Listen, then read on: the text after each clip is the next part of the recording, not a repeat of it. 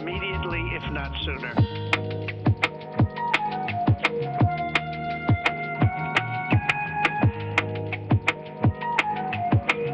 Donald Trump spent a lot of quality time with my wife.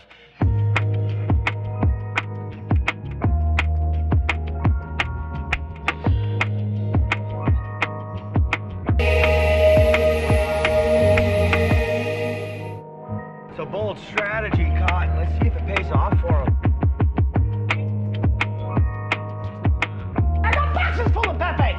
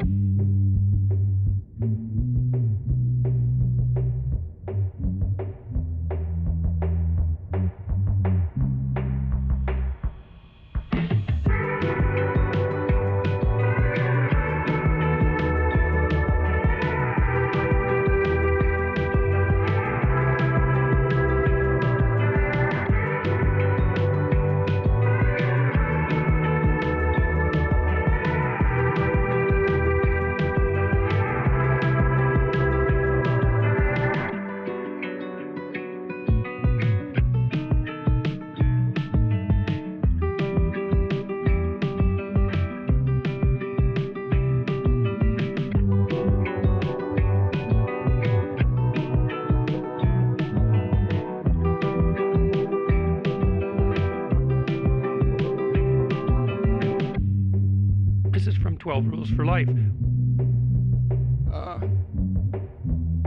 Your name, please? A fucking bitch. How rude.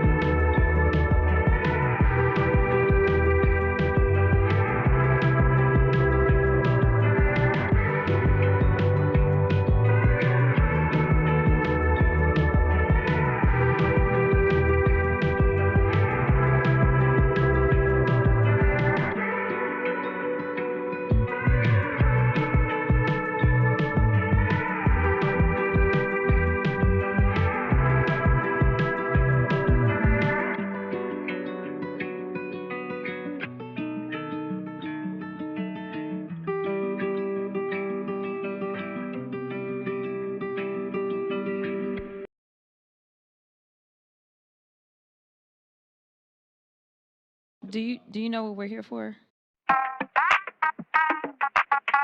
Equal parts. Oh my gosh. Illegal.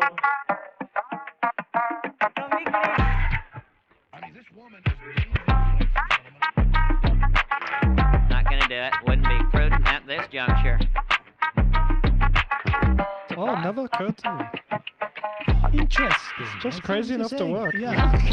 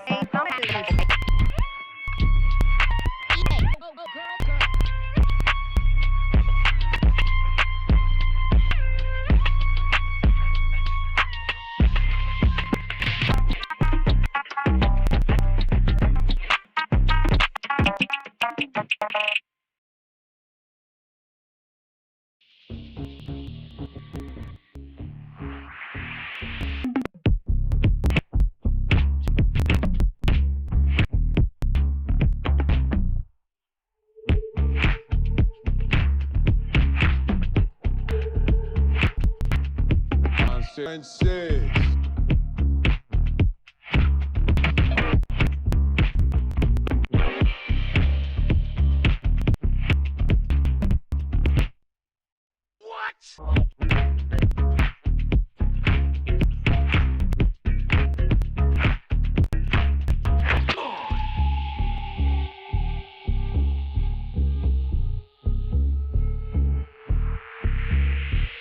Phrasing.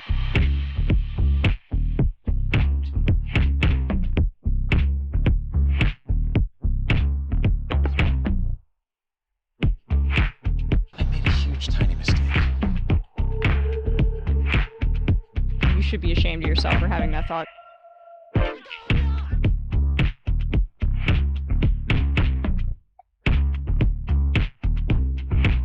Put your drum up.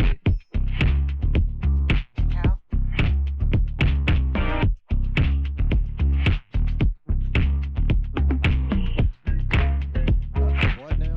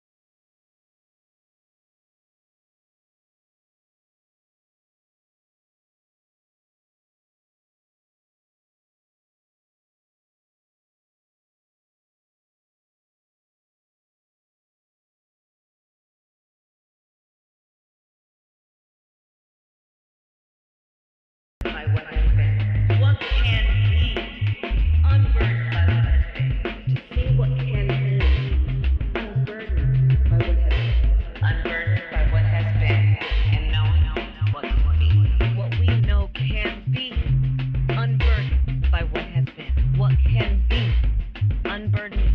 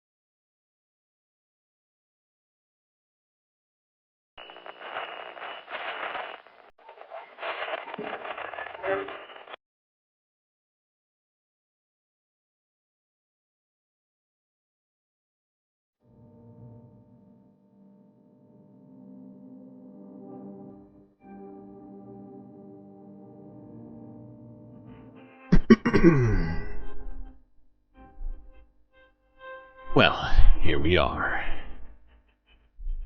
Once again, floating somewhere between Earth and the never-ending expanse of darkness that we know as the Void. Got a hell of a lot to talk about here today, so I suppose we better get right to it. Buckle up those seatbelts, space fams, as the captain has turned on the light. Could be treacherous and turbulent, folks.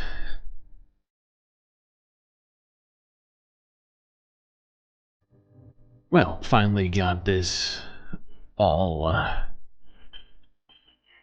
working, it would appear. That was the longest it's ever taken to get going. One thing I read recently was that sometimes, depending on YouTube and whatever else, it can just take a while to have a stream actually create some sort of stable connection or whatever.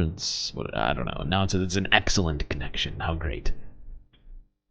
Thank you. What's up to everybody here? Oh, I had to reset my thing, so now I don't even see who was first, second, and third.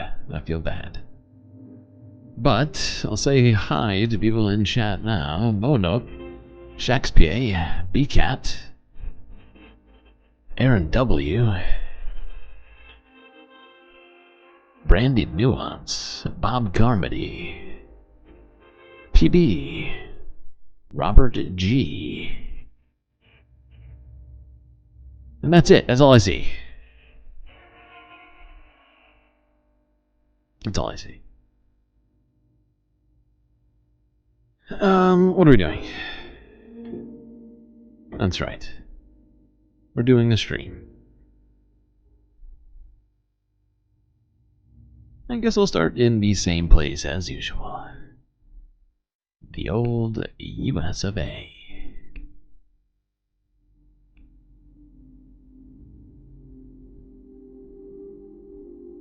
Oh, and my list isn't loaded. What's happening?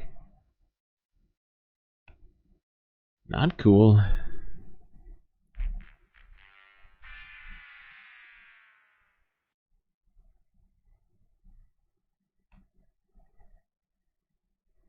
We're getting off to a very good start here today. YouTube is here to be helpful, clearly. Zero Megastar just cheered 1 bits. Corgo 1 here's a corgi. Corgo 1 here's a corgi. Thank you. Thank you for the corgi and the bit.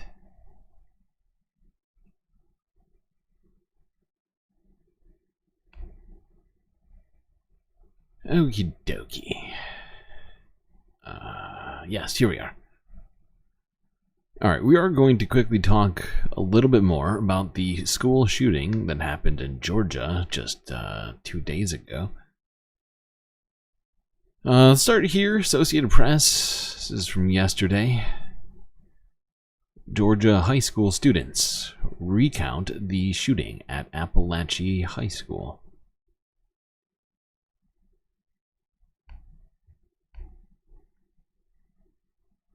Illegal.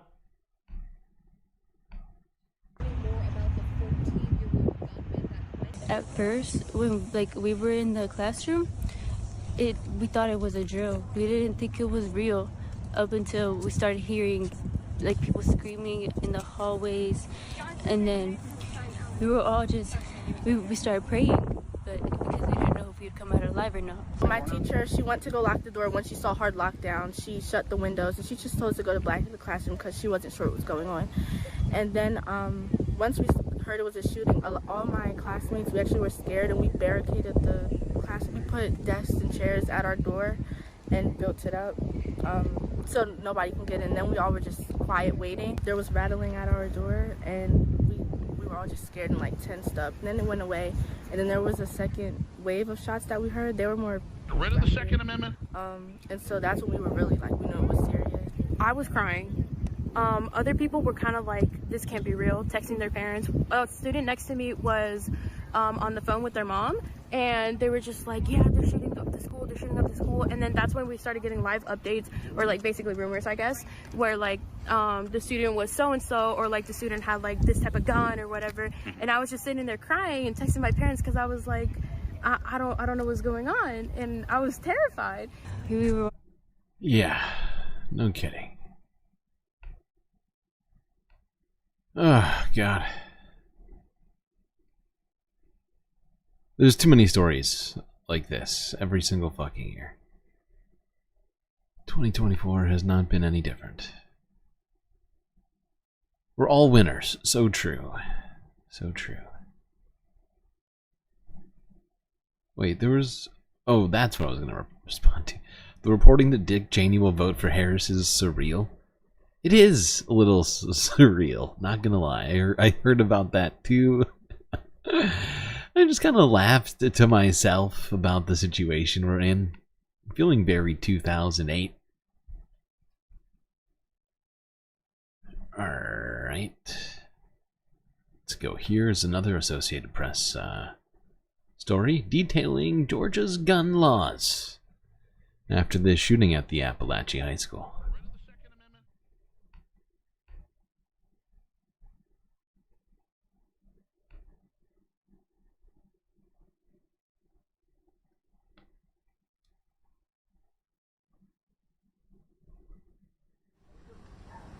Georgia's gun laws are permissive and they have been getting looser.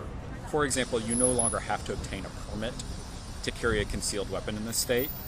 And Georgia does not have a red flag law, despite questions about whether law enforcement's contact with the shooter should have indicated that they should have taken some action like taking guns away. However, because the alleged shooter is 14 years old, he would not have been able to buy an assault rifle on his own. So someone else must have obtained it for him, or he must have gotten it from someone else. Because this is a Republican majority state, most Republicans are hostile to traditional forms of gun control. Illegal. And so those who have wanted to see changes in past years have begun to focus on what they call safe storage. The idea is that the state would give a tax incentive for you to buy a gun. The dumbest plan. Tax incentives for gun locks. Come on.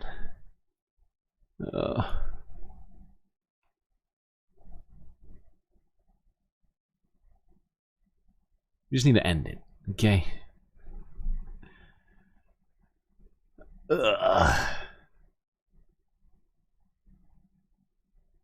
An enterprising YouTuber may mash up JD's Fact of Life comment with the Facts of Life theme song and footage from the past 2 decades. It could be interesting. I'm not sure I'm feeling that enterprising. Personally. Perhaps somebody else will. Okay. Here's CBS Evening News from a day ago with apparent new details emerging about Georgia school shooting suspect.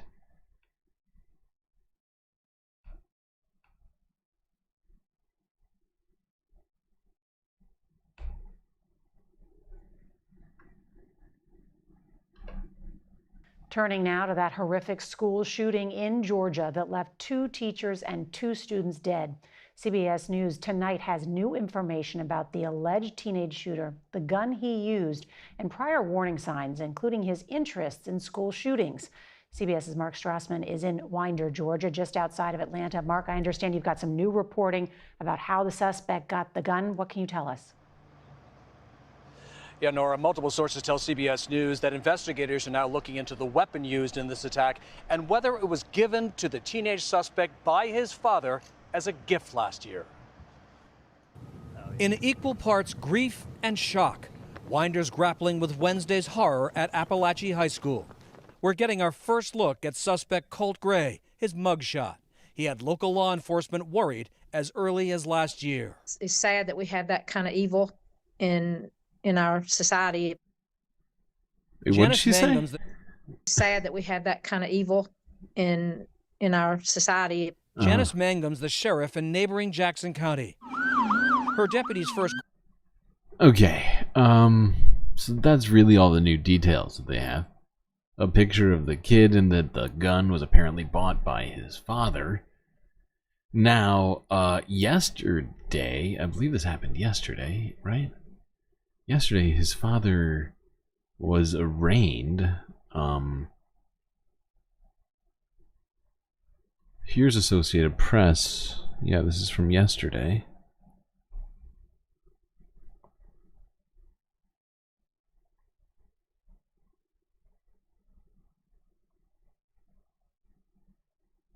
With District Attorney Brad Smith, the GBI has arrested Colin Gray, age 54, in connection to the shooting here at Appalachia High School.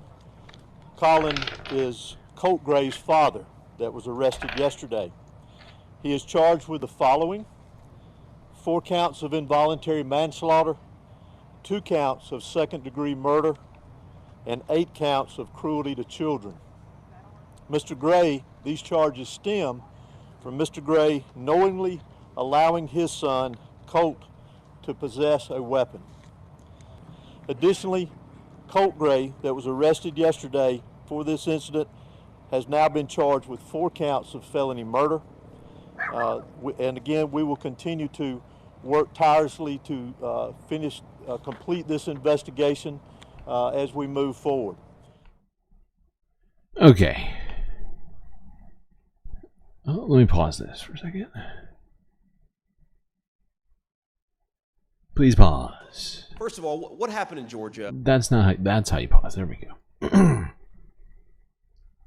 Hold on, I'm fixing this. There's 25 likes already on the video, so you all get another 2 support characters on top of your Captain Planet here, which is from last stream.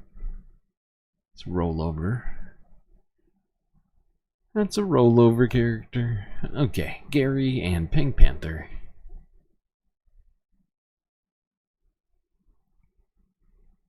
Now, let's listen to JD here talk about this shooting. Let's see what he had to say.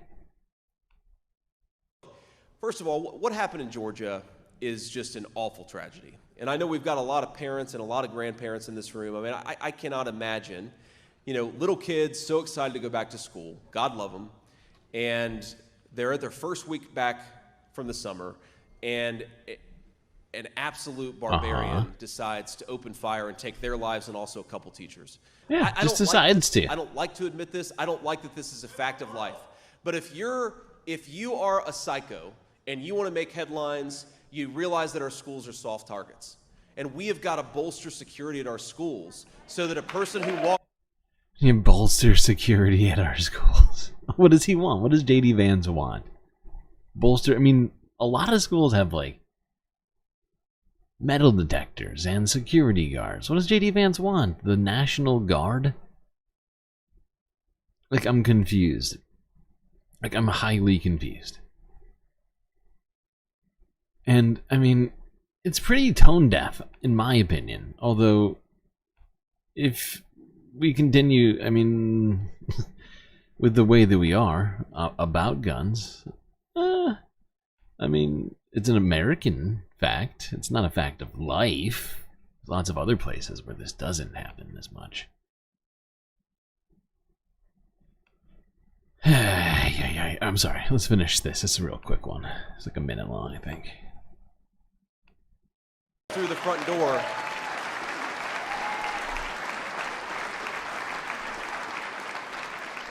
We've got to bolster security so that if a psycho wants to walk through the front door and kill a bunch of children, they're not able to. And again, as a parent, do I want my kid's school to have additional security? No, of course I don't. I mean, the way that he talks about it, he's talking about it like the shooter was like some random adult, obviously identifiable person walking into school. It was a 14-year-old child. It was a student. So yeah, I think that's about it. It seems like, yeah, JD Vance just wants the military, National Guard or whatever to literally stand guard outside of schools. I guess that's the solution. I wonder how much that would cost. How many schools are there in the United States? You know what would be cheaper? Get rid of the Second Amendment. Okay, let's go on. Here's Trump. Immediately, if not sooner. CBS News from a day ago. Trump election interference case moves forward.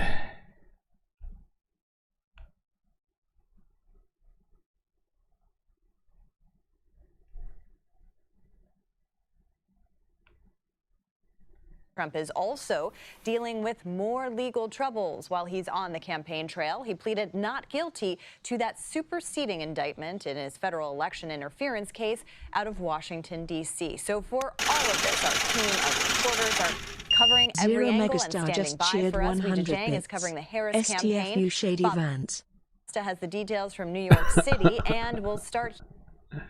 Sorry, wait, what did that say? Oh, yeah, okay, that's what I thought it said.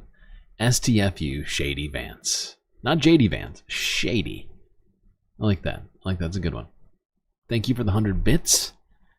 A megastar, much appreciated. I forgot to turn up the volume on those.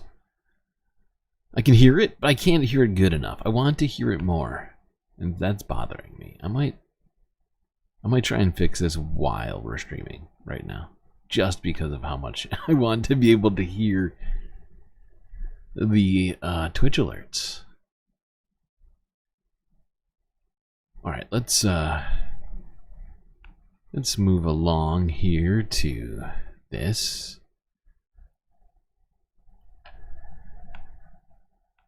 In his federal election interference case out of Washington, D.C. So for all of this, our team of reporters are covering every angle and standing by for us. Weijia Jiang is covering the Harris campaign. Bob Costa has the details from New York City, and we'll start here in Washington with our own Scott McFarlane on those details in this January 6th hearing. Scott, thank you for being here. So Trump was not there, but his lawyers were, of course. What did we learn today? I know we have some breaking news. As we came on the air, a pretty big revelation.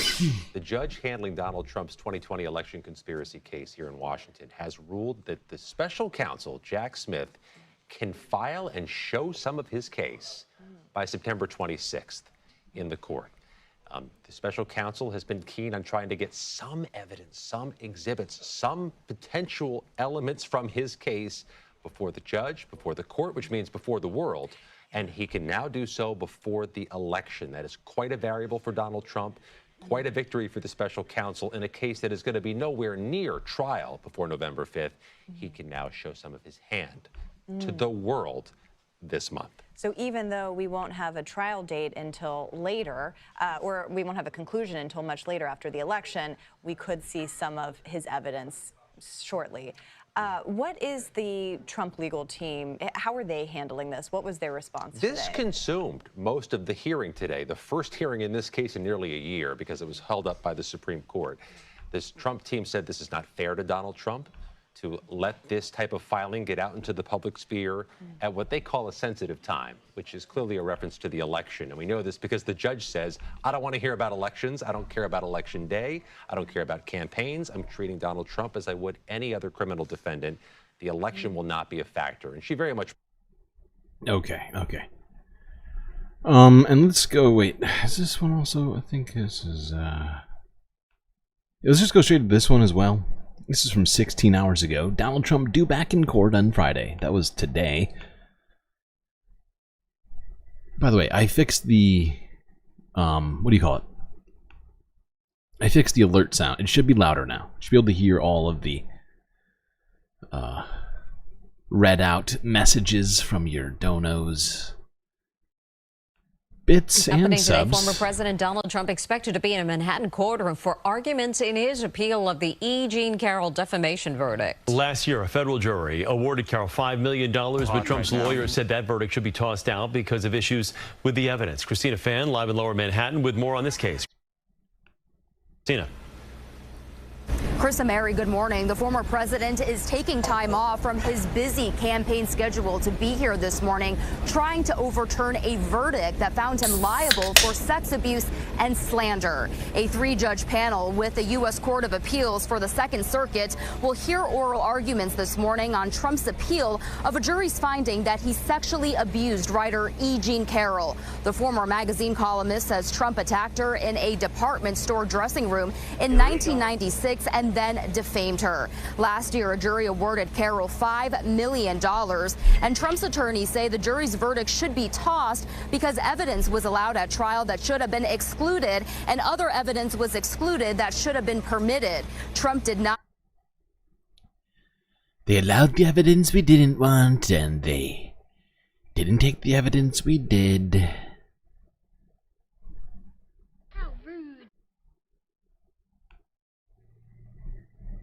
And yeah, so I don't actually have a story on what happened today. I'm sure we will see what happened soon. Let's move on.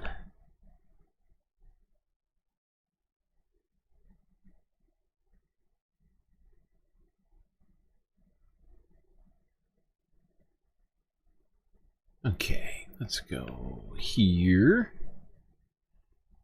Reuters from a day ago.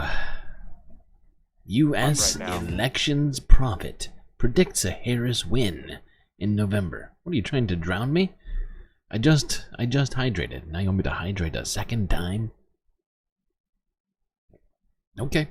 I've hydrated.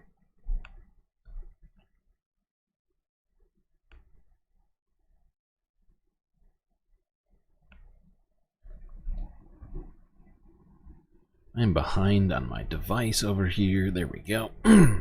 Caught up. What was I saying? Ah, yes. Let's go here.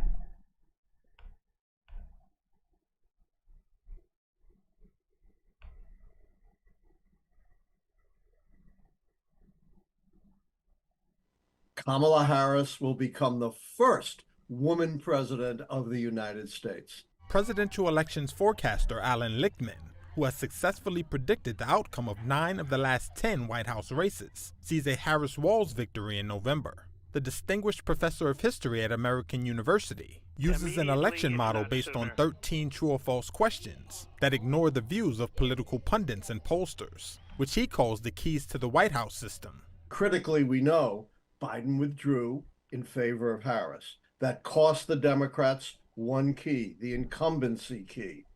But the Democrats finally got smart and united behind Harris, which saved for them the internal party contest key. But while Lichtman's model currently favors Harris to win over her Republican rival Donald Trump, wild cards remain. Foreign policy, military policy keys are wild cards because wars are so fluid and so unpredictable. I can't predict what's going to happen in the world, and we have 2 fluid wars, but I've taken that into account in my call. Even if Harris lost both of my foreign military keys, failure and success, she still would be down only 5 keys, one short of the 6 keys that it takes to predict an incumbent party defeat. Now, his 6 keys have been incredibly effective. I'm not a fan of him. Like, he annoys me all the time. And Dirk is right. I mean, he's a kind of annoying guy, but his predictions are just right. They've been 9 out of 10 times right. And, I mean, granted, he doesn't make them at the same time every year. He does so with different amount of information and all this other shit. But it's worth, I think it's worth some amount of consideration. The fact is, I was doing some math earlier today. You like him? Hey, that's fine too. I always just get some, like, I don't know what the vibe is even. Just a vibes. It's a vibes-based thing. You're not counting on chickens? Yeah, I wouldn't go counting on chickens, necessarily. They can't even fly, okay? Come on.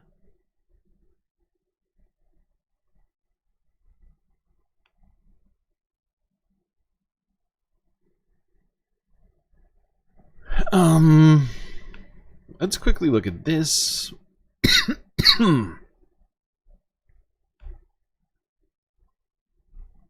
Now, I've done a thing.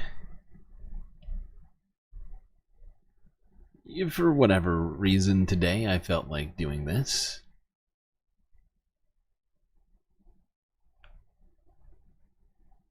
Where is it? Where did I share it to? Oh, right, to this drive. Right? Yes. Yes, this is correct. Okay.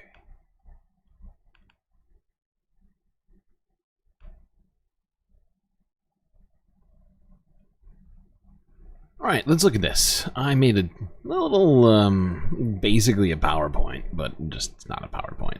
I just made a tiny little infographic presentation for you all. So let's get into this.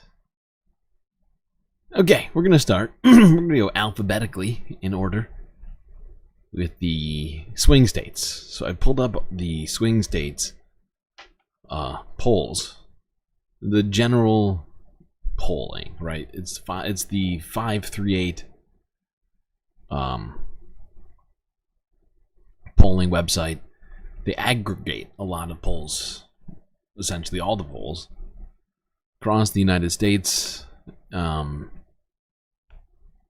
so yeah, I've got this got put together. So as you can see right now, Trump is ahead by 0.4%, generally speaking, in Arizona. Now this is not you know, like a district by district sort of thing here, but as you can see, the beginning of August, Trump was up. You can't see because this is not interactive at this moment, but as you can see, like Trump was up by at least a couple of points, and that has shifted. At one point here, you can see Harris took the lead, but in the last few days, Trump regained it by a 0.5 percentage point. Now, let's go here. What is this next one? Georgia. Okay, so Georgia, Harris has taken the lead now. This is over the last, you know, whatever, 5 days or so, 6 days, it would appear. Actually, maybe a little more, maybe like a week. So like a full week, Harris is now ahead by 0.5 percentage point, while they were once again back here at the beginning of August behind by at least 1 point or more. And so this is big. This is big. Now, because like I've been talking about, right? Like, hold on, before we go talking about Michigan, I've been talking about how Georgia could very well come into play. I'm not saying I'm Nostradamus, but I did say this over a month ago now, and it has come to fruition in Georgia. Now let's talk about Michigan, which Trump was ahead in at the beginning of August, or the end of July, and is now behind by 2 percentage points to Harris in these polls.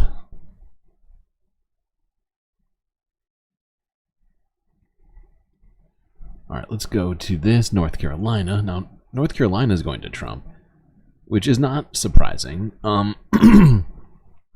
As you can see, it's an incredibly tight race, and it has been this whole time. Even when Biden was still in the race, it was still pretty tight. Although this isn't, Biden was up before here. But the point is that it's still a very tight race, but Trump is in the lead at this time by 0.5%. Now Nevada, Harris is now up by 0.5%, and at one point was trending even higher. Biden was behind in Nevada by at least a few points, if I recall correctly.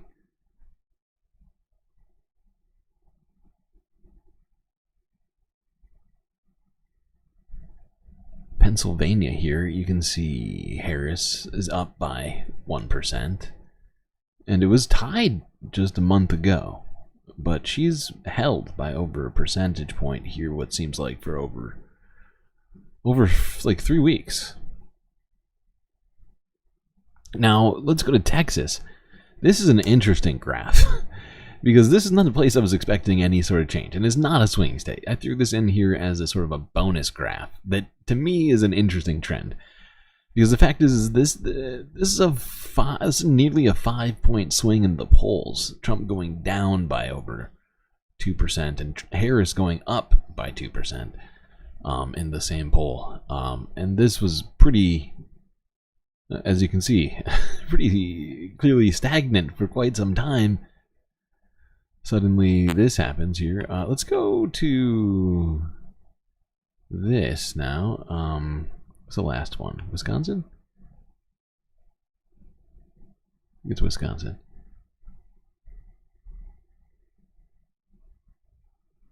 So yeah, as you can see here in Wisconsin, Harris is handedly in the lead by over, well, nearly 3%. And that's a pretty big change from earlier back here, and I can't remember where Biden was at in the polls when he dropped out. He wasn't doing great in pretty much all the states. Well, this is good. This is good.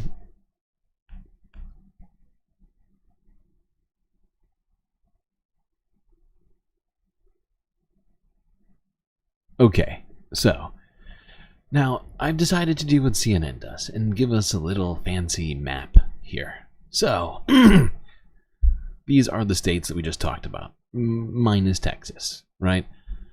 So we got Nevada, Arizona, Georgia, North Carolina, Pennsylvania, Michigan, and Wisconsin all in play. Let's start off with the ones that we just saw going Republican in those polls. And then the 538 general polls for each state, right? We just went over that. First one that went, I guess we'll start with Arizona, right? I think that's the one that I start with here. Right, okay, so there's Arizona. So Arizona gets them up to 230. Right, okay. Now, North Carolina. Wait, whoops. North Carolina here gets them to 246.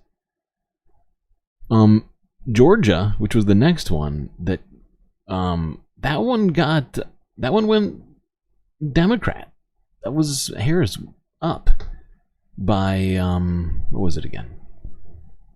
Half a percentage point, right? Then we go to Michigan. There's another 15. Wait, what's happening? Why is this paused? And why did this just happen? Okay, so yeah, we got Michigan here. That was also blue, but that was up by more. I believe Harris. What did we just say? Michigan was at? It's up by like 1.5%, I think. So that gets Democrats to 263, with Nevada in there as well. If you add in Wisconsin, right, and once again, Democrats are up in all of these states here that you can see in light blue. That gets Democrats to 273 here, which is a win. It's a W, right? It wouldn't matter if Republicans got Pennsylvania. That would only get them to 265. Now, there are some other alternatives. Say that all of the swing states went red.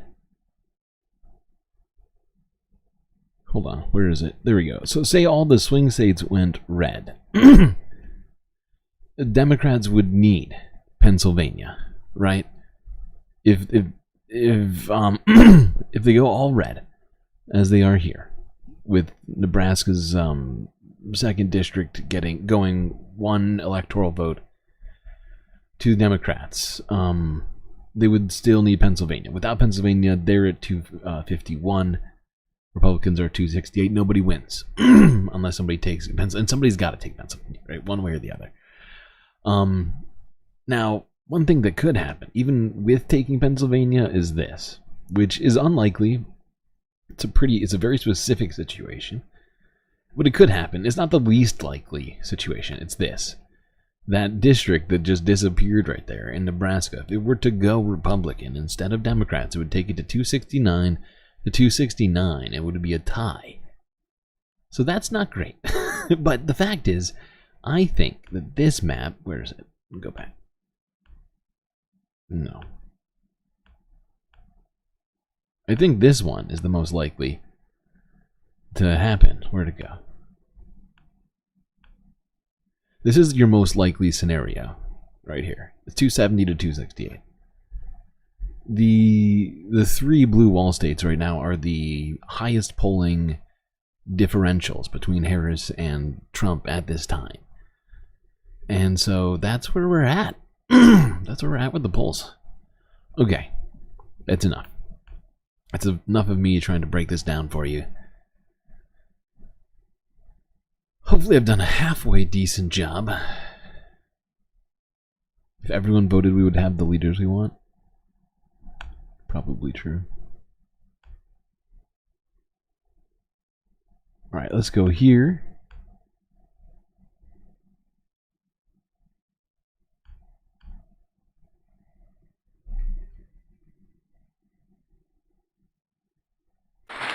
Back in his native New York, Donald Trump campaigned on his economic agenda, promising to create a government efficiency commission headed by far-right billionaire Elon Musk. Smart guy.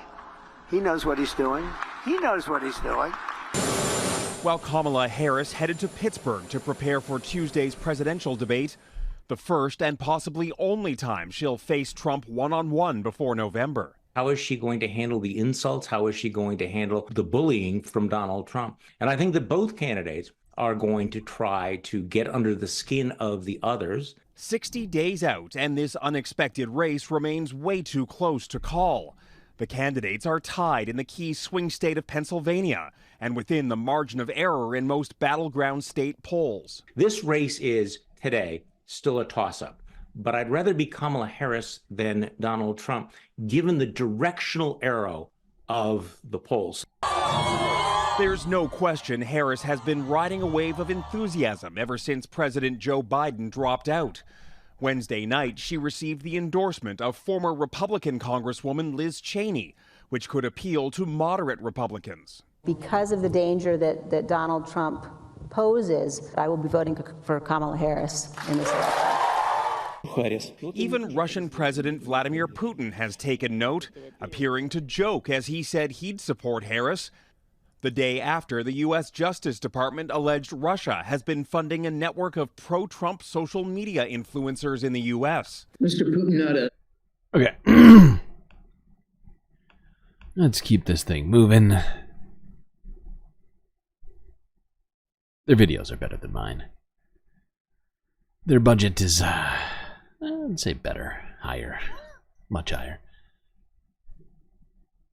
Oh. You gonna put a shout out in NCC chat? Oh, how nice of you, Bad Lefty. Much appreciated. Much appreciated.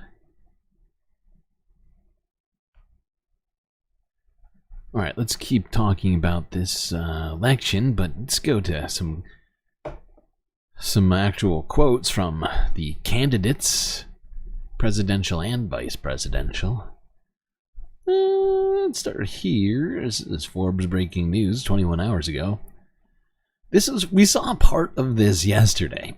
So this is from that very weird Trump rally that he did. I guess it was like a half of a rally, half a fundraiser that Trump did in New York City, a place that he shouldn't be fundraising or rallying, where he shouldn't be doing anything. Because he's going to lose in New York, just guaranteed. And yet, he's there, I assume, to just literally get money from some New York asshole somewhere. But, yeah, here's him at the Economic Club of New York, which I believe is in Manhattan. He's got some economic plans that maybe these folks will like. Let's hear what this is about.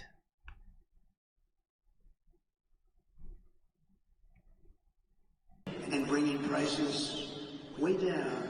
Okay. The fifth pillar of my plan is to make the Trump tax cuts permanent. They are massive tax cuts. The worst tax cuts ever. And to cut taxes. The tax cuts that he's talking about were absolutely atrocious for Americans if you weren't a billionaire. Good fucking God. So he wants to make the Trump tax cuts permanent. Interesting plan. More, and we will have no tax on tips, something which they copied 4 weeks after I said it. She got up and said, no tax on tips. I said that. You can't say that. I was saying that. He's like a little child. Nobody can have the same ideas as me. Sometime in the next year.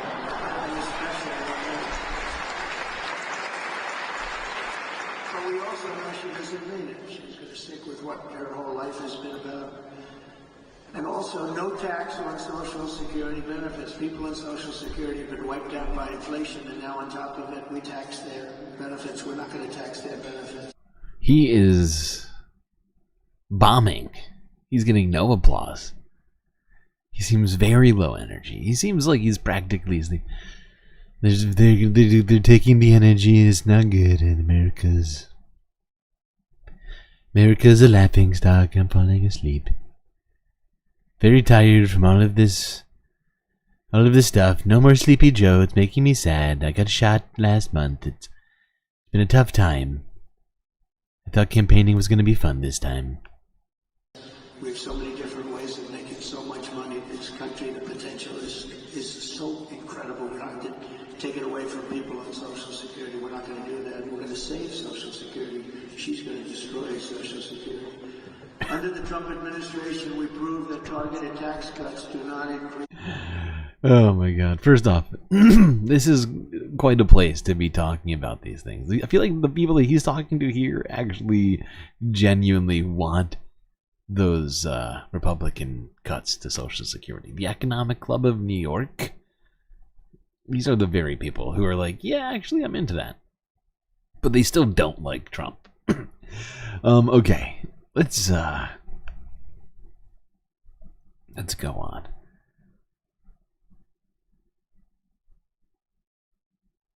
It's so the venture capitalists can claim tips. Yes, bonuses count as tips now. No more taxes on bonuses for venture capitalists. It's a very hard job.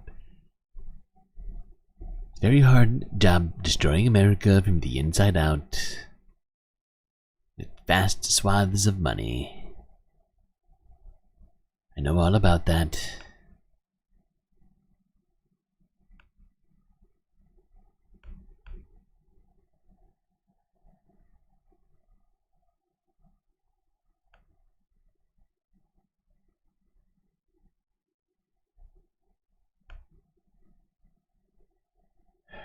Okay, let's see what this is about. Here's Donald Trump. This was from 23 hours ago. Forbes breaking news. Trump. Whoops, wrong one. Yeah, close enough. Trump. For this reason alone, Kamala Harris must be defeated decisively. Quote unquote.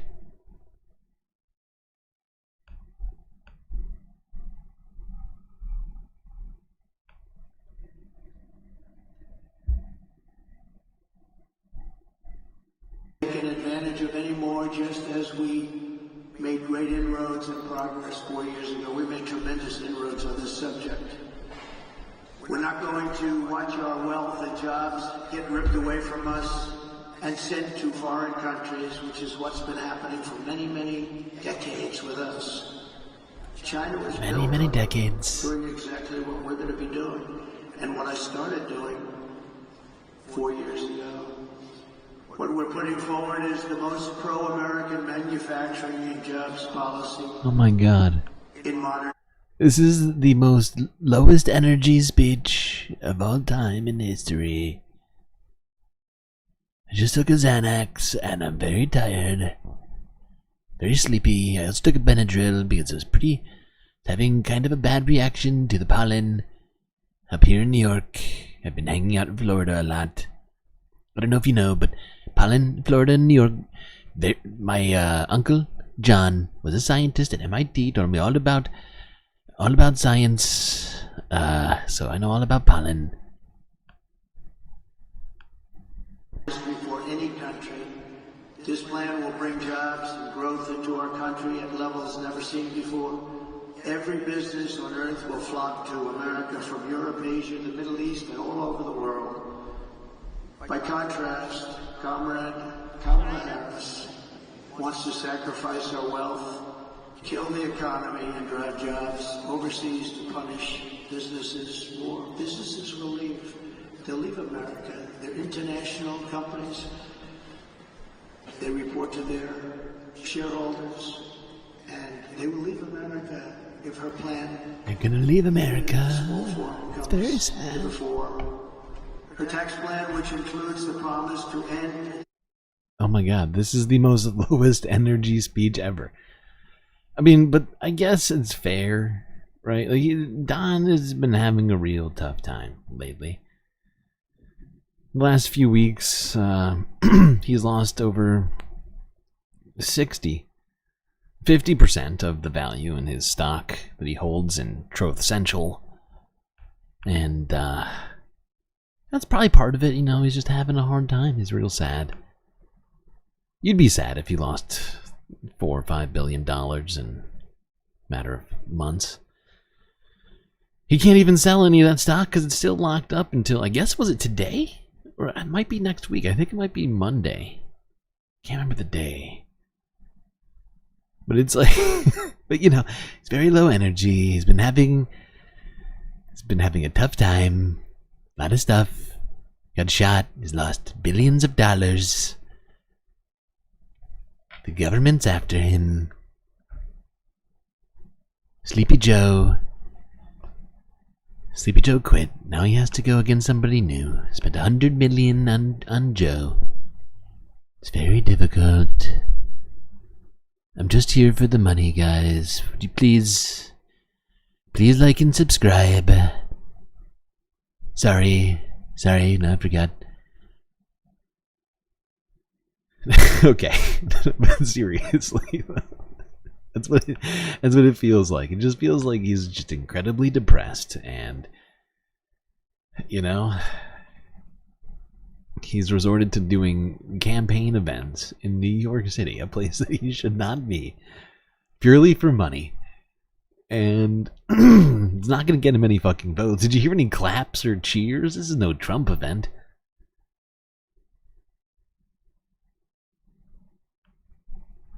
This was like, I feel this is like probably like a $10,000 a plate dinner for people to hate watch this speech and eat poorly cooked chicken. I don't actually know the cost of the plate. I'm just assuming it was like a $10,000 plate. Could be more, could be less. What do I know? Yeah, Donald Trump wants to make the most erosive or eroding? Let's go with corrosive tax cuts in 21st century, I think. Worse than the Bush tax cuts for the middle and lower class. He wants to make those permanent, which is something he was promising the last go around, if I recall correctly. It would be bad if it happened. Unless you're a billionaire, in which case, well, it's going to be good for you. If for whatever reason you are a billionaire and you're watching this show,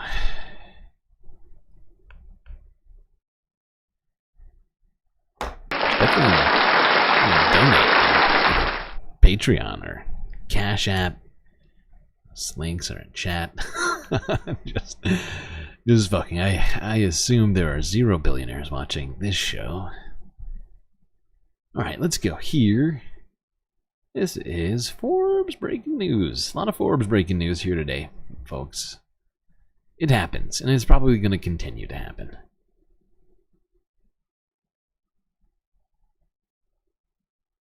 Let's go here.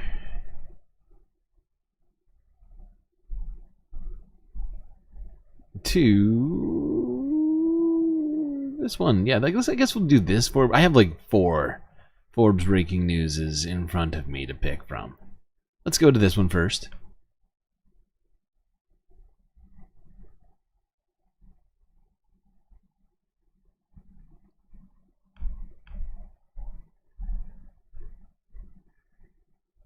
Here's J.D. Vance, jokingly, something that he does all the time. He's a big-time joker. Here's J.D. Vance jokingly predicting Tim Walz, hopeful, because he's being kitsch. He's being a normal guy. He's being normal. Which is a perfect segue to her running mate. Are you guys big Tim Walz fans here? Neither am I. By the way, I know what you're thinking. Are you not excited to see J.D. Vance debate Tim Walz? Is that not going to be one of the best things ever? Are they? Are they excited? They better have a mercy rule.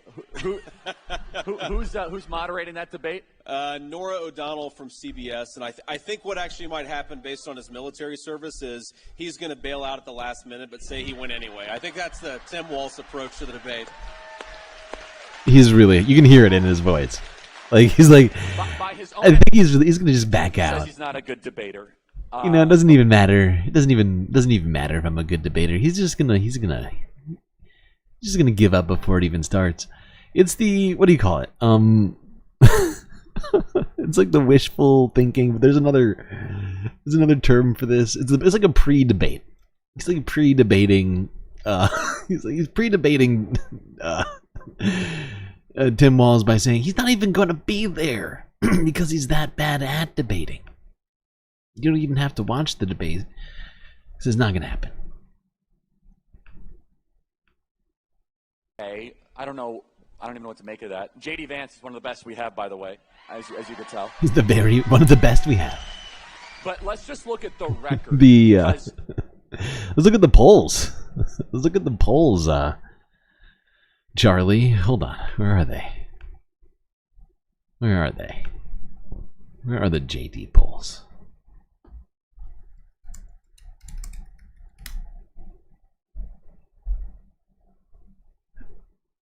JD Vance favorability polls. These are good. Unfavorable, 43.3%. Favorable, 33.9%. He's plus 10 unfavorable. Before it was announced, like, people didn't really know him. It was actually close, 28 to 25. Now people are like, no, he's definitely a dick, and I want nothing to do with this JD Vance person. I don't blame people for that either. It makes sense. Not only has Kamala Harris stood for foreigners over Americans in every possible way, let's look at Tim Walz. Tim Walz, taxpayer-funded tuition for illegals in Minnesota. Correct me if I get any of this wrong. That's right. The driver's licenses for illegals. And also, I know there are other policies as well that were accommodating foreigners in the state of Minnesota. On top of that, there's so much there that needs to be explained, yet he does not take questions. Buchanan is right. J.D. Vance is like a slightly more ripe Charlie Kirk, right? I think he's probably got like 10 years on Charlie. Not even. No, I think he doesn't even have that many. He's not that old. But yeah, he's just a slightly... it's like Charlie Kirk... If Charlie Kirk could grow facial hair. I want all of you to understand this. If you're an undecided voter watching this at home, because we have millions of people watching this, or if you're an undecided voter here tonight, the ticket that is willing on a daily basis to take questions from reporters is probably the ticket that should govern your country, not the one that runs away from reporters. And if I may editorialize just a little bit more, why are reporters and journalists continually providing cover for the side that won't talk to them? It's very bizarre. It's like, at some point, when will these reporters say, I'm not going to carry your water anymore because you won't even allow me to ask a question? By the way, how pathetic was that CNN interview? Oh, it's so pathetic. How dare they? How did they do an interview? So pathetic. Okay. Yeah, so there's J.D. Vance attempting to get ahead of the debate by saying that it's probably not even going to happen, hoping that maybe people watching will not tune in to watch him look like a completely unrelatable douchebag next to Tim Walz. I mean, I assume that's what's going to happen. I don't know. Time will tell. You want a Choco Taco? Yeah, it's a good dessert. I don't blame you. It's a classic. How old is Charlie Kirk? I think he's in like his late 30s. Hold on.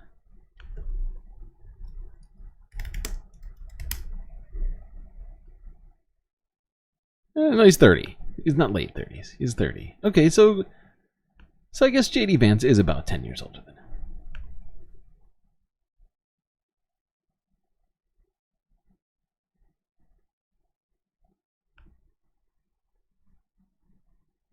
Charlie Kirk is pretending he's a journalist? Oh, yeah. He's always pretending multiple things at the same time. I'm not even gonna... not even going to elaborate on that one. Let's go here. Where was I? Ah, yes. Here is MSNBC from 21 hours ago. Similar situation, just a different person. No longer J.D. Vance, here's Trump working to lower expectations against the debate. In the debate against Kamala Harris. Let's go here. Let's go here. Let's go here. Come on.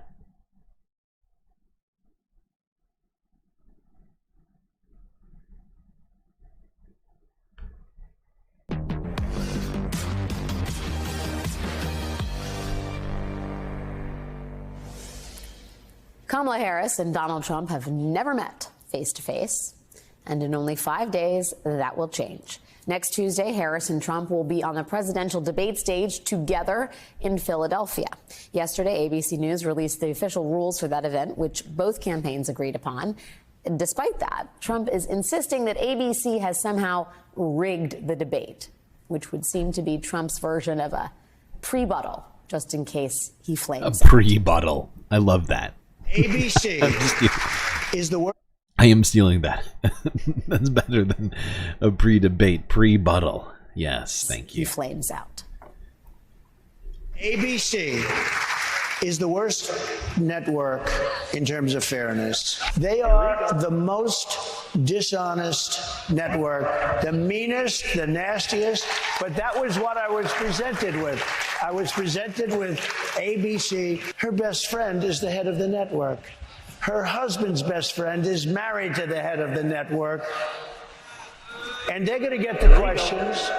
I've already heard they're going to get the questions in advance. Joining me now is Charlie Sykes, co-founder of The Bulwark and an MSNBC contributor. They're going to get the questions in advance. Her and MSNBC are very best friends. She hangs out at MSNBC's house every day.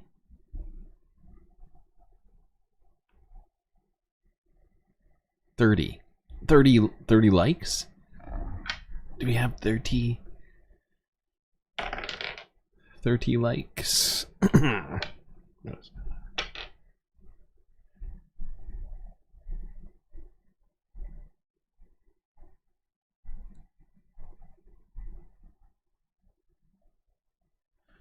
So yeah, Donald Trump, of course, trying his very best to lower expectations in the upcoming debate, which is happening in less than a week, I think. Isn't it next Thursday or when?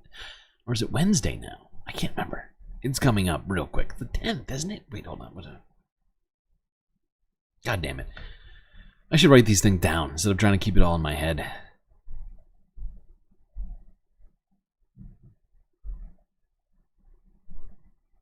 Yeah, he's basically just sort of trying to get anybody listening to assume in their head that he's going to get very unfair treatment. You thought CNN was the worst? No. They're not the worst in this particular. It's very specific. There's nuance. He's talking about the worst debate hosts, of course. I mean, he didn't say that. I'm just assuming it.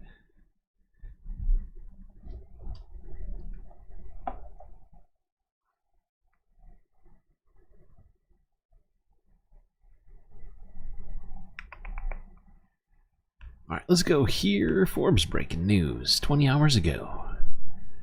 Tim Walz coming at J.D. Vance. I see that you know your judo well. Their whole lives.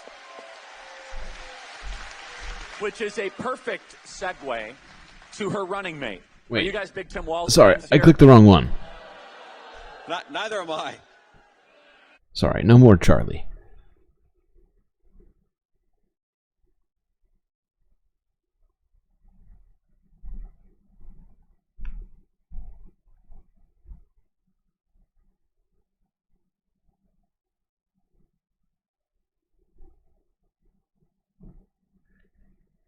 Why are we paused? What's happening? There we go. Jenny Thomas, the wife of Supreme Wait, Court Justice what is Clarence happening? Thomas, privately praised religious rights group First Liberty Institute.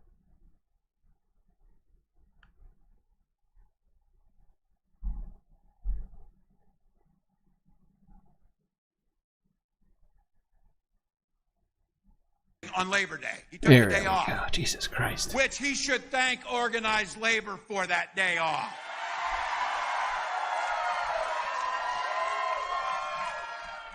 If I were him, I would be hiding down in Mar-a-Lago too. I wouldn't want to face working people.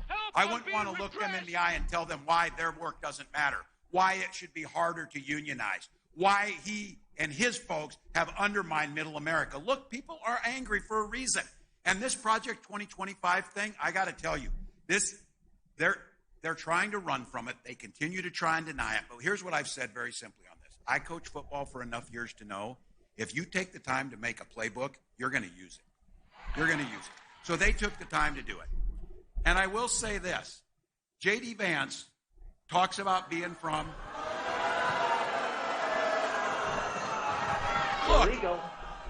Look, he should know. He talks about where he came from. He talks about where he was at. Time with my wife. But I'll have to tell you, he did say this. He said, there's a lot of angst and people are angry in middle America. Hell yes, we are, because people like him gutted middle America. The bankers and the robber barons gutted middle America. They shipped our jobs out. So look, you go off to Yale, you get a philosophy major, you write a best-selling book, trash the very people you grew up with. Just don't come back to Erie and tell us how to run our lives. Don't do that. Don't do that. And look, you, the folks here with a little less hair and a little grayer, I want to be very clear about this. This country needs 2 functioning political parties at least. We don't need one and a cult on the other side. We do not need that. Illegal. Okay.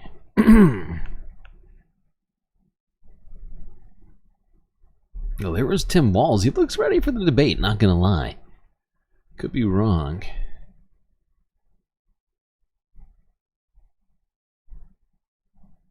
Jenny Thomas, the wife of Supreme Now, Court before we Justice talk Clarence about Thomas, Jenny, privately praised religious rights please group wait. First Liberty. Why do you insist on making my life so hard? There we go. No more Charlie. Yes, no more Charlie. Of course not. Hey.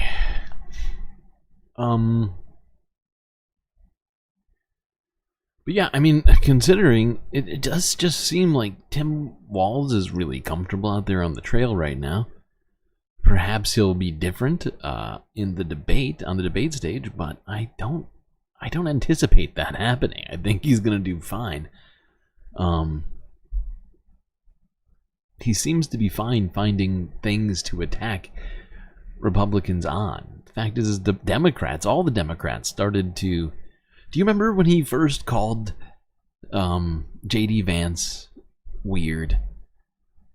Every Democrat out there like decided to like do a TikTok or like a YouTube short of them calling people weird after that. You know, especially all the potential candidates, Ben Shapiro and Mark Kelly. Everybody was trying it, right? Going out. It was like a thing. He started that, right? Like, he's gonna be fine.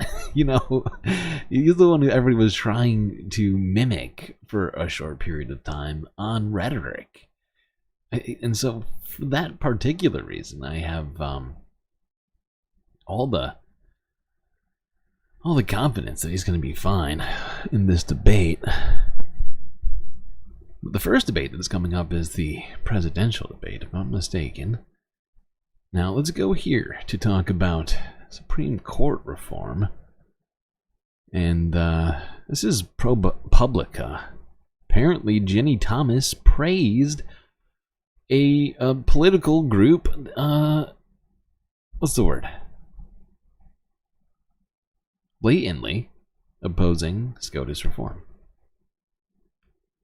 Ginny Thomas, the wife of Supreme Court Justice Clarence Thomas, privately praised religious rights group First Liberty Institute for fighting efforts to reform the Supreme Court. I got an email today from Ginny Thomas, Justice Thomas's wife, and so she said, "Great to meet through the meetings today. I cannot adequately express enough appreciation for you guys pulling into reacting to the Biden effort on the Supreme Court." And then this is in all caps. "You guys have filled the sails of many judges. Can I just tell you, and this is all caps, thank you so, so, so much." Why do judges need their sails filled? They get paid. They can fill their own sails. There's wind out there in the world. I don't need some sort of a political committee to be filling their sails for them.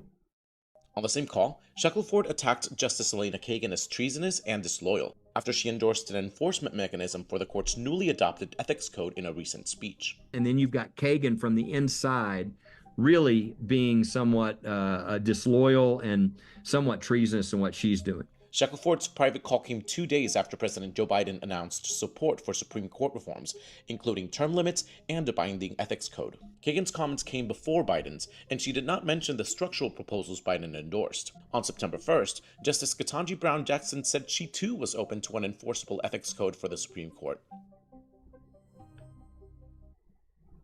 Ginny Thomas did not respond to repeated requests for comment. First Liberty Institute did not directly respond to questions about the recording. In a statement, its general counsel said, quote-unquote, "First Liberty is extremely alarmed at the leftist attacks on our democracy and judicial independence and is fighting to bring attention to this dangerous threat. It's shameful that the political left seems perfectly fine destroying democracy to achieve the court decisions they favor instead of working through democratic and constitutional means." Illegal. Okay. Weird, because seems like First Liberty is trying to achieve its means outside of the court, as itself is outside institution. So that seems sort of contrary to their own reality. But, you know, we should not be shocked to have both projection and gaslighting happening at the same time. It's a pretty frequent occurrence on this channel. More than one would think. Why is this happening? This has happened multiple times today.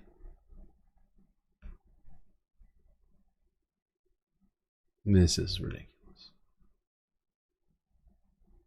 Sorry, chat. I have to fix something.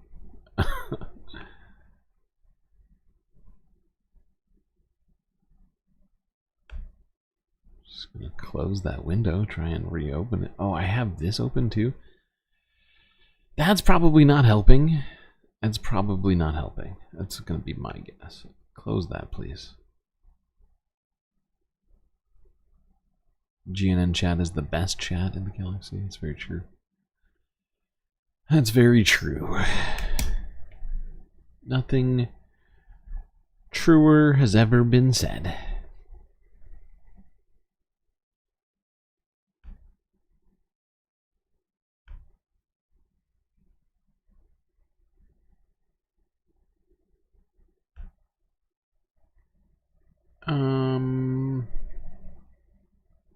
Sorry, Chad. How's everybody doing? Doing good? You doing good in life, or just in general?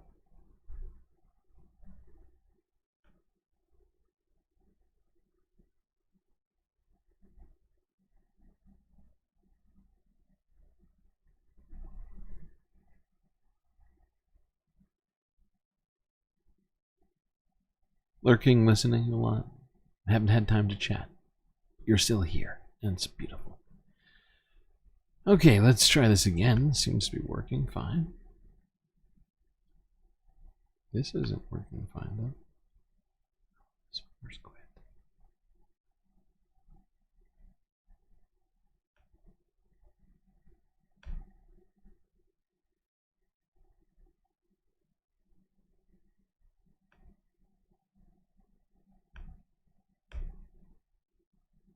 Quit that. You give me a fake answer? That's fine. Seems totally fine. Fake it. Fake it till you make it.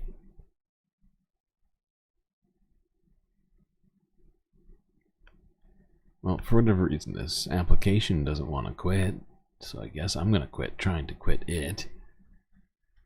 Let's go here. Where are we? God, we are not moving fast. We're moving slow. Whose fault is that? Let's go here. MSNBC from a day ago. Speaking of the Thomases, follow the money, quote unquote. What Clarence Thomas and those MAGA influencers have in common.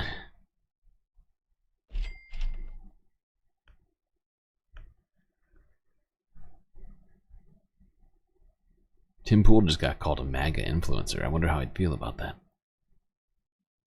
In the wake of this incredibly embarrassing indictment that shows several online right-wing figure like that right-wing commentator you just heard, Tim Pool, that they were allegedly unwitting secret paid agents of the Russian government attempting to sabotage our election and sow discord among the American populace.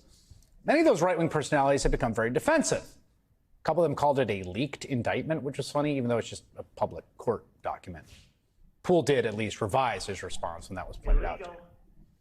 The point that many of them have been making, or the defenders have been making, the extent they are presenting any defense at all, is to say, look, I didn't know where the money was from. I was paid to say what I would have said anyway. And honestly, I believe they're telling the truth on that. All the anti-immigrant rhetoric and the vile culture war bigotry is the kind of stuff they were saying before the Russians showed up to pay them for it. It's always the way this stuff works. The most effective tactic to manipulate public opinion through foreign influence or to change laws on behalf of the wealthy interests is not to find someone who is opposed to what you want to do and then give them cash and have them renounce publicly and tell them what to say. Okay, enough, Chris. I've had enough, Chris Hayes. It's too much. It's too much. But, yeah. The fact is, the common thread, aside from their ideologies, is also that they get paid by people for opinions, which is fun. And not just for giving their opinions, but for giving specific, well, to some degree, specific opinions. Although Tim Pool although they both basically already have the opinions of the people who are paying them, it's weird. It's a weird vibe. All right, let's go here to the Majority Report with Sam Cedar from 4 hours ago. Tim Pool and Dave Rubin's Russia whoopsie gets worse. Illegal.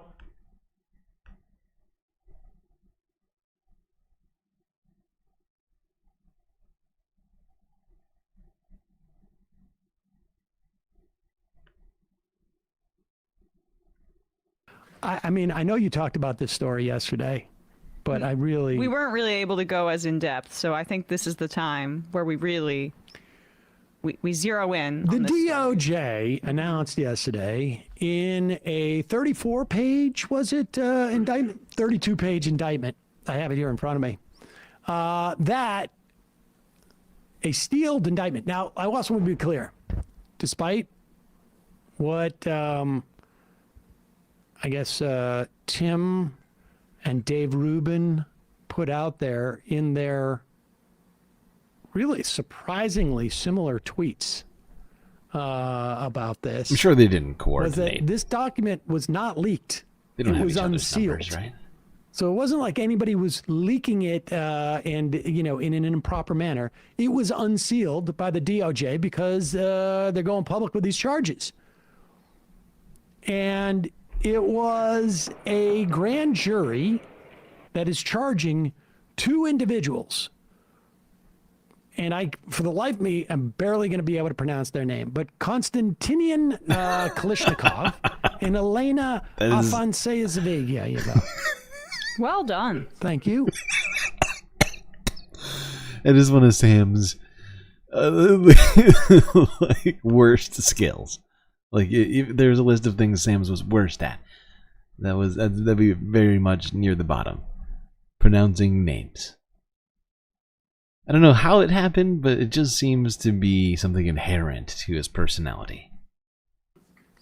And they apparently two Russian nationals, I believe, but former RT employees, apparently set up an enterprise in which Russian money was sent to them, and they posed as somebody different. Mm-hmm. And they essentially hired two principal executives, believed now to be, was it Lauren Chen, who is a now former, as of yesterday, Blaze TV employee. That's Glenn Beck's outfit, or at least contractor. A more low-level conservative personality who also was on the business side. And her husband. I think they're both Canadian nationals. I'm not 100% sure of that, but they're not American nationals, according to this indictment. And they went on to hire some well-known conservative influencer type, political commentator types. Anyone we ever heard of? Oh, that's the funny part. Yeah. It turns out one of those people, known in the now unsealed indictment, is Commentator One, and that guy is David. Commentator One. Yeah. Remember that, like a couple of weeks ago? Maybe it was a month or two ago, and I don't know if we did this on air, but I remember asking Matt, like, how does Dave Rubin make any money? Like, who's watching him now? He's not doing that on YouTube. Nothing happens on Rumble. Some money up front to go on to Rumble, but that has to have run out. Like, how is this guy? Is he even on Blaze? I mean, they must be giving him a salary at the Blaze, right? TV anymore, because they don't seem to promote it. And ever since the Blaze TV people found out that Dave Rubin was gay and was adopting. Yeah, no, that was sad for Dave when people realized that he was gay, even though he'd been out about it for essentially his entire career. It's weird how that goes. And his audience was, of course, incredibly non-receptive to that. You love the way he says Elon Musk.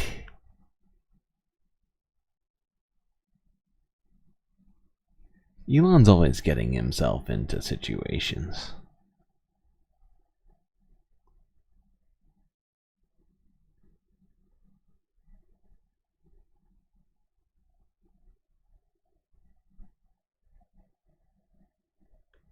Let's just watch Little piece here for fun. Keep us going. Exclusive licensing deal. That's a big difference because you know that you're going to be able to exploit it to its hilt, and you're getting an extra $100,000 subsidy for it just to be reposted on some other channel. For this show in particular. So I was either the first or second guest on the show after it began to be subsidized. Oh my God! Wait, By the what? Culture War, this specific. Wow. So he got paid $100,000 for that show where he had Emma on and called her a PDF and and all sorts of other stuff. Really? Wow. I don't think she got paid at all to come onto that show. Not even sushi. I mean, she turned down the sushi, but I mean, that's a benefit she did not receive. Show, which is the same as his other show. They but paid it's for your called travel, the Cultural- right? Paid for my travel, paid for my hotel. I wonder if they were more generous with maybe other guests of the Culture War than what you got. Oh, you mean paid directly? Yeah. Probably not. No? Probably not. I doubt. I mean, maybe a nice. Might have been a nicer hotel Maybe, than I got. maybe a full omakase. Maybe a instead non-motel. of just instead of just like the sushi sashimi assortment or whatever it is.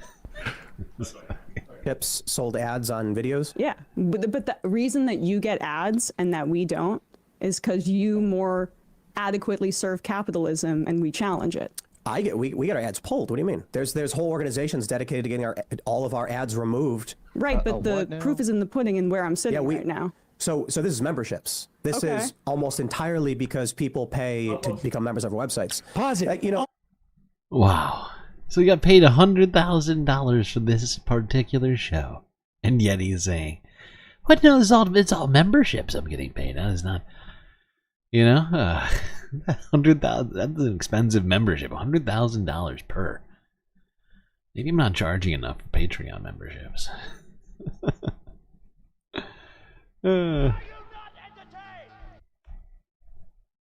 Okay, let's go on.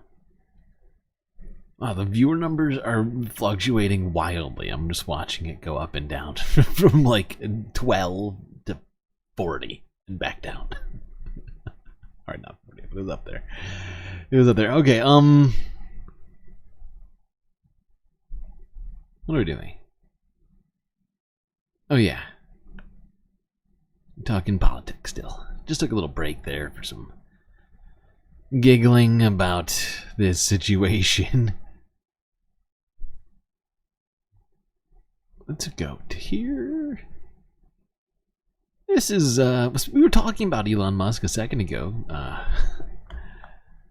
for an unrelated situation, but here's something new relating to old Elon Musk. Here's Donald Trump. Associated Press from a day ago.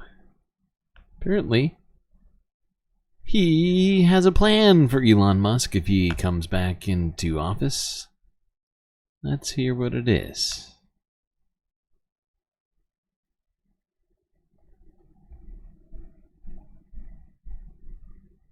My plan will rapidly defeat inflation, quickly bring down prices, and reignite explosive economic growth. We will create the biggest, greatest, and strongest middle class in the history of our country.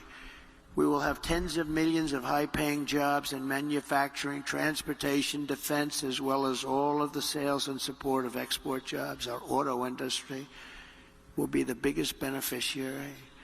In short, it will be a national economic renaissance just by using our heads, by being smart. Okay. And you can call it what you want. Some might say it's economic nationalism. I call it common sense. I call it America first.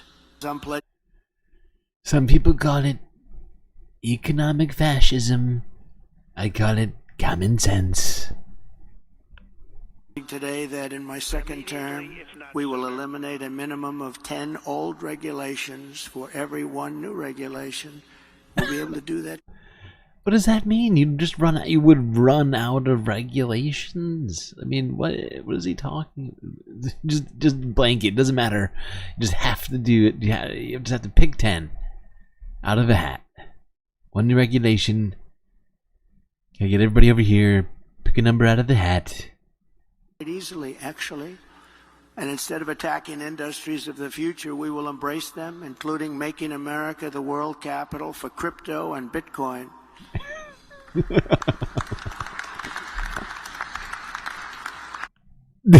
He's so disappointed. He was hoping that that would get actual like excitement out of this crowd. We got like 3 unenthusiastic claps, and this is the Economic Club of New York. I mean, if you would think that would land a little better. But geez, did not do as good as you would think.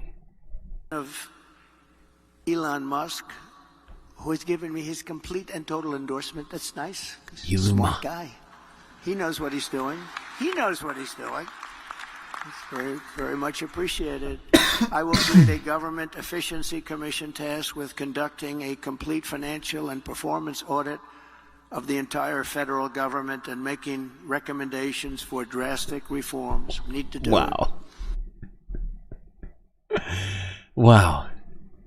So Donald Trump is going to create a new government position specifically for Elon Musk to audit the federal government for efficiency.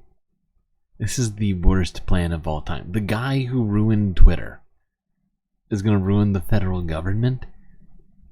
Wow. Oh, it never occurred to me. Interesting. It's just crazy enough to work. Yeah.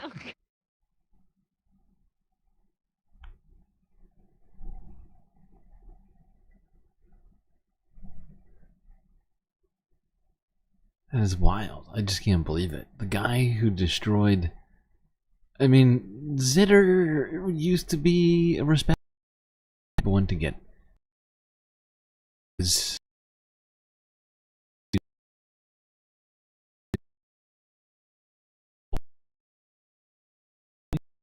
But there were serious people that used to get there, right?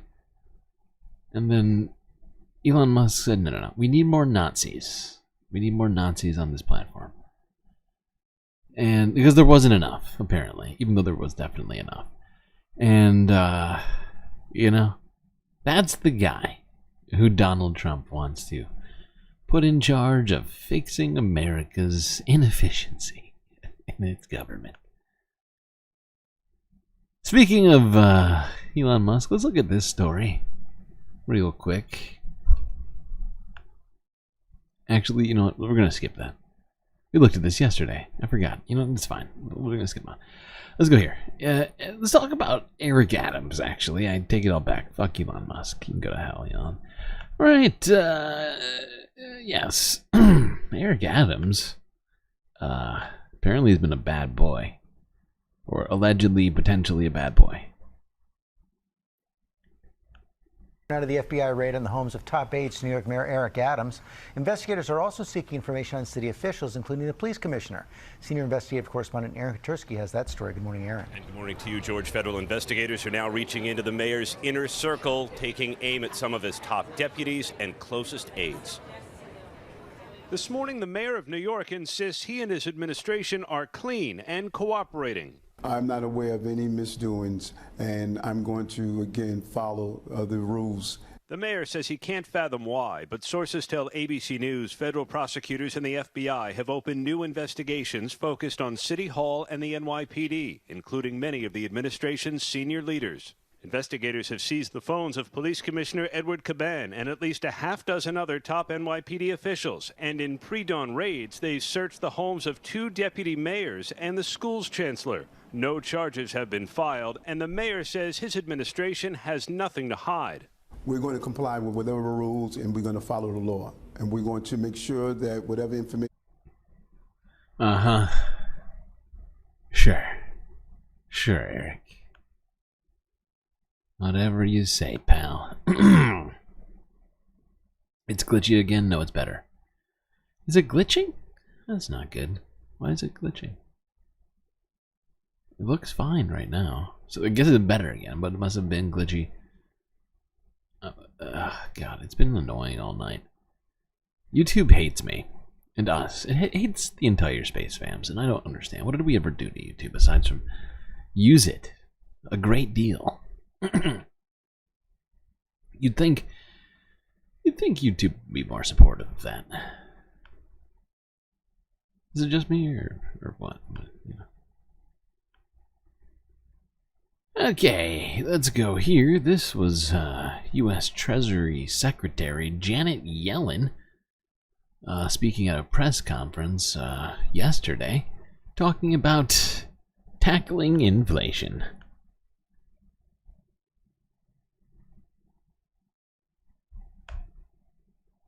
With inflation hitting Americans hard, we pressed U.S. Treasury Secretary Janet Yellen today on how the administration's strategy can ease the stress for your family. She was in Wendell today at Wake Tech. WRL's Sean Gallagher joins us now live with what the government believes that it can do to make an impact on inflation. Sean? Yeah, basically they were talking about tax credits. That's what U.S. Secretary of Treasury Janet Yellen spoke about while she toured here at Wake Tech earlier today, saying that's a way that they can make an impact on these rising inflation costs. I spoke to her one-on-one about that strategy and how it could change come November. The driving force behind Janet Yellen's visit to Wake Tech? Inflation reduction. And bringing down the costs of these essentials is our administration's top economic priority. North Carolina economic developers credit the Inflation Reduction Act, known as IRA, with creating thousands of high-paying jobs in the state. They're good jobs with good pay, and most of them don't require a college education. Yet the cost of everyday goods are, higher than they were 2 years ago, 4 years ago. A lot of families here struggling to make ends meet. What do you say to them to give them confidence that this administration's work is having an impact when that's the result? Well, look, the number one priority of the Biden-Harris administration is to lower the costs that households face. And we know that they're struggling with things like their energy bills, child care bills, health costs, housing costs. We're using every tool that is at our disposal. That includes tax. Oh my God. Janet Yellen is even more unbearable to listen to as Treasury Secretary than she was as Chair of the Federal Reserve. My God. Painful.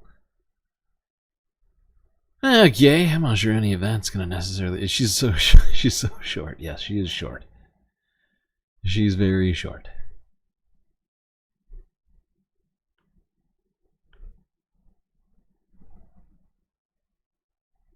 Bad cop, no donut.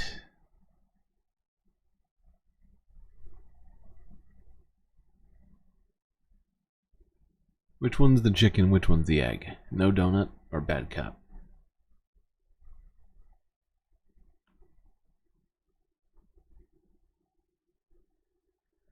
Okay, speaking of the economy, let's go here. This is Cron 4, Bay Area, from a day ago. San Francisco coalition denounces encampment sweeps and seizures.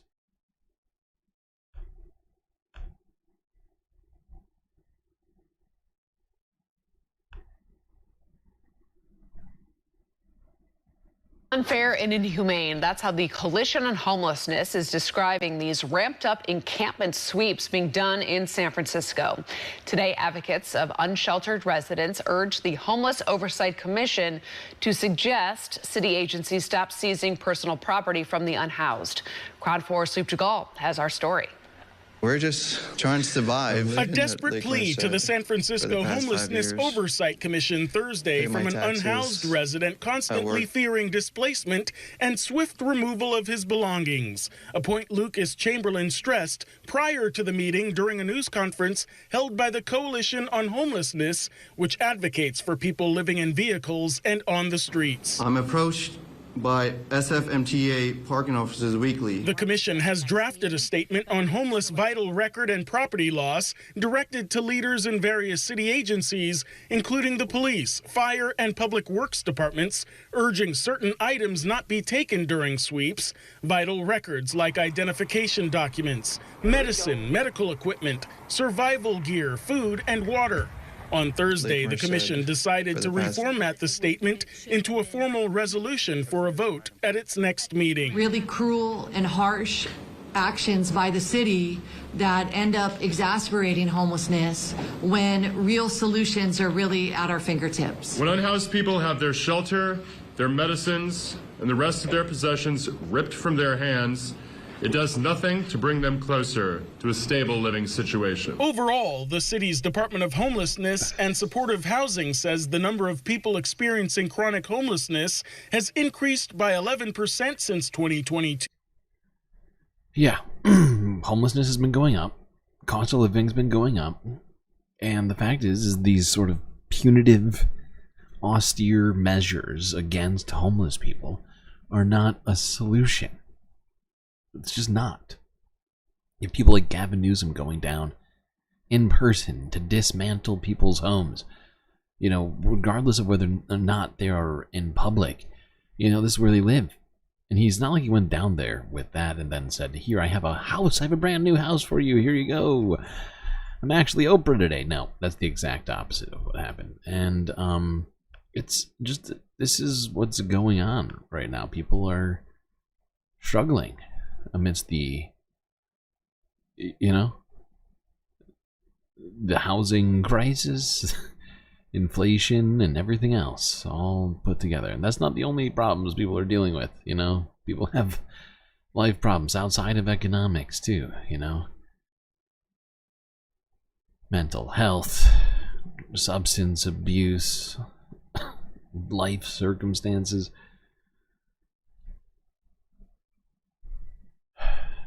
Bad luck, you know.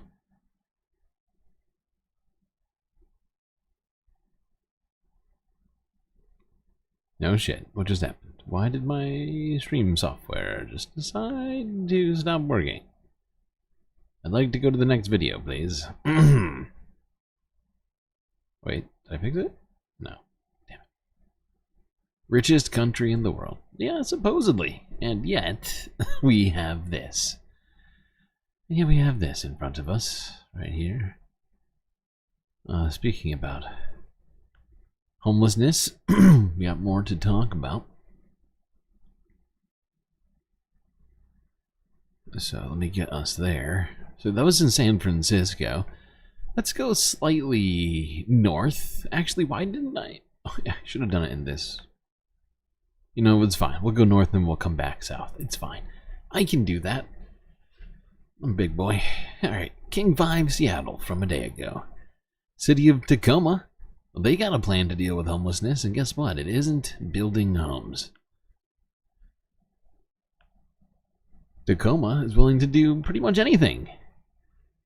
Up to and including moving literal boulders. For the past 2 years, the city of Tacoma has been using these. There's block upon block of this. To stop this. Because you got rid of the camps and stuff. The city says it does this at the request of businesses and neighbors who report illicit activity associated with the encampments. Since October of 2022, the city has placed more than 1,000 rocks within city limits and spent $163,000 on boulders at nearly 24 locations. Wow. The goal of what's being called hostile architecture. So they spent $2,000 on rocks. Then I assume they paid people to move those rocks to these places. Rather than giving these people housing. That's the solution. It's giant boulders.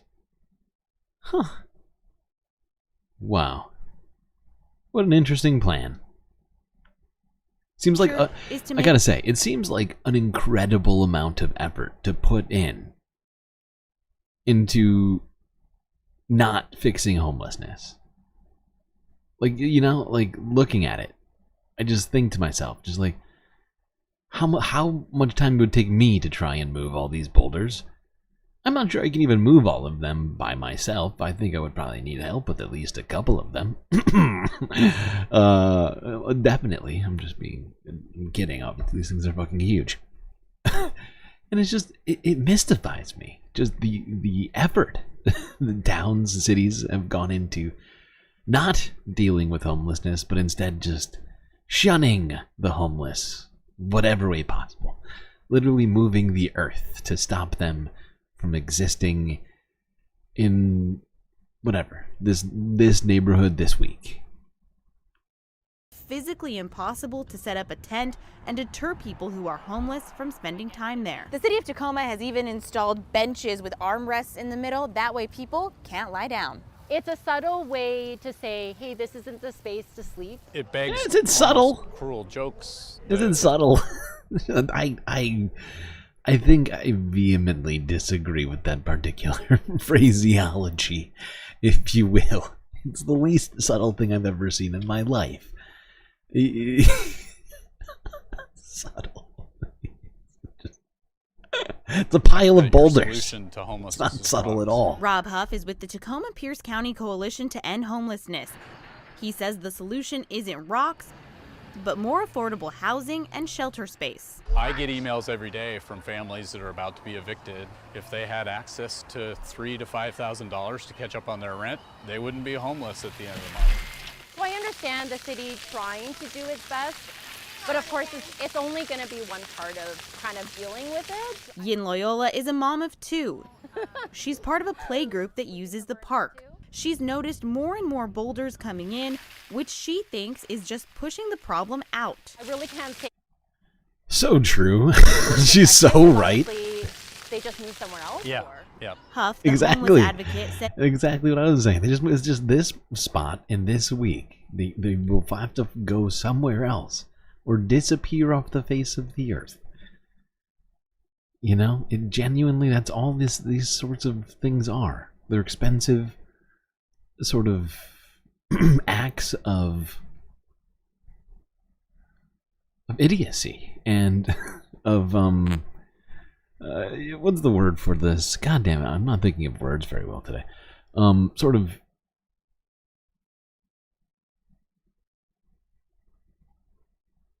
I can't think of words. I hate words today. Specifically today.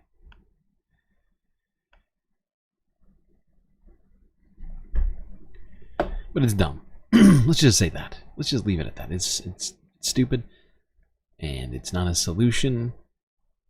And that money could be used to house the people that are being instead shunned from particular spots in society.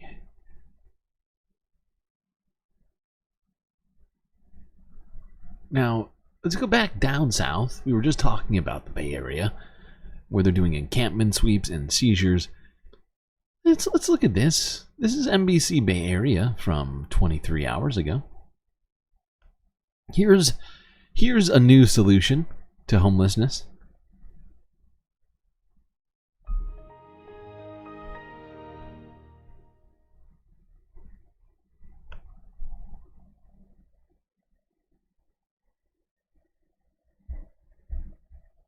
Can the hottest thing in tech help people get off the streets? The governor is turning to AI companies for some solutions for homelessness. Here's our business and tech reporter, Scott Budman. Homelessness is a huge problem in This is one of the California, dumbest. a state that already. I'm sorry if you didn't catch what's happening. Did you say the governor? Whoever it was. The governor has decided nothing that they've tried, which has just been, shunting, homeless people from one block, one neighborhood to the next. Instead of that, they're going to use AI to solve it. Because they just can't figure out what the solution to homelessness is. It's just so elusive. They just can't seem to put their fingers on what it is exactly. Can't be homes. That's too easy.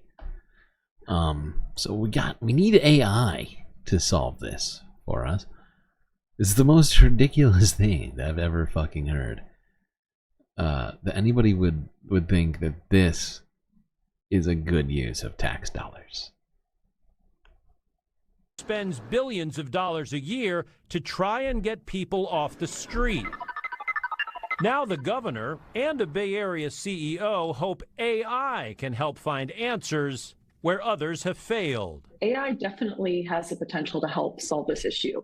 And, you know, in Silicon Valley, for the longest time, we've said, let's move fast and break things. But I think in this instance, we can move Oh fast. my God, I get big Elizabeth Holmes vibes from this woman, like huge Elizabeth. Like, let's listen to that again, real quick. This incredibly misguided AI take. definitely has the potential to help solve this issue. Does it? And, you know, in Silicon Valley, for the longest time, we've said, let's move fast and break things. But I think in this instance, we can move fast to fix things. The idea actually comes from government. That's great. That's amazing. You know what? I think this is really dumb. Because the fact is, we don't need AI for this particular problem. We know what the solution is. We've talked about it over and over again. It's homes. It's not complicated. It's much, much, much less complicated than people keep making it out to be. And calling on AI to solve this problem is just so incredibly misguided to me, in my opinion. I don't know how many millions of dollars they're hucking at this young Elizabeth Holmes sounding woman, but it can't possibly be as useful as just building homes for homeless people and putting them in them and, you know, just leaving it there.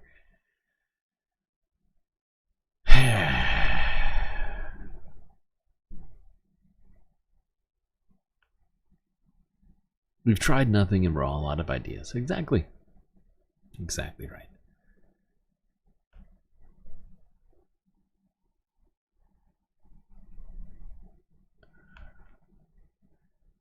Now, I feel like if that AI doesn't come back with just... I feel like if that AI doesn't come back with a 3-word answer, build more homes, then it wasn't worth it. Wasn't worth it at all. And even if it does, it still wasn't worth it. Okay, now let's go on here. How are we doing on time? Oh, we're doing really bad. We're gonna actually pause it. Let's go here.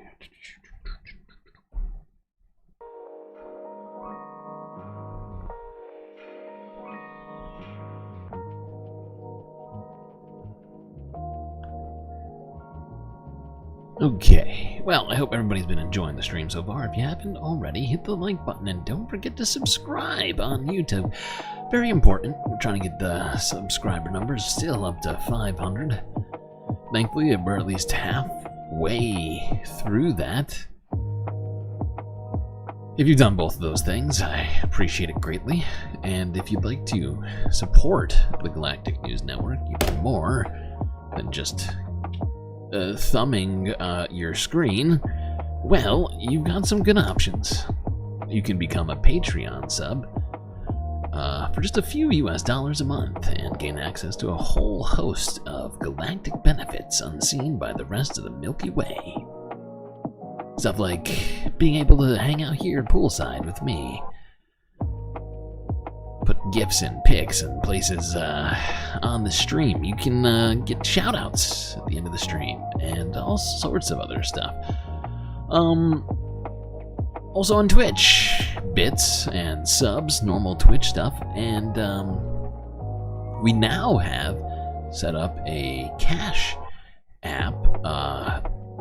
So I have a link for that in chat if you want to just give me money and not receive any benefits at all. Now, of course, I highly recommend that you just become a Patreon subscriber, $3 a month, and get a bunch of benefits. But if you're already a Patreon subscriber and you're like, geez, I just want to support even more, well, there you go. There's an option for you. Okay, well, I think that's all the capitalist messaging that I have for you right now. Enjoy this galactic intermission, and I'll be right back.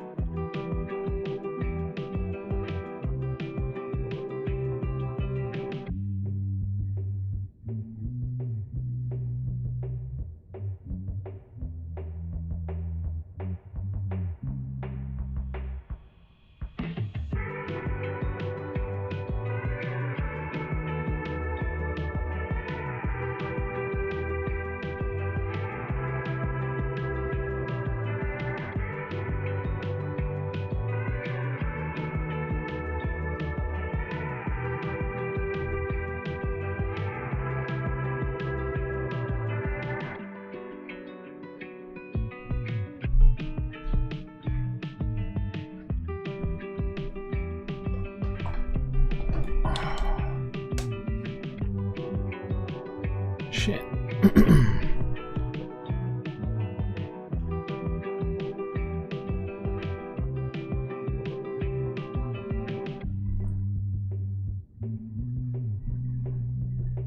Oh my god.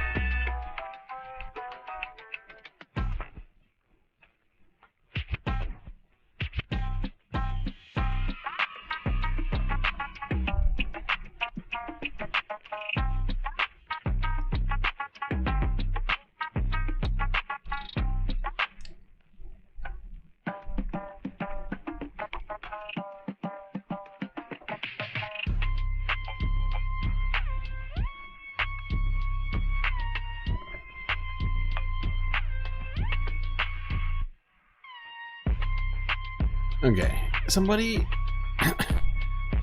just made an insane donation on, is it Cash App?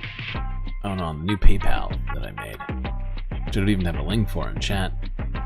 But this is ridiculous.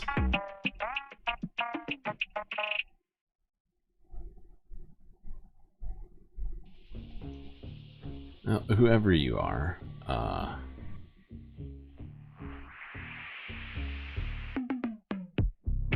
wait, what does it say? Okay. Wow, it's so big that PayPal is suspicious of the transaction. Okay. Wow.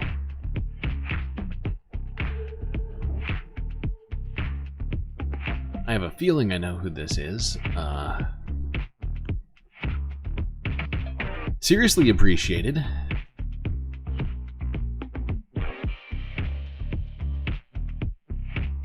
Alright, you got a little distracted there. Didn't switch screens. Alright.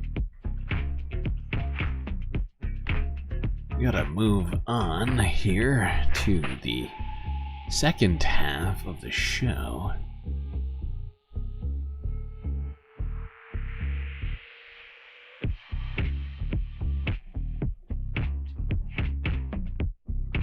Yeah, by the way, if you don't use Cash App but use PayPal, I have added a PayPal link onto Twitch. I have not yet. I just got done doing it earlier today. I'm shocked anybody would have found it already. But I did add it to the Twitch, but I haven't added it to my YouTube bio yet. There's always so many space responsibilities for me.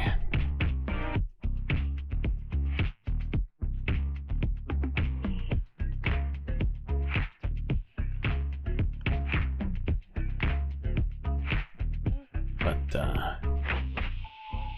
I think I think this makes it that I guess I can probably do the rest of this month without any concerns about wow. Alright. Let's get back to the show. That's what everybody's here for.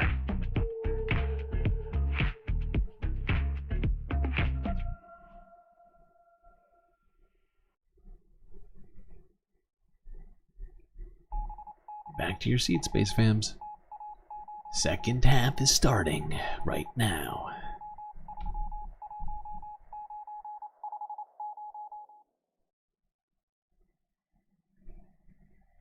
Let's start here. NBC Bay Area, 22 hours ago. Whale spotted in Half Moon Bay.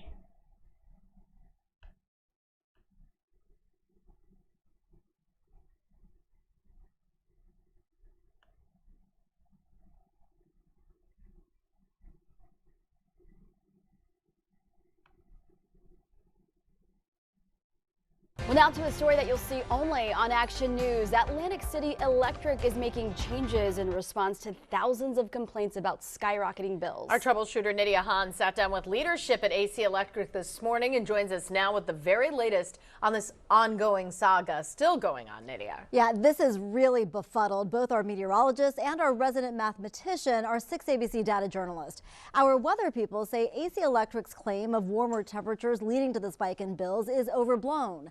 Our data journalist says the company's bills are confusing, especially for solar customers, because the bills are missing key info, namely how surplus energy is applied. Meantime, the company reveals to me today it is taking new steps to help customers. I just stood there in shock. I said, this can't be right. Like, this isn't ours. How many complaints have you received so far this summer? Over the last 2 months, we've had about 650 high bill related complaints. AC Electric has told Action News and its customers 2 major factors have led to the higher bills.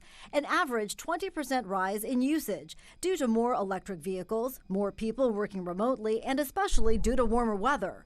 Plus 3 recent rate increases, supply, distribution, and seasonal add up to another 20% increase. However, the consumer's bill. I just realized this is not the story that I meant to click. We're talking about whales, and we're talking about electricity. I'm just thinking about this ridiculous donation I just saw. Anyway, let's go to whales. Whales time. Okay, not what you normally see there. A whale frolicking in Pillar Point Harbor. Do whales frolic? Capturing the attention of onlookers. Check it out. NBC Bay Area's Jocelyn Moran gives you a look. The whale has been spotted here in the harbor well into the evening, many posting videos online, and that caught the attention of others who made their way over to the harbor hoping to catch a glimpse. Certainly the excitement for the day. Kerry Davis has lived on a boat here at Pillar Point Harbor for almost 15 years and says he's never seen a whale in the harbor. He took this video this afternoon of the whale swimming close to the boats. And he was quite spectacular. He was swimming over between the fuel dock and the Merva W, and he actually hit the Merva W, and then he was going all the way around back and forth right here in front of the fuel dock. He posted videos on his social media, as did others on Nextdoor. That caught the attention of Damn, people that thing is nearby. huge. Oh, I said, let's come down. So my husband came down first, and then I finally was able to come right now. She brought her binoculars too. Others had their camera. It's crazy. It's very strange that that whale would be hanging out there.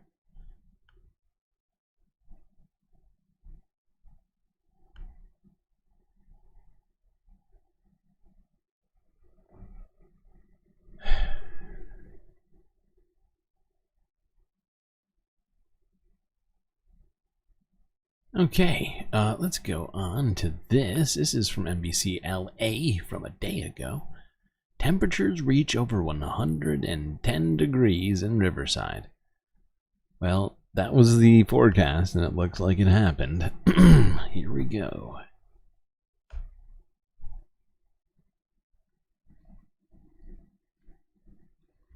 And as the hot temperatures continue across Southern California, in the Inland Empire, it is dangerous. Many areas in triple digits. NBC4's Kristen Kozeris is live in Riverside, where the heat is near 110 degrees. Kristen. That's right, Kathy. I just checked my phone. It's actually 111 degrees right now here in downtown Riverside. But this heat is no joke, and people are taking it serious. Many of these outdoor areas here in downtown Riverside that are normally busy either during the day or at night are just empty. Like what you see right here, we've seen only about a handful of people today really enjoying their lunch outdoors and really just taking advantage of this hot weather here and sitting in these hot metal seats, even though a lot of these businesses have umbrellas covering their outdoor area. But again, the heat was felt early this morning across Riverside and San Bernardino counties. Many outside workers facing a tough day with the heat, many of them feeling fatigue and really pacing themselves as the day got hotter. Now, we did stop by one local restaurant who had an empty outdoor area and a slower flow of customers because of the temperatures. Yeah, I mean, who wants to sit right there in the sun? Just, oh my God, it'd be terrible. 110 degree heat, sun coming down perfectly onto your face as you try and eat your food and avoid touching the metal table. They say the heat is not only unbearable, but also expensive. It's a humpback? Oh, the whale? Yeah, I think it was a humpback. I keep it at 70 every single day. I don't move it. Yeah, I just got my electric bill last night. It was $600. But am I really caring about it? Not really. I'd rather stay cool, pay that price, and stay inside. Wait, I'm sorry. Well, both counties... You paid $600? For what? For a table, you said? I'm sorry, I gotta hear that again. Move it. Yeah. I keep it at 70 every single day. Oh, I see. He's the bar manager. He's talking about how much it costs to cool the place. Keeping it at 70 degrees costs $600. Yeah, that's a lot.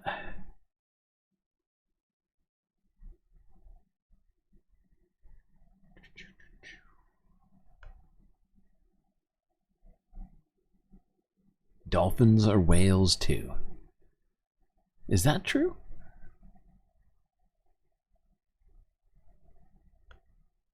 I know they're both mammals. But are dolphins whales?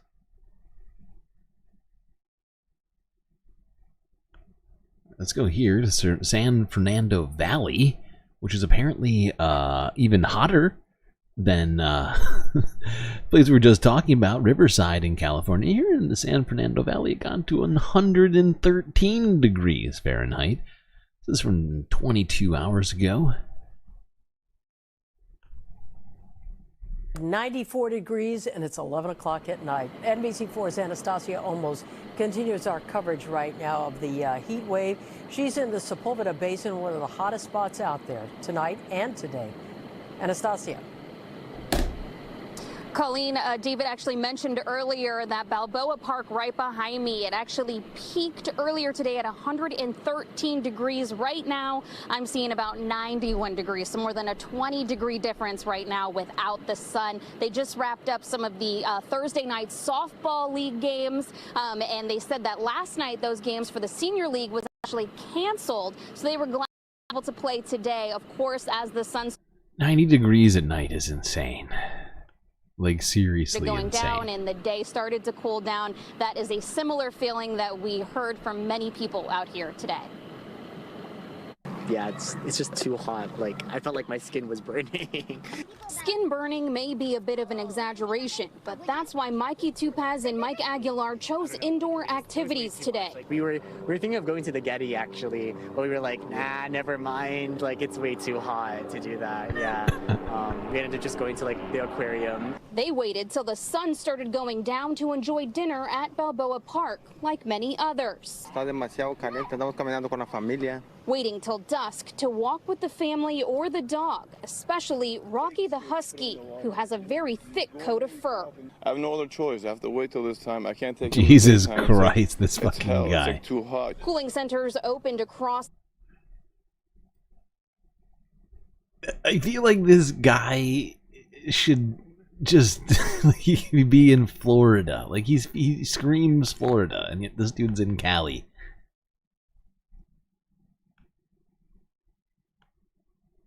I can't take him in the daytime. It's hell. It's like too hot. Cooling centers opened across LA where people took advantage of free water and air conditioning at places like the Jim Gilliam Rec Center in Crenshaw. The heat not stopping Thursday night's softball league or cross-country athletes. How many miles? 7 miles, 8 miles, 8 miles. Why? Because I'm training for cross-country season. Can't stop? No, I gotta go. Okay. Barely caught him for that interview right there. Also, LADWP says that they are monitoring any power outages with so many people using air conditioning and fans right now. They say they are fully staffed for the next couple of days just to watch in case they need to repair any of those outages. And if you're going to be coming out at night when the sun comes down, keep in mind that bug spray. I can actually feel the bugs flying into me right now. Reporting live here in Encino, I'm Anastasia Olmos, NBC4 News. Okay. I know I decided to watch that whole thing just now. Oracle Park has some new ice cream sandwiches and Did not mean to click that. Okay. How's everybody doing? Everybody good? If not, that's okay too. You can tell me about that too. That's fine. Let's stay in Cali. This is NBC LA as well. 2 videos in a row as a fire broke out in Highland. It's a suburb outside of LA, I believe. And not only broke out, but within a short period of time grew to a pretty substantial size. I don't have another video on this, but I think that this fire, you may be seeing more of this one. Start here. Breaking news tonight. This is the forest above Highland, where the line fire has now burned 172 acres. As you can see, there are some homes up there on the ridge and some as well just at the bottom of the hill. Firefighters are trying to keep the flames away from the neighborhoods. So far, no evacuation orders have been issued. We've been talking about this all week. We're talking about the heat, the extreme dry brush, making it extremely tough for firefighters. Our meteorologist, David Bigger, is here now with a check with the conditions out there. All right, go straight to this one. This is the second one. This was 6 hours later. This is from... We are on the scene of breaking news in Highland. 14 hours Several ago. Neighborhoods in this area are on high alert, and you can see why. The line fire is threatening those homes. We've just learned the fire has grown to 500 acres. Evacuation warnings have been issued. Neighborhoods located east of Church Street and north of... So yeah, from 150 to 500, tripled in size in 6 hours. Which is why I'm saying I think we're going to be seeing more from this fire. That sort of fast growth in such a short time. We've seen enough fires around here, or at least I feel like I have, to make a sort of baseline guess on what might happen. Avenue. Also the neighborhoods Oh my east God. of Weaver and north of Green Spot. Look at this area right here. This is wild. Of Church Street and north of Highland This is Avenue. Also the insane. It's neighborhoods like the east of entire Weaver and north mountain's of on Green fire. Spot. all the way to the Iron Bridge. We do want to give you a live look right now. This is from the intersection of Frontera del Norte and Vista Alegre. This is one of the neighborhoods under the evacuation warning. You can see the flames are starting to pick up this morning. That's just not, that is exactly what we do not want to see. This fire started around 6 o'clock yesterday evening. Again, it has burned 500 acres. It is 0% contained. That's not good. Okay, now let's go on to, I think it's Colorado? Yeah, I'll try and keep you all updated on that fire. When I get more information, I'll try and bring it to you, as I always do. Now, let's go to, I'm sorry, not Colorado, let's go to Montana. A state we rarely talk about, NBC Montana from a day ago. New wildfire near Dixon. Whoops, wrong. Sorry. Go back. Yeah.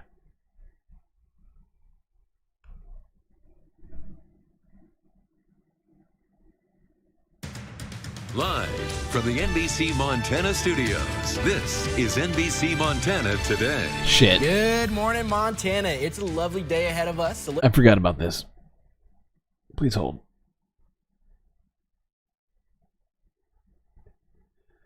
There's no way we're watching this whole thing. That is not happening. Where is it? Ah, here it is. Back just a little bit. All right, perfect. with 0% containment, and it is believed to be human-caused at this time.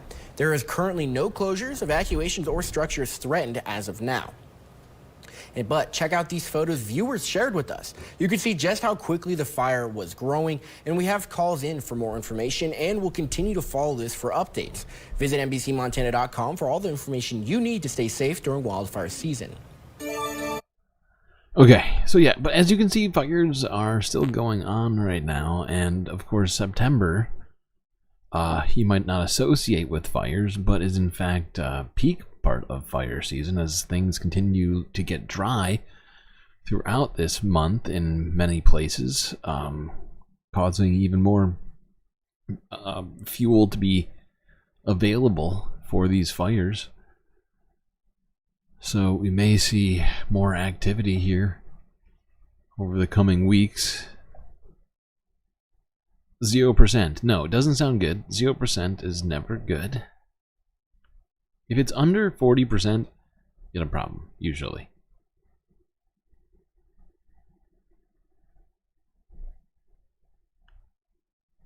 Alright, now let's go to this CBS Evening News from a day ago. Scorching heat intensifies across the West.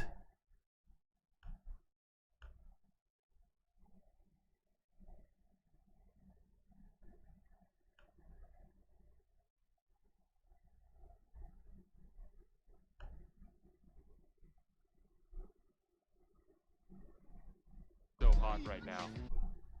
As Lonnie just mentioned, that heat on the West Coast is intensifying, and this year's extreme temperatures across the Southwest have led to dangerous conditions, emergency rescues, and even death. CBS's Carter Evans reports. It's a scene that's played out across the West all summer. Rescuers saving people overcome by heat. Well, we're probably going to break records this year. Mike Liam is with the LA County Sheriff's Search and Rescue Team, on track to beat last year's 733 missions. When it comes to heat illness, he says getting medical treatment within an hour is critical. Well, that person needs to get to a trauma center as soon as possible and get intravenous fluids flowing. So you're airlifting these people out? Yes, a lot of hoist rescues of heat-related injuries. This is the hottest summer on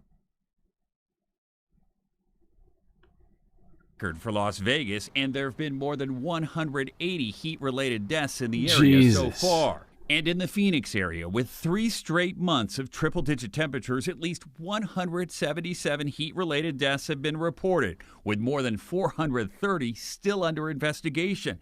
Experts say heat deaths are often undercounted. What we end up counting is really just the tip of the iceberg. Heat exacerbates a whole host of underlying conditions, from diabetes to various forms of mental illness to pulmonary respiratory issues. We often don't record that as heat-related. Back on the trail, Liam says many new hikers, inspired by images on social media, even bring their pets along, but they're not prepared. And they over. Yeesh. Okay.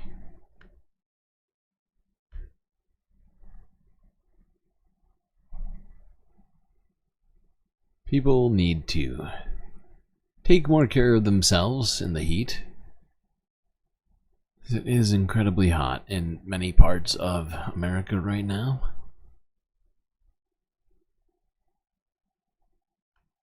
Now, this is in Colorado, and while it may be very hot, literally 115 degrees in California, like we just got done talking about,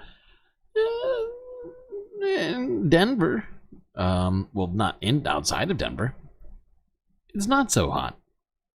In fact, Colorado's first snow of the season, even though it's still summer, I believe, if I'm not mistaken. First snow of the season, quote unquote, happened. This is from yesterday. Denver 7. Colorado's first snow of the season leaves dusting of white powder atop several peaks. What? Illegal.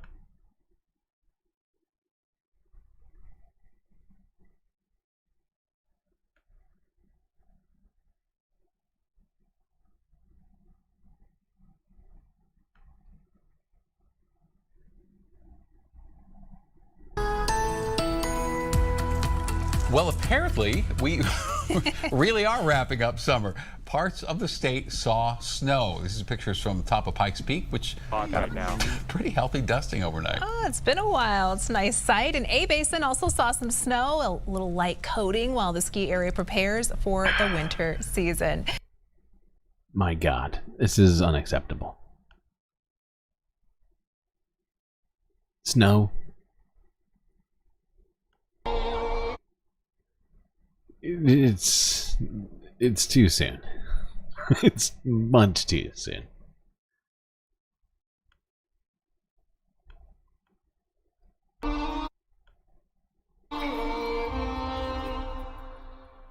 Winter is coming. Might just be the cold. Winter is coming. It's cold outside. You don't know cold. Winter is coming for him.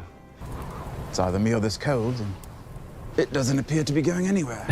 And winter is coming. Okay, that's enough.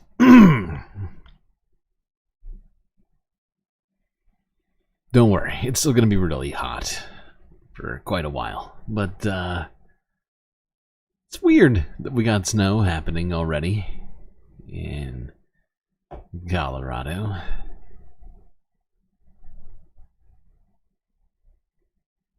All right, let's go here.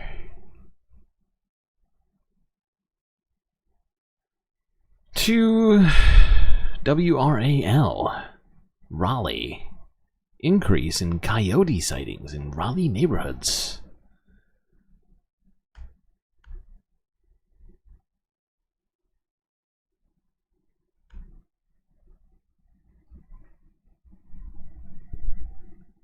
A coyote seen roaming around Raleigh's Five Points neighborhood. This doorbell camera video captured the coyote on Perry Street this week.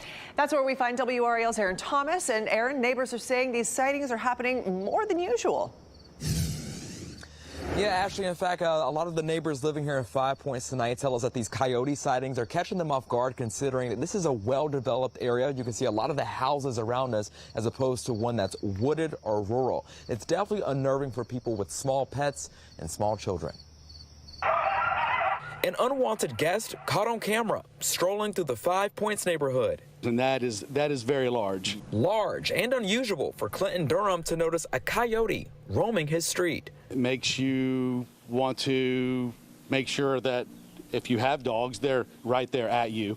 You don't want to take them out or let them out alone even in your backyard. Pets are a concern. Oh, damn, that dog is just going straight after it.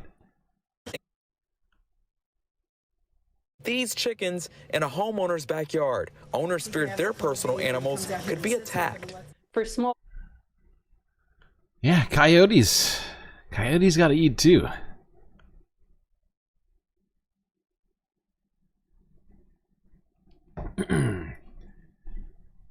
All right. Well, what else do we have to talk about here?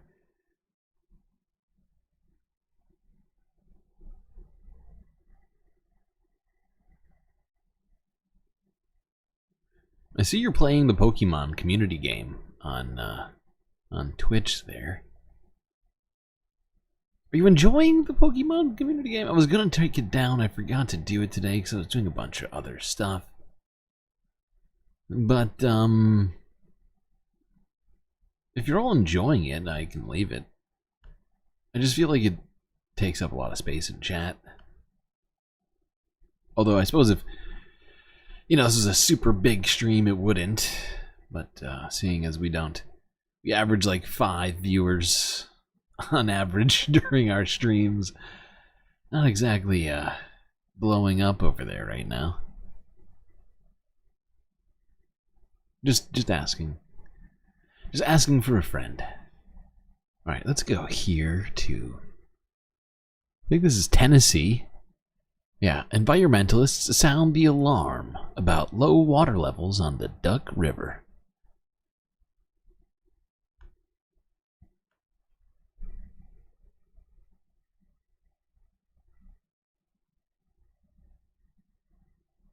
This particular animal is called a wavy-rayed lamp mussel. Dawn Hubbs loves nothing more than talking. And she'll wave that lure, and the host is a rock bass. And walking around to find freshwater mussels. That animal there is just 2 years old when it died. But he really wishes he didn't have to do this. Picking up all the fresh dead animals, mussel shells. Don thinks hundreds, maybe even thousands of endangered freshwater mussels have died this year as a result of historically low water in the Duck River. They're left high and dry. If they can't move to the water or they can't burrow down to it, then they get desiccated and they're gone. The problem is mussels are considered the canary in the coal mine when it comes to river health. They're the natural biological filters for the river. Environmentalists say the Duck River is facing 2 critical issues at the exact same time. Number 1, we're in an historic drought. But number 2, public utilities and industry are also sucking a large amount of water out of the river. I'm seeing things I've never seen before, boulders, holes. Doug Jones has lived along this stretch of the river since the 1970s. He thinks the state needs to step in and tell water companies to cut back on what they take when the river has this little to give. These water utilities view it as a product like oil or gas or something, and it's not. It's for the citizens of the state, and we've got to have some protection for it. Instead, the state is... Ooh, environmental protections. Sounds good. Climate and everything are poised to do the opposite. The state is proposing to jack up the amount of water that utilities pull from the Duck River dramatically. It's because of all the growth upstream in Shelbyville and Columbia. George Nolan with the Southern Environmental Law Center thinks there has to be a way to compromise. Basically, we're pushing for guardrails that will kick in during periods of drought like this. Republican State Representative Jody Barrett agrees. That needs to change. There needs to be some balance that also takes into effect what's left over for downstream communities that are still relying on the river for different interests. So we're going to help. We need to get the Hawaiian and Australian crowds. That's funny you mentioned that. I've been thinking that need to do some New Zealand content, perhaps some Hawaii specific stuff. Put them in the titles, or maybe at least just do them during the stream and then clip them. I don't know. I'm just thinking out, but you're right. Considering the times that we do stuff at, I feel like it would be probably helpful. This one out. In the time it took us to shoot this story, Don kept on searching. It didn't take 30 minutes to fill up this bag, and that's just because I'm old and slow. He's worried. Just because I'm old and slow. Poor Don. And poor Muscles, too. Poor Don's muscles and the muscles that Don picks up with his muscles. Alright, now let's go on. Hopefully they figure out how to do environmental regulations in Tennessee. I'm sure there's no way that goes bad. There's no way that goes wrong at all. Alright, let's go here. CBS Miami from a day ago. Apparently, Miami-Dade County is planning to prioritize funding to transit. Oh, it never occurred to me. Interesting. It's just crazy enough to work. Yeah.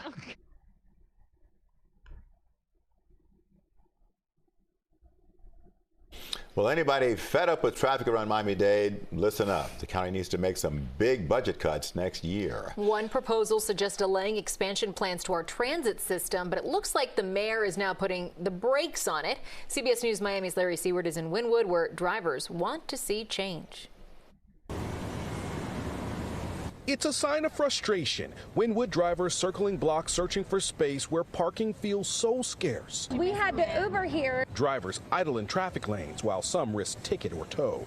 I could have used that money to do something important. It's a toll Akeem, a 28-year-old construction worker who lives nearby, can no longer afford. He no longer drives here and thinks county plans to bring Metro Rail through sound good enough to thank Mayor Daniela Levine Cava if it happens. Brother, I'm not into the politics of things. I'm gonna just keep it simple. I like your idea, what you said that you're trying to do. Facing a budget that needs trimming and people in the first public hearing pushing for housing and arts fund protection, Mayor Levine Cava insists transit expansion is a priority too. But her first proposal delayed putting money into reserves for future Metro Rail projects. Commission Transportation Chair Eileen Higgins says it's a move that risks matching federal dollars needed to build and ease congestion. The mayor and I have talked about it. She understands the importance of transit. She's always been committed to transit. She's struggling with a tough budget year, as we all are. Commission Chairman Oliver Gilbert minced few words. We're going to make sure that that's restored. Last month, he pushed a ballot question asking voters what they need. 80% want more transit options. That feeling moved the mayor, too. She told this crowd her proposal is changing. The fact that the public has just given a clear message, we're going to find a way to move forward with those full reserves. So, sounds like communism, I'm pretty sure. Shocked that the people of Miami would want communism. I'm all for it. I'm all for it. Alright, let's go on. Got some more stuff to talk about.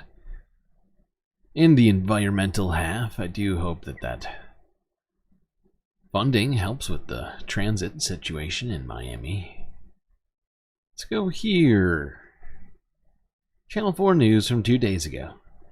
Nature takes back control in the Lake District.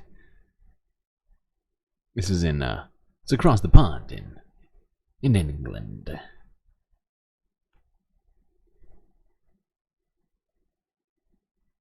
New images here from the recent expedition to the Titanic wreckage show the decay on the iconic ship's bow, with a large section of the railing now sitting on the sea floor. This was discovered during a series of dives by underwater robots this summer. The images are really fascinating. The crew spent 20 days at the site of this 112-year-old shipwreck. They captured more than 2 million of the highest resolution pictures of the sunken Titanic ever to exist. I totally forgot about I had that one there. Alright, let's go straight to that, what I just said. About the Lake District in the UK. Oh, hey, Don James gigantified a Vergonia flag, a galactic Vergonia flag. A suppressed galactic Vergonia flag, as it never got the light of day on the majority report. Never the justice it deserved, and is, wrongfully not on the majority report's t-shirt, which they are currently selling in their store. It's a different, lesser flag, sadly. But thank you for gigantifying that emote. Really appreciate that.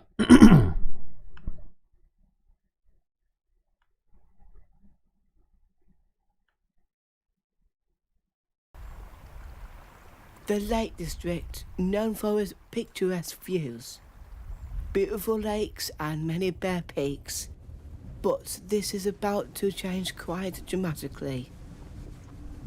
And that's because there were plans to transform Skiddaw into a rainforest.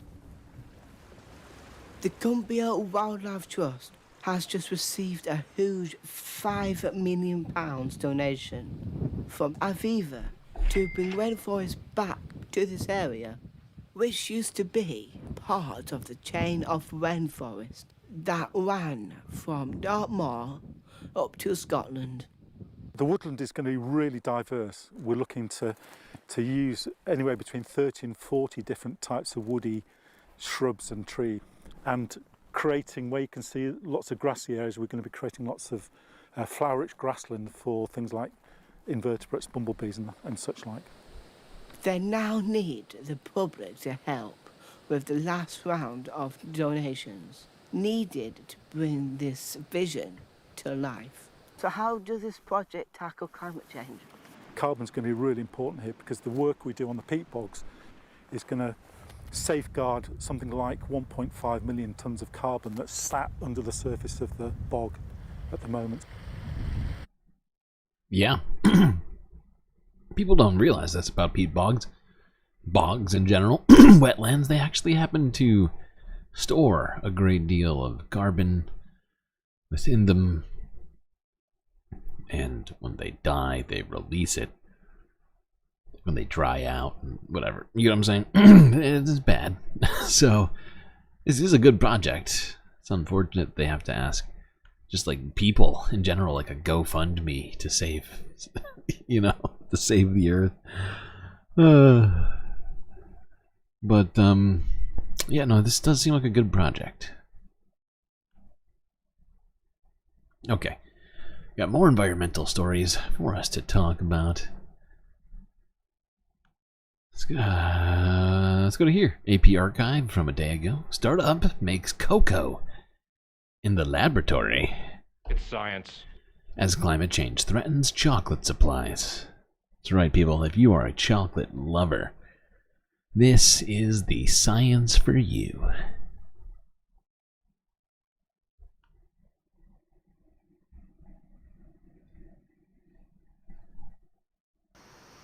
So we find rare and desirable cocoa species around the planet. We then take a cutting of the cocoa bean, put them onto plates, and we trick basically the cocoa cells to grow and divide. And after a certain level of growth, we're able to harvest that and transform that into chocolate. And unfortunately, what's been happening with the rapid love of chocolate and coffee globally, this has led to devastating global deforestation in these tropical areas. In addition, there's issues of slave labor, pollution. So climate change is impacting the chocolate industry by, first of all, making it too warm for many species to prosper. And that has led to massive drops in yield around the world in cocoa. And we're basically developing the underlying technology that you could actually grow chocolate and coffee anywhere in the world without some of these exploitative. Yeah. Hopefully, yeah, that seems like a good idea. It's incredible. I'd never would have even thought something like this would even work. I thought of it first. The flag? No, I didn't think of the flag first. No. Sam mentioned how he thought it would be cool. But I made it before they actually asked for the flags. But he had sort of opined on how it would be cool if somebody, whatever, right? But yeah, I sent it in really.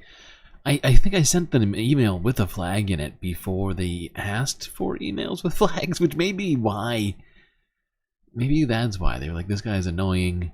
Why is he sending us flags? We didn't ask for them. I don't know. Alright, let's go here to Italy, where floods caused damage and one man to be swept away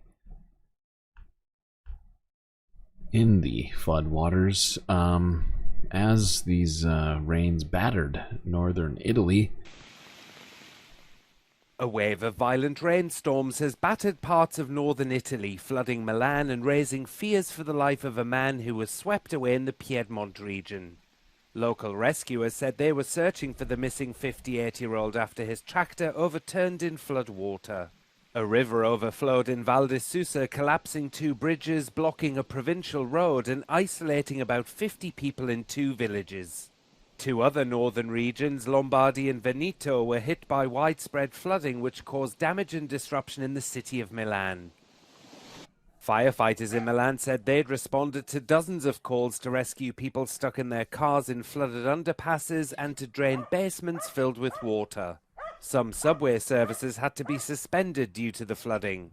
Scientists warn that the climate crisis is increasing the frequency of extreme weather events such as heat waves, droughts and flooding. They say storms are becoming heavier because warm air can hold more moisture. Southern Italy has recently been suffering a severe drought, causing massive problems for local agriculture and tourism, especially in the islands of Sicily and Sardinia. This is a fucked timeline that we're living in right now. We keep seeing just time and time again photos like this of just unbelievably destructive floods.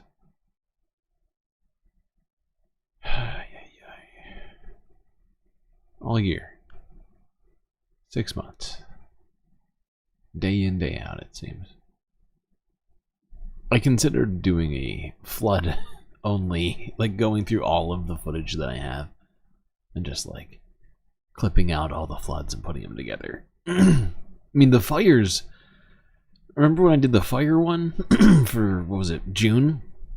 I mean, that one was like over like 3.5 hours long.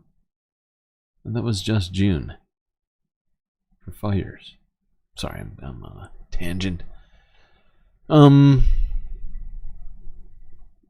let's go here. Okay, this is just fucking insane. Here's Euronews again from 22 hours ago. Surge in sinkholes in Turkey's granary endangers agriculture. I would say it endangers people too. Look at these things.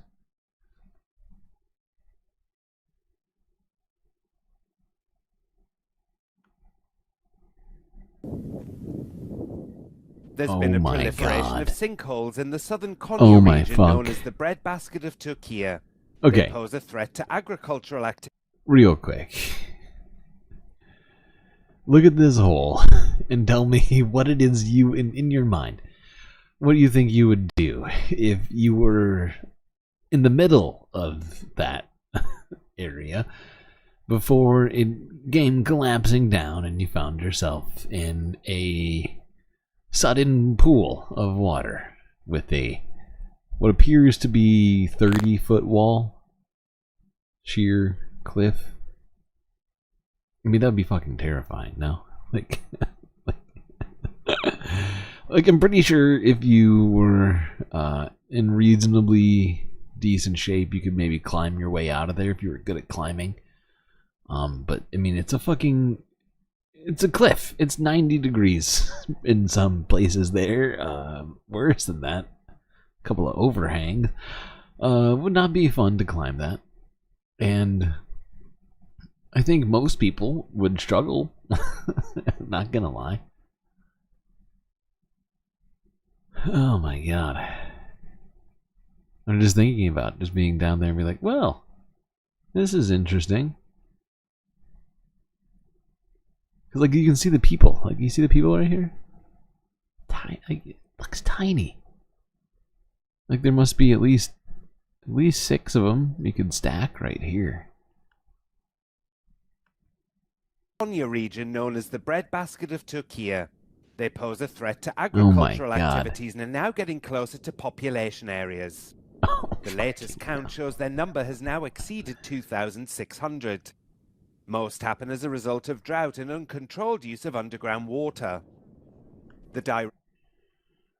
If that's what this is causing these, we're going to see these start popping up in the Midwest with what's been happening with the aquifer in that area.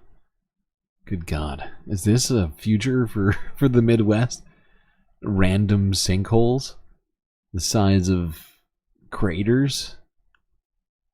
Of the Sinkhole Application Research Center said that the phenomenon will always exist, but human activities are causing their number to rise. No shit. Okay. Wow. You would shit once? Yes, one would shit oneself. I think that's a decent estimation.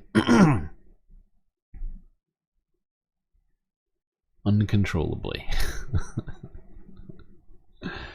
Alright, let's quickly go to the Red Sea. Pentagon.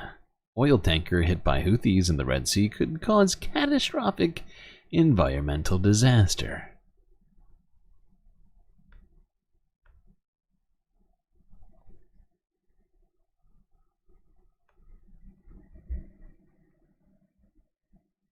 Idris.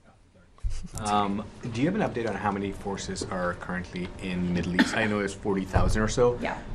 And just following on to that, how long do you think you can keep the additional squadron that was sent there sort of in an efficient and sustainable manner? Is that something you just plan on having there for the foreseeable future, or is there an end date sort of thing?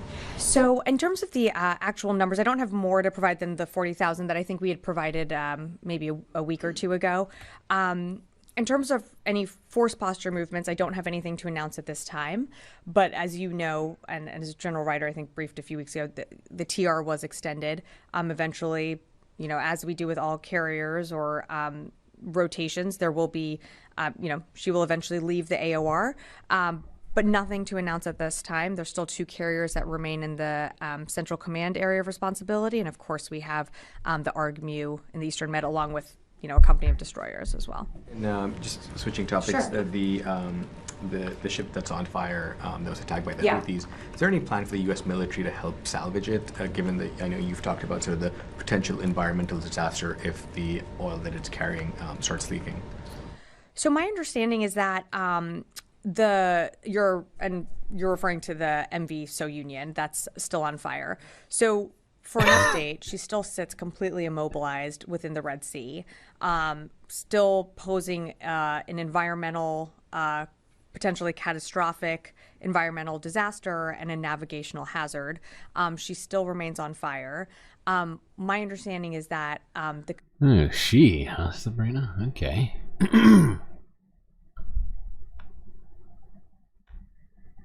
All ships are she's. They're temperamental and take all your money. The last ship that I had took me own leg. Sorry, no more pirate impressions. Sorry, but Sabrina starts calling ships she's, and I'm, I don't know, just like immediately start thinking pirates for some reason. All right. Anyway, not great. Not great. That tanker's not just leaking, it's on fire. Sort of a double whammy.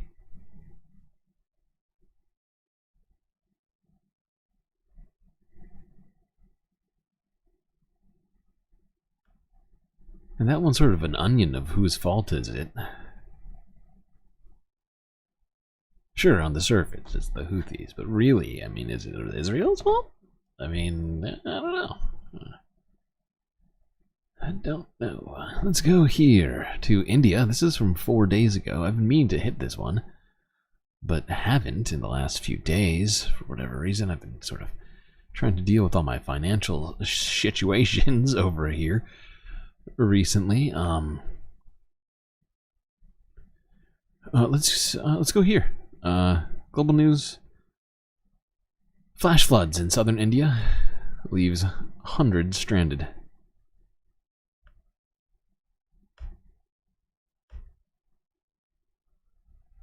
pictures are wild.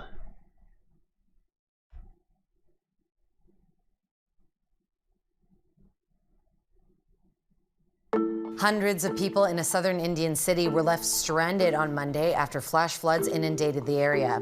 Residents of Vijayawada were forced to wade through waist-deep water on flooded roads as rescue teams deployed on inflatable boats to save as many as possible. Some people are still stranded in hard-to-reach areas with little access to food or water. Forecasts suggest Go easy on my sexist ass. I'm not sexist. It's my pirate impression that's sexist, which I think is just accurate. Right? Am I wrong? Is that not wrong? Is that not? Oh, come on. What? Hurtful. a cyclonic depression off the southern coast will weaken, but heavy rains are still expected over the next 24 hours. My parents are stranded. They're stuck at home because of the flood since the last 2 days. The rescue teams and the police personnel are not able to help them. I've tried so many times. The whole locality is inundated. Everybody is stranded. There's no electricity, no drinking water, milk, or other basic groceries available. There's no one to help us. People are stranded with very few boats to rescue them.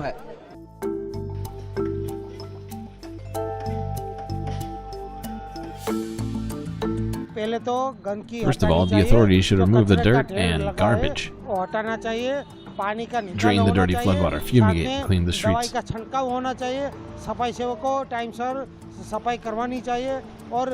is important to drain water from flooded areas as soon as possible, because there's a risk of viruses and infectious diseases. Yeah, that's always a risk with floods. Always a risk.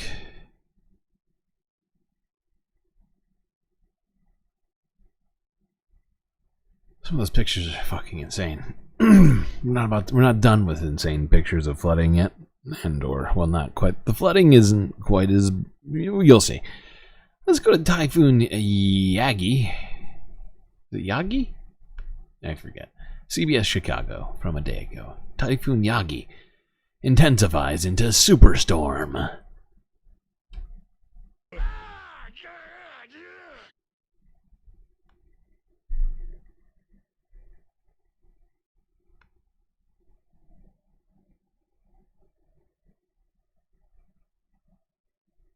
And the super typhoon Yagi has rapidly intensified in the South China Sea as it powers its way towards the Chinese holiday island of Hainan. The Joint Typhoon Warning Center said last night its winds are currently just 7 miles per hour shy of meeting the equivalent of a Category 5 classification if it were an Atlantic hurricane.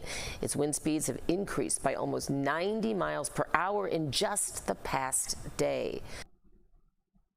Wow, that's a lot. 90 miles per hour in a day increased from whatever it was before. Wow, okay. Let's go straight to this. Damn.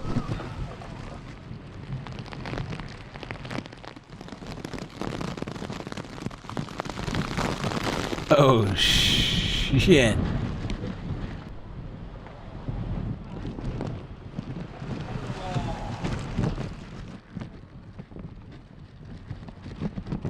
Well, these guys seem fine.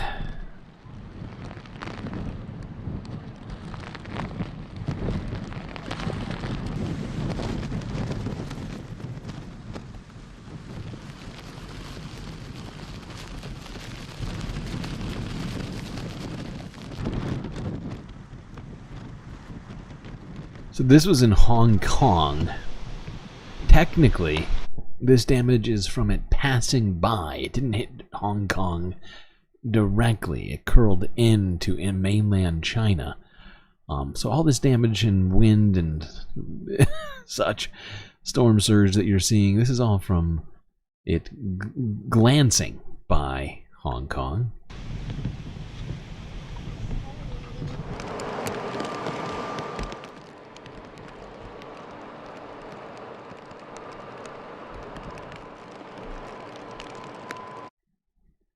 Alright, now let's go here.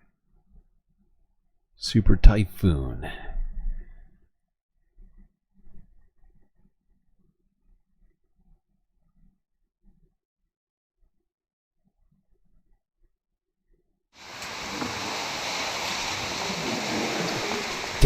that's a lot of rain. It's like a wall of water coming down. Jesus Christ. 启动国家4级救灾应急响应，组织党员干部下沉一线，转移安置群众。截至今天17时，已转移群众46万多人，并在文昌设置了547个集中。I have no idea what she's saying.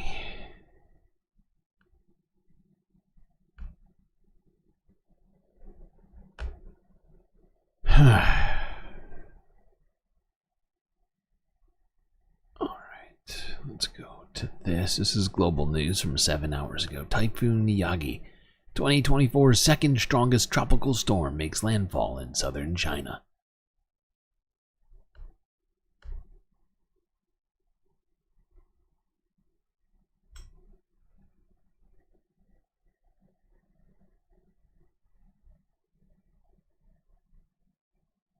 Typhoon Yagi has swept south of Hong Kong and is now moving towards a Chinese island province where it's expected to make landfall today. It's forced many aspects of life in the region to grind to a halt. Trading on the stock market, bank services, and schools are closed. The typhoon has maximum sustained winds of 230 kilometers per hour. Damn. It's forced more than 250 people to seek refuge at temporary government shelters.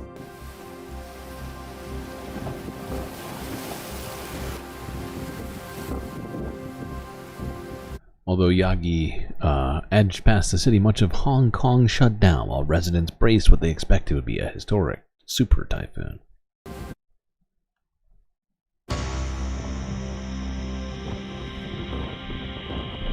Like they got the epic 80s movie music going on in the background. 唔係好打中香港，同埋咧個風力咧冇上次山竹咁犀利。琴晚就瞓覺嗰陣時比較犀利啲，因為聽到聲出邊都。今朝啊行落嚟就冇晒咯，弱好弱咯。All right, let's go to this next one.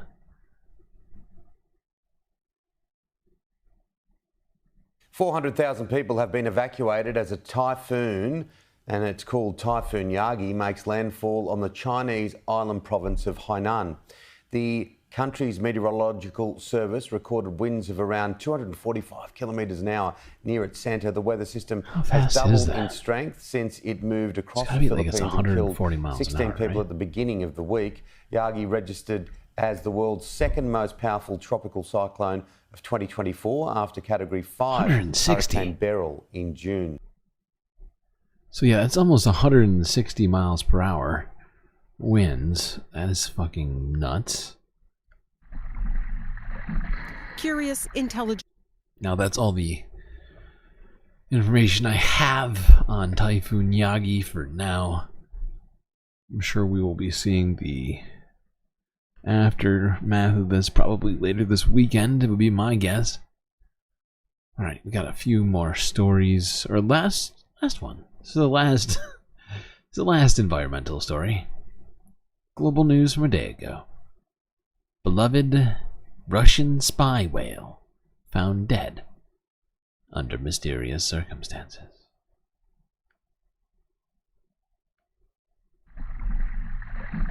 Curious, intelligent, friendly. That's how this beluga whale was described. He was very loving, and he had a way, an indescribable way of connecting with humans. But its life was surrounded by controversy. Now, so is its death. This is a situation that we've been worried about for quite a while. When it first appeared off the Norwegian coast in 2019, the beluga was wearing what looked like a camera harness labeled Equipment St. Petersburg, sparking rampant rumors it was a spy whale. The idea, not entirely impossible. Marine mammals are trained by military around the world, as seen in this video from the U.S. Navy. Speculation Navy the beluga SEAL? in Norway could have come Wait. from Russia led to its name. Is that real? It's a Navy SEAL? Get it? Are trained by military around the world, as seen in this video from the U.S. Navy. Speculation the beluga in Norway could have come from Russia led to its name, a combination of the Norwegian val for whale and Russian President Vladimir Putin to create Valdemir. The tourists wake him up while he's sleeping and order him to do tricks. But with popularity came problems, vessel strikes and entanglements, uncontrolled human interaction. One whale advocated moving it north in the hopes it would join other belugas. But the plan stalled after a different group, Marine Mind, launched an objection, arguing it was safer to keep the whale where it was. Valdemir was found dead Sunday. One whale was able to see his body, and it's very sad. R.I.P. Valdemir. R.I.P.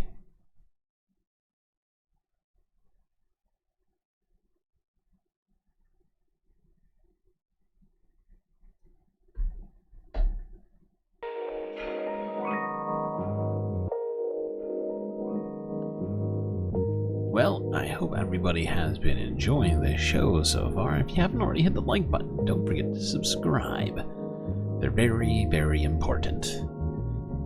That like gets us boosted in the algorithm. That subscribe gets us closer, all the closer to that 500 number so that we can get monetized on YouTube, which I still am not.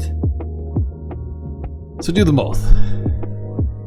And once you're done doing that, do consider becoming a patron on Patreon. Link is in chat and on my bio on both Twitch and YouTube. Just a few US dollars a month will get you access to a veritable cornucopia of space benefits unseen by the rest of the goddamn galaxy. So get on that.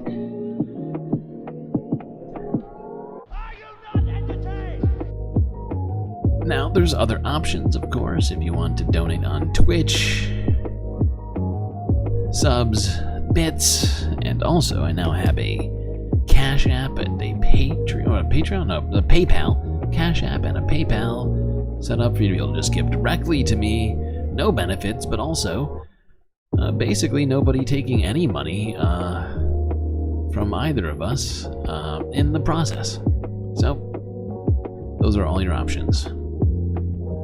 Enjoy this galactic intermission, folks. Grab yourselves a drink, perhaps a snack. If you gotta use the bathroom, you do that now. Probably a good idea before the end of the stream.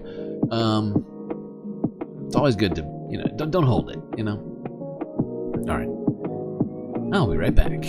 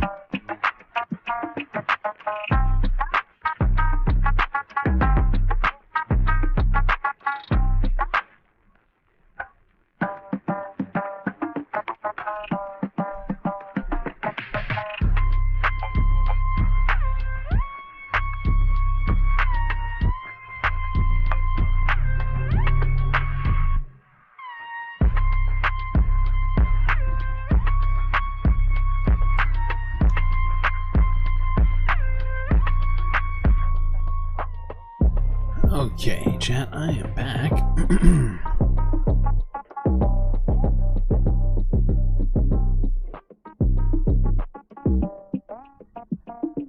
Sorry for the delay. Let's get to it. The final half of the show. Lot of stuff for us to talk about in this final global half.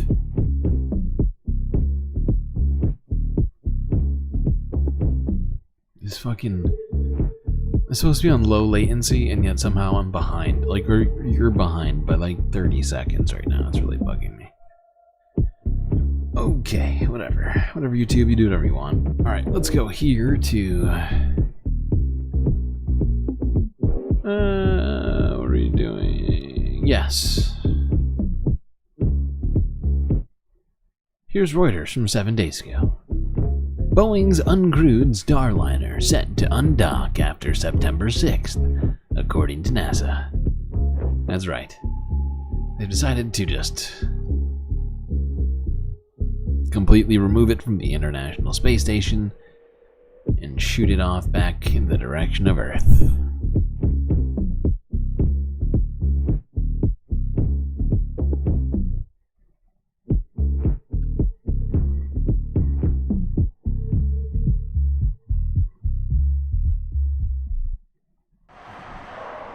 NASA aims to undock the troubled Boeing Starliner capsule on September the 6th without any crew.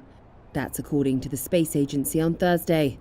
The Starliner had run into issues with its propulsion system, with glitches detected within the first 24 hours of its flight to the International Space Station, making a crewed return too risky. The 2 astronauts who flew in the Starliner to the ISS in June were only meant to be there around 10 days. But NASA and Boeing kept extending their stay as the craft's issue became clear. And last week, the agency decided the pair would have to wait until February next year to return, in a different vehicle from SpaceX. NASA says the Starliner's uncrewed return is expected to take about 6 hours, with ground teams guiding the spacecraft through undocking, re-entry, and landing at White Sands Space Harbor in New Mexico. The agency also said the Starliner has previously completed 2 prior uncrewed entries and landings during orbital flight tests. Meanwhile... Okay. Meanwhile, the 2 astronauts who came to the ISS aboard the Starliner are still going to be stuck there for the next 4.5 or so months. Actually, longer than that, 5 months. Yeah, like 5 months.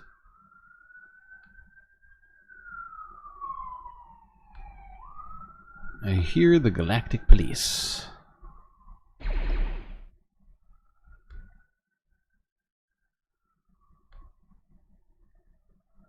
Okay.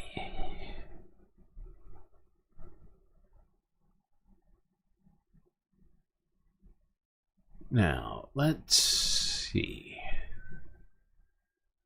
Alright, let's go to Mexico. Why is this here? This should be in... whatever. Fuck it, we're gonna skip this. Let's go to Brazil. Associated Press from a day ago. Brazilians react to being without X after it was blocked in the country.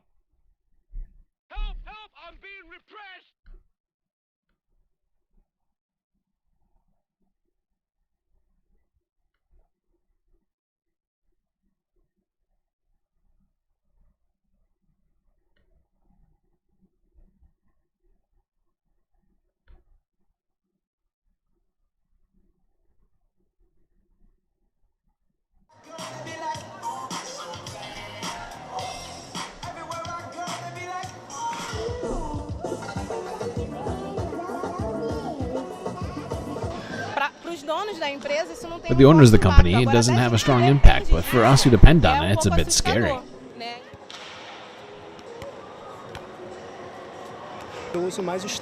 I use Instagram and TikTok the most, but X is going to be missed, because we access a lot of news on it. It's much faster to find any kind of news on X. And herein lies the problem with X being so important and yet being a source of so much misinformation and disinformation. and having a private owner in charge of it who seems to see fit that to have that continue, essentially. And, you know, that's pretty much what's causing this problem. And the fact that Brazil's government objects to that. Instagram's not so fast.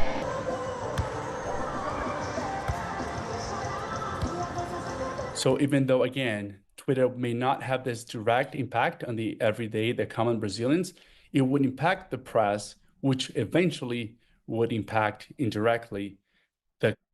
Yeah, and, you know, once again, another great argument for not letting billionaires buy up things that could be deemed social, public utilities, things that society is using at large. Just throwing that out there. Okay. Now, let's go to Haiti, which we probably should have gone to first, but I'm not perfect. I'm not perfect. Let's go here. Anthony Blinken went to Haiti. Let's see what he had to say while he was in the country. I'm sure he had some very wise, sage advice and ideas. As the representative of the government that basically has controlled Haiti's future for decades.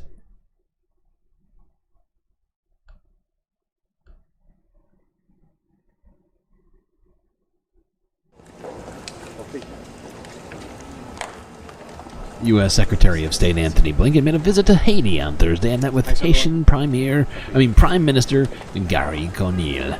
The United States is also committed to using this foundation of security to support and unlock the potential of the Haitian people. We're the largest contributor of humanitarian assistance to Haiti. That includes an additional $45 million in humanitarian aid that I'm announcing today. Really? Bringing the total U.S. aid to over $210 million this year. How thoughtful. The United States has been actively working to secure this additional support. In a couple of weeks, we'll be at the United Nations for the General Assembly. I intend to convene a ministerial meeting to encourage greater contributions to help meet Haiti's security needs, its economic needs, its humanitarian needs, as well as to renew the mission's mandate, which expires in early October. The mission's mandate? You mean the military occupation of Haiti? Is that what you're talking about? The operation? Again, I think the first thing to get right is to make sure that the security foundation is there, and that's what's happening now with the MSS and the Haitian National Police. A lot more work to be done, but it's starting to move. And then we also want to make sure that... I think MSS is the multilateral security something or other.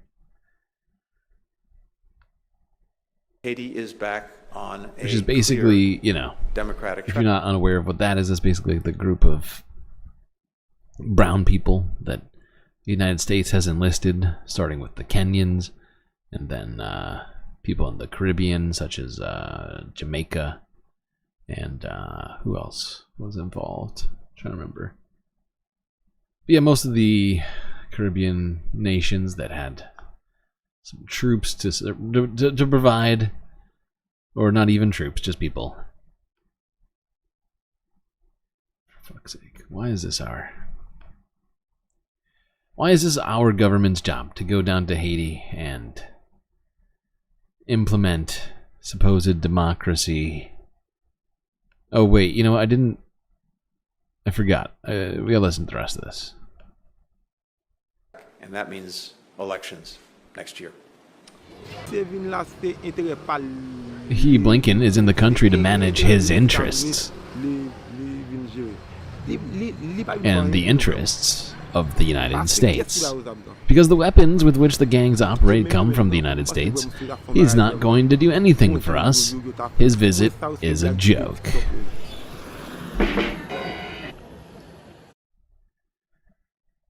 Okay. Blinken for the Hague.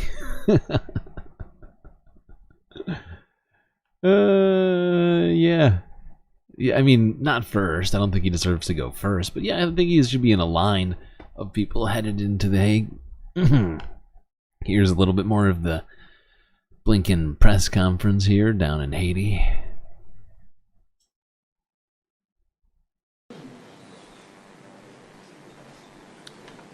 Well, good evening, everyone. I think the first thing to get right is to make sure that the security foundation is there, and that's what's happening now with the MSS and the Haitian National Police. A lot more work to be done. We heard that part. But it's starting to move. And then we also want to make sure that Haiti is back on a clear democratic track, and that means elections next year. Ah, right. But at this... I just find it really interesting that he's talking about elections in general. Like as if America didn't install a puppet government 20 years ago and hasn't continued doing so for the last 20 years, involved in multiple scandals involving attempted coups and other things, and essentially the removal of democratically elected people in Haiti specifically. So I find it sort of fascinating to hear a representative of the American government sitting here telling us we need democracy in Haiti now, right now, even though we just got done installing a puppet government literally 2 months ago. Critical moment. We do need more funding. We do need more personnel to sustain and carry out the objectives of this mission. The United States has been actively working to secure this additional support. In a couple of weeks, we'll be at the United Nations for the General Assembly.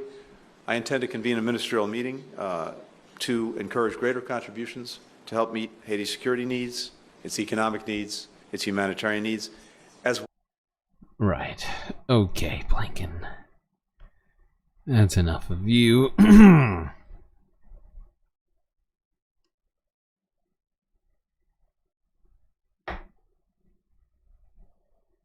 Alright, now let's go across the ocean to Europe.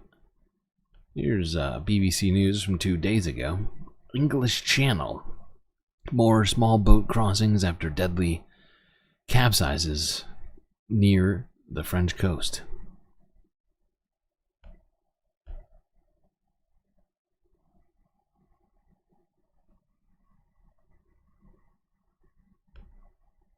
More migrants have been trying to cross the Channel from France to England this morning, despite the deaths of 12 people yesterday when their dinghy capsized. A pregnant woman and 6 children were among the dead. Up to 65 people were rescued. Hugh Schofield has the latest. Just up the coast from Boulogne this morning, another group of migrants makes haste to get aboard. French police give chase, but once boats are loaded and in the water, policy is not to intervene. So another human cargo sets off for the English coast. Yesterday, that's how things would have started too for the group of mainly Eritrean migrants. But their journey ended not in an English El Dorado, but in disaster and death. Their overloaded boat started to come apart. The swift arrival of French rescuers saved many lives, but 12 drowned, most of them women. Hungry for a new life, migrants keep arriving here on the French coast, bent on crossing the water to England. And they don't seem deterred by the growing number of boats that are sinking and people that are dying. So far this year, more than 21,000 people have made it across the Channel in small boats. That's more than in the same period last year, but fewer than in 2022. The number of people drowned this year is now at least 37, compared to 12 for 2023. The fault, says the mayor, is the overcrowding of boats by unscrupulous traffickers, and it can't be allowed to go on. Either the UK completely closes its border or they do something to make the crossing safer, because we can't keep exposing to such risk all these freedom-loving men and women who fled war and whose one desire is to reach England. Over his shoulder, out at sea, another odyssey is unfolding. Under the eyes of the French Navy, another migrant boat is edging its way up the coast to England. Hugh Schofield, BBC News, Boulogne in northern France. I love the way you put it. Freedom, freedom-loving people who just want to go to England. It's a pretty simple, clear, and I think fair estimation of what's happening. And yes, British immigration policy is not helping the situation at all.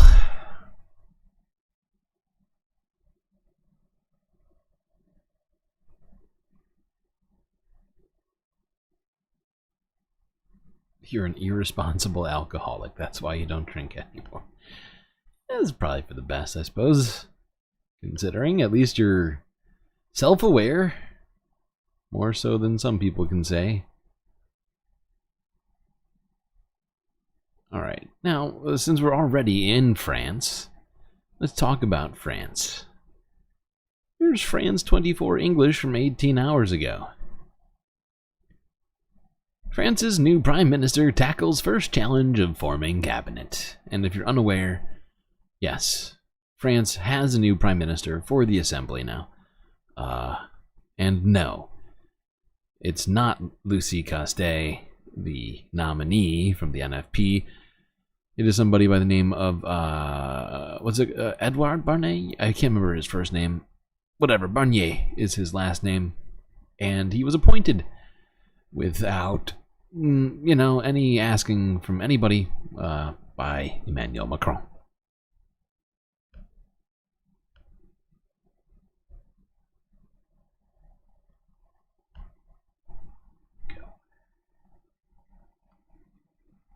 Outgoing French Prime Minister Gabriel Attal hands over to his successor, Michel Barnier. Now the veteran Conservatives' first order of business will be to form a new government.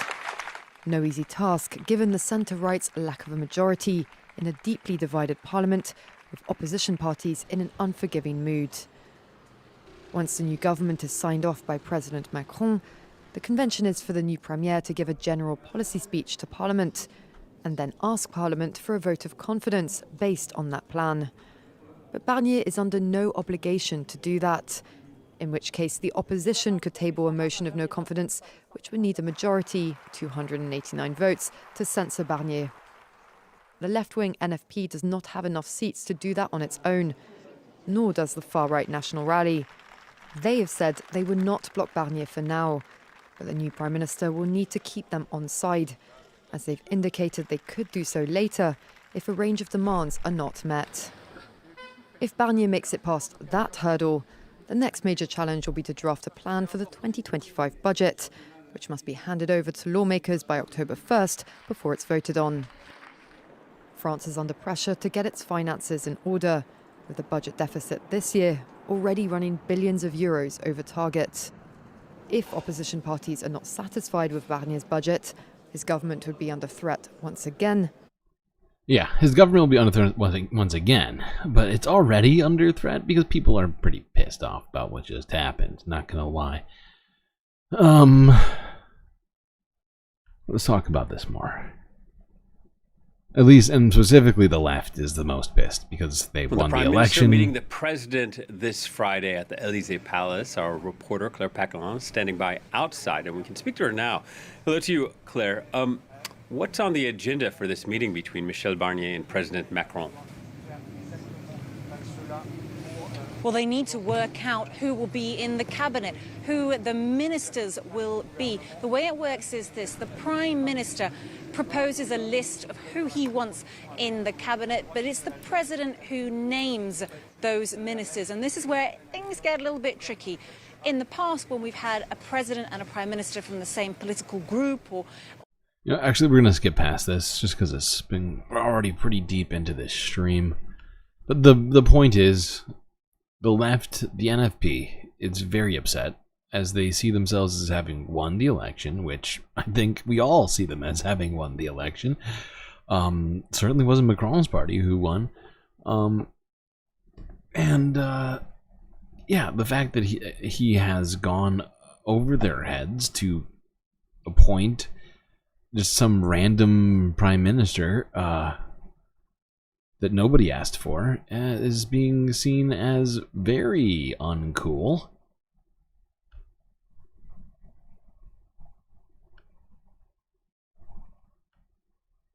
All right, let's go here real quick. Euro News 2 days ago. Let's go to Hungary. District in Budapest proposes a referendum to ban Airbnb.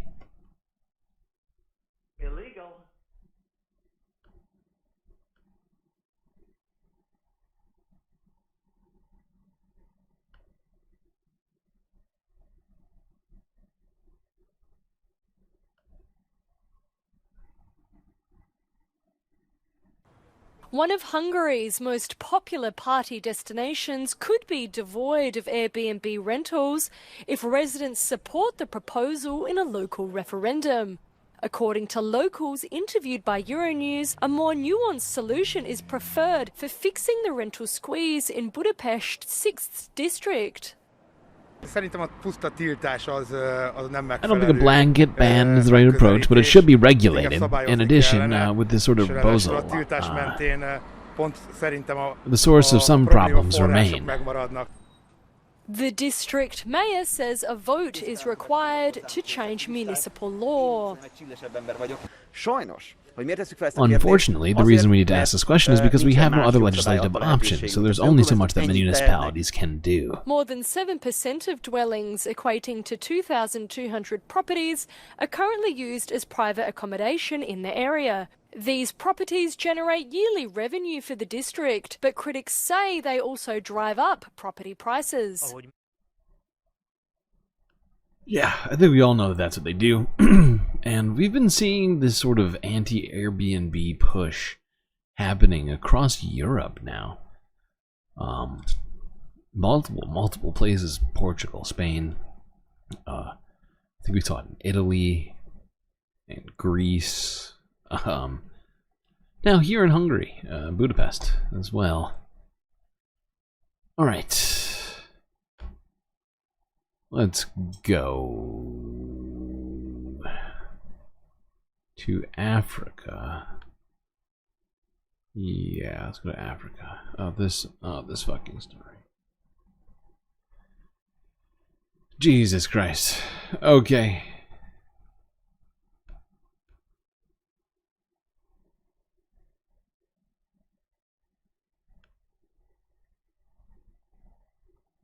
So, I don't know if anybody here has heard of this at this point.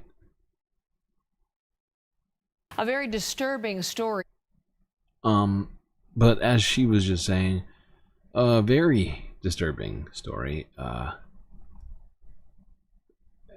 has come to light since the end of the Olympics. A Ugandan Olympic runner by the name of Rebecca Cheptegei, or I'm not saying her name right. Well, she was set on fire by her boyfriend.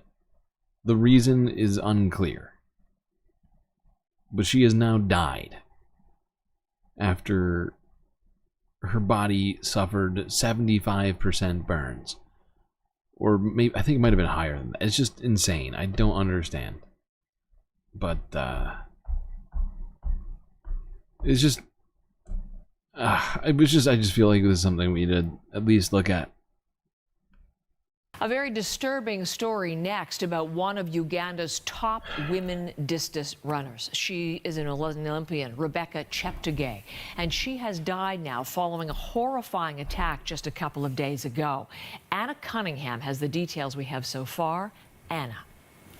Morning, Heather. Yes, the details really awful on this. Rebecca Cheptegei, she was living and training, doing what she loved best in Kenya. She was actually Ugandan, but on Sunday she was attacked outside her home, allegedly by a former boyfriend, doused with fuel and set alight.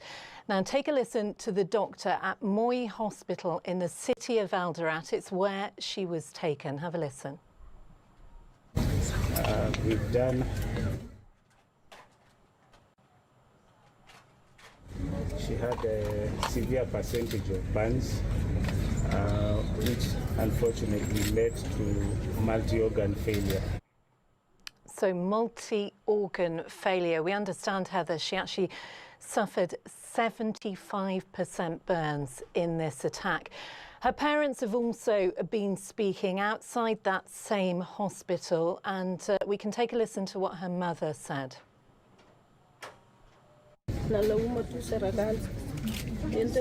She was a good child, very polite, and she didn't have a lot of issues. I just don't know.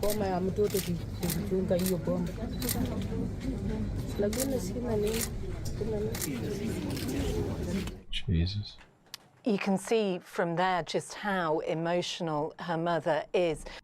One thing that's interesting, it's come out from those interviews that her parents gave just outside the hospital. Her father did say that she had told him she feared for her life and that she had already reported an allegation of stalking to the police, and she told the police about a conflict she was having over the ownership of land. Now, we have had a reaction in from the Ugandan Athletics Federation, who have said that it is deeply saddened and that she had tragically been a victim of domestic violence. The Federation said that it condemns such acts and that it's calling for justice. It is a fucking tragic story. This woman just got done with the fucking Olympics. And then some bullshit like this with a boyfriend or an ex-boyfriend. It's unclear. Supposedly over the ownership of land between the two of them. And apparently that was the solution in this man's mind. I can't understand why. There's gotta be other sorts of non-fire related fucking solutions, but no. And now this poor woman is gone forever, and there's no other word for it. It's just tragic. Let's go on from this fucking story. It's just tough. Just even think about it. It's just painful to think about somebody going through that.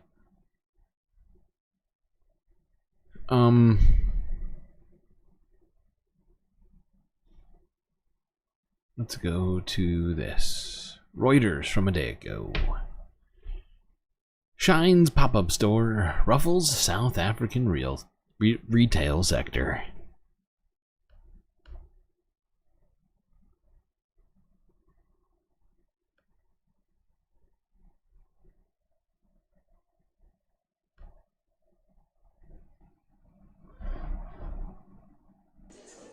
Chinese e-commerce retail giant Shein has divided opinion in South Africa after opening its first physical store.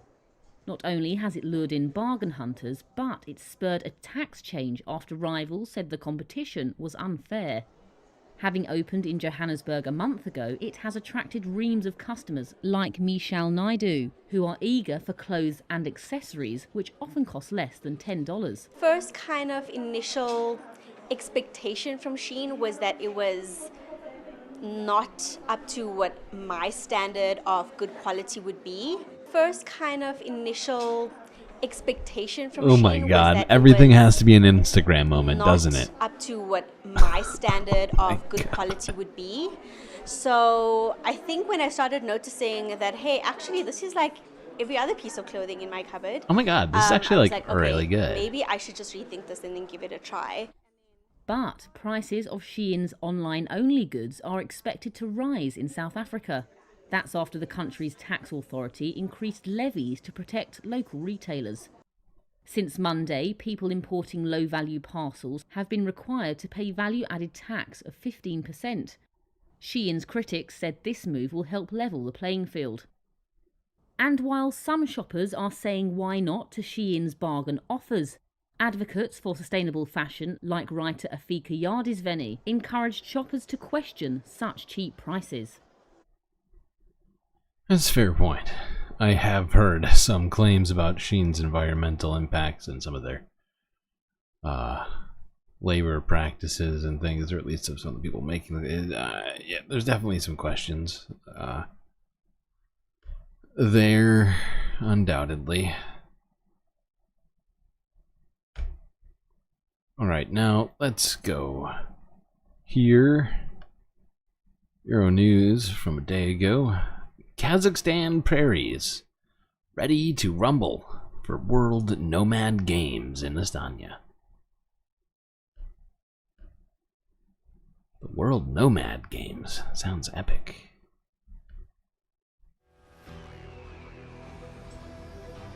As the Paralympics wrap up in Paris, another global sporting event begins in Astana, the World Nomad Games.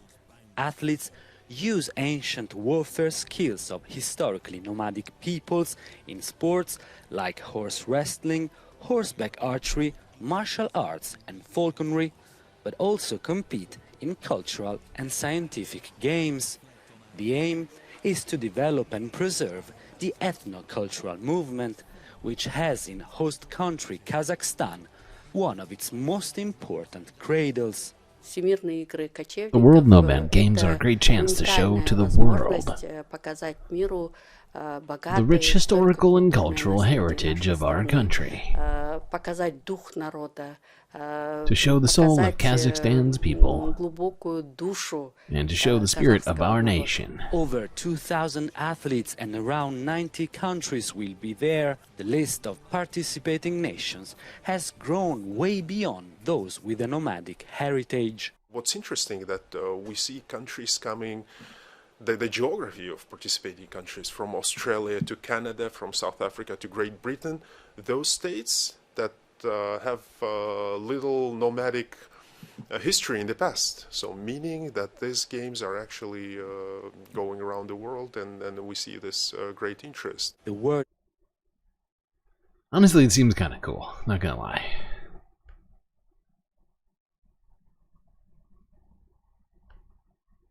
Seems pretty fun. What's the company? I think it's pronounced Shein. Or Shein. It's a Chinese company that is attempting to be a competitor to Amazon, if I'm not mistaken, essentially. They do a bunch of stuff, but like clothes are the big thing I think that people are buying. Although I could be wrong about this. Am I thinking of a different company? Hold on, I have to look this up now.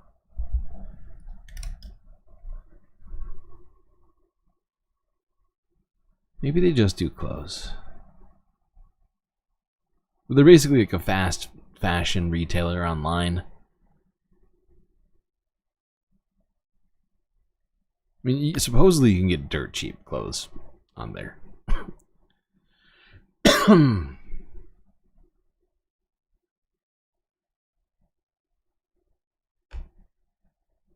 Alright, this is TRT World from 23 hours ago. Putin. We have never refused peace talks with Ukraine. What now?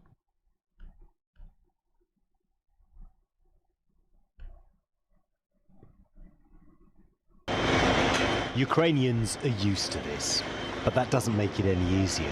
A mother and her 3 girls killed in this missile strike on Lviv. Their father, her husband, survived. They were a very good family, husband, wife. The girls were adorable. It's a very heavy loss, and I don't know how he will get over it. It's a tragedy. Losing anyone would be a tragedy. But here, a man was left alone without anything and anyone. 1 month on, the momentum is fading from Ukraine's invasion of Russia's Kursk region. But the element of surprise isn't limited to the front line. With President Zelensky's sudden, biggest government reshuffle since the start of the war, out goes the Foreign Minister Dmytro Kuleba, replaced by this man, Andriy Sibir, a former ambassador to Turkey, Ukraine's new chief diplomat, appointed just as President Putin is warming to peace talks. Are we ready to negotiate with them? We have never refused this, but not on the basis of some ephemeral demands, but on the basis of those documents that we were agreed and virtually initialed in Istanbul. We respect our friends, partners, who I believe are sincerely interested. Who? Who are you talking about? Exactly.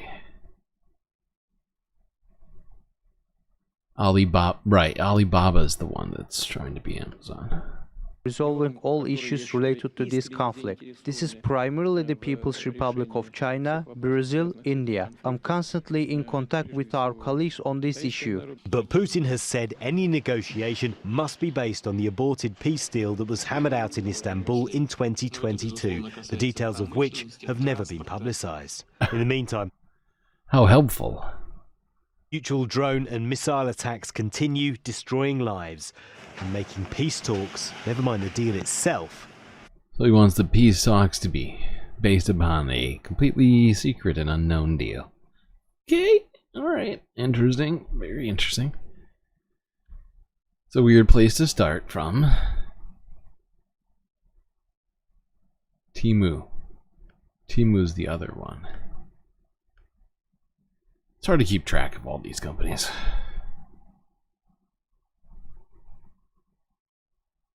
Alright, let's go to Israel Palestine. Start here. Dawn News English from 15 hours ago. Pro-Palestinian activists interrupt CNN reporter Dana Bash at a book signing, I believe, or some sort of event that was hosted inside of a bookstore.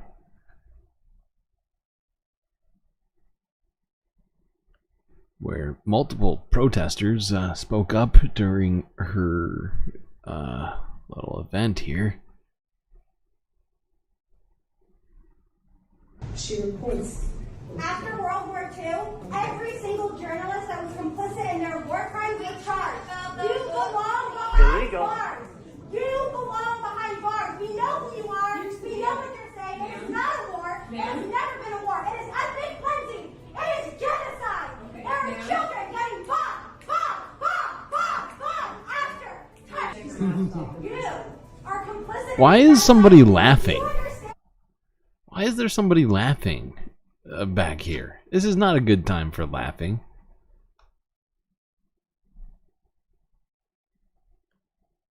When you tweeted 5 days ago about the hostages, that there are over 10,000 political prisoners in Israeli death camps. They are concentration camps for Palestinians. And you are complicit in all of those deaths. You know what I think therefore? I can ask her why she's telling lies on public air every single night. At 11 p.m. every single day, this wire is on national TV. National TV, and she spreads lies. Every single time she lies, a neighborhood and lots of times. She is killing people. You know you are. Look me in the eyes. Look me in the eyes. Yeah, of course I know. Tell me that you deserve it. Shut the fuck up. Friends have been dying in Gaza, and you have not been reporting it. You call yourself a good journalist, report the truth, but instead you want millions from Zionists. You want millions from AIPAC. You're taking millions. These people saying you're hiding behind a mask are such fucking douchebags.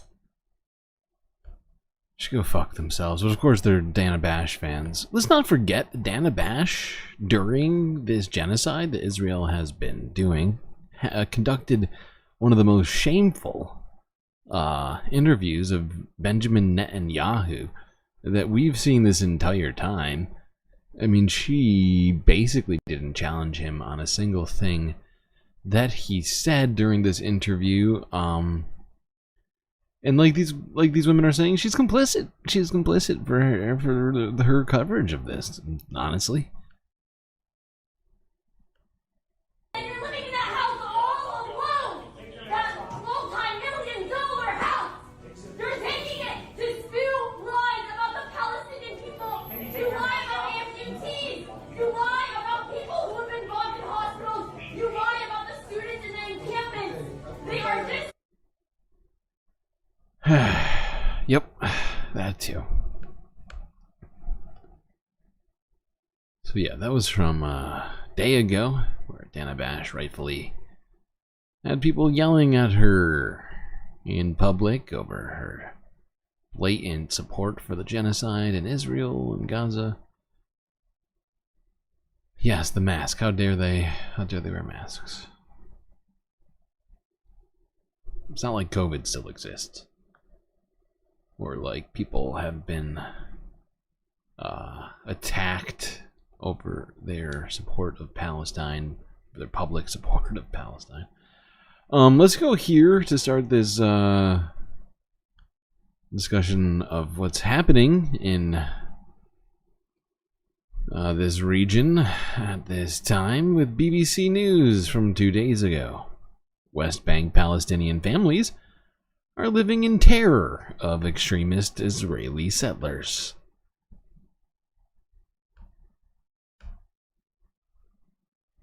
Illegal.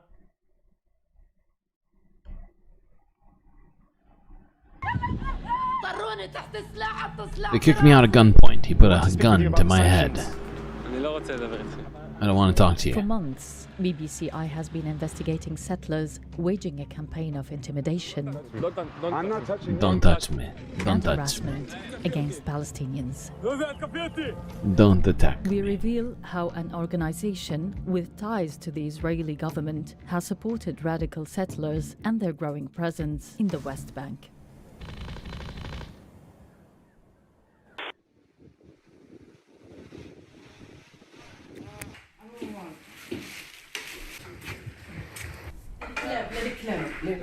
This is for the being dogs. Forced out of their home in the Hamra area of the occupied West Bank.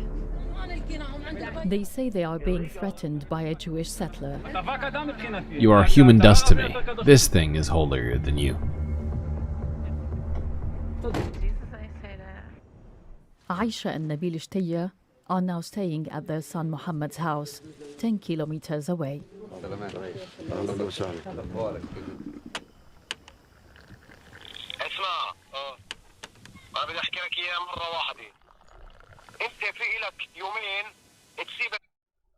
Okay, hold on 1 second.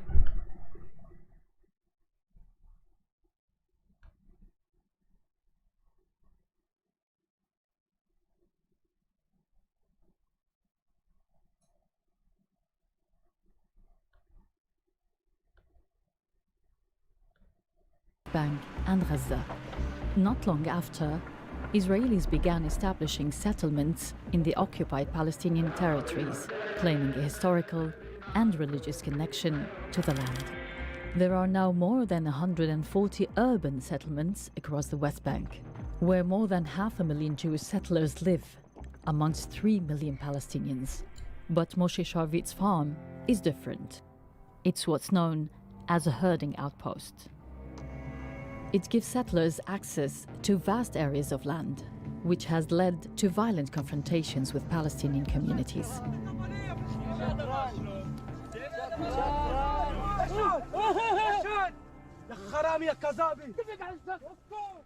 Why is he pointing? Settlers in the West Bank are. What kind of weird psycho points at a sheep and yells? As if a sheep can understand what you're saying.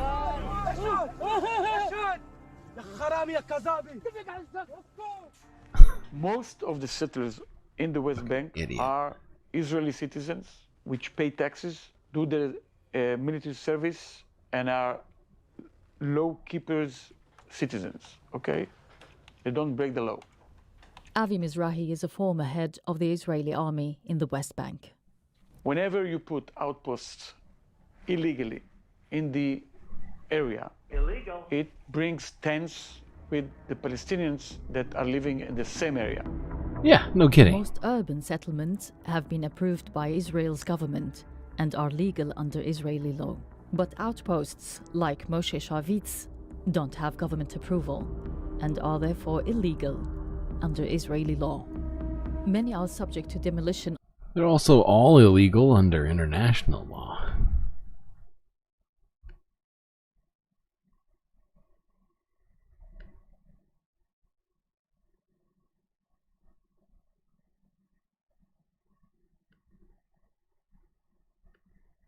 רואים בזה חשיבות, זאת אומרת, יש כאן חשיבות לתפוס קרקעות, להתיישב, זה הקרקעות These are our lands. Havot Yair began as a small outpost with just a few families. Today, there are around 100 Israeli families living there. Jesus. The hope for its residents They've is that completely eventually transformed the the Israeli landscape. government grants Havat Yair legal status, making it an official settlement. For the first time since they were forced to leave their home, Aisha and her husband are trying to return. I don't know why BBC keeps talking about making it an illegal. They're all of them are illegal, BBC.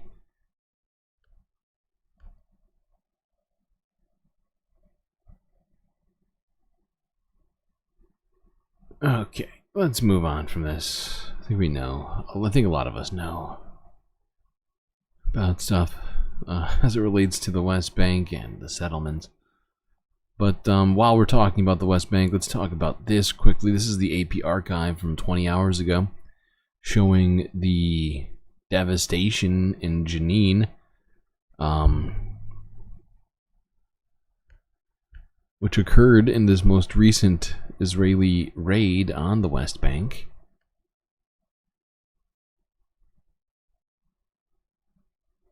You'd like to watch the whole thing?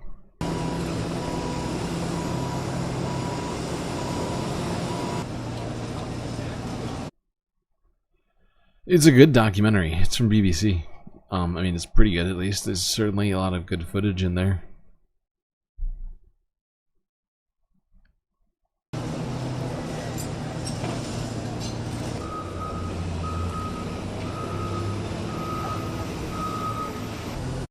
So you can see here quite clearly Israel is bulldozing all the roads in the West Bank.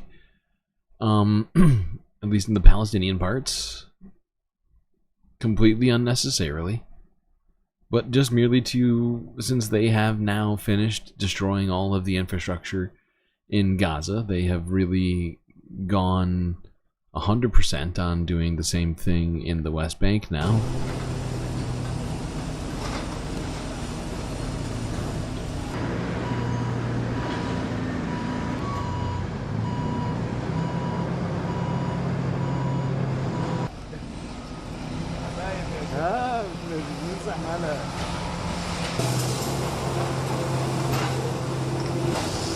This is so unnecessary.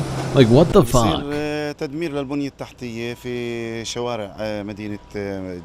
Now, there's no translations because it's AP archive, so I'm not gonna listen to what this guy has to say unless anybody here wants to translate. Alright, let's go on to this.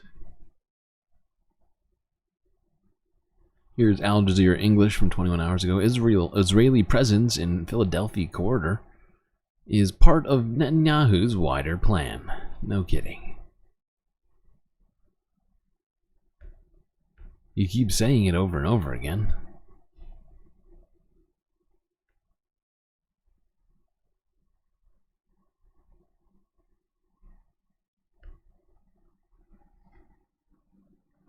Joined now by Hassan Barari, Professor of International Affairs at Qatar University. Thanks very much for being with us Thanks here. for having me. I just want to get your reaction, first of all, to Antony Blinken's statement there. 90% of this deal has already been agreed. What do you make of the last 10%? That it's obviously very difficult. We heard it a little bit there about the Philadelphia corridor as one of the main issues. How difficult is it going to be to get the last 10% done?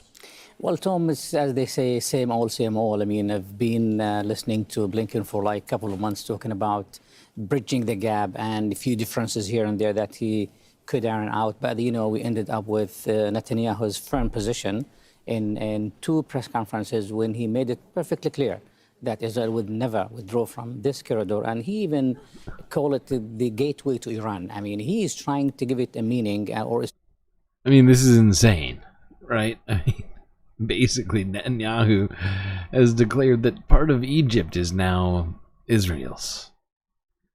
It's ours now. Sorry, ally. Security kind of protects in order to justify a presence of the Israeli military there. Netanyahu, I think, has a broader game, a bigger game, even a deeper one than what Blinken is thinking of. So I think it's not about now the detail, the 90% that he's talking about. It's about the fact that the Palestinians are being under occupation and Israel should withdraw.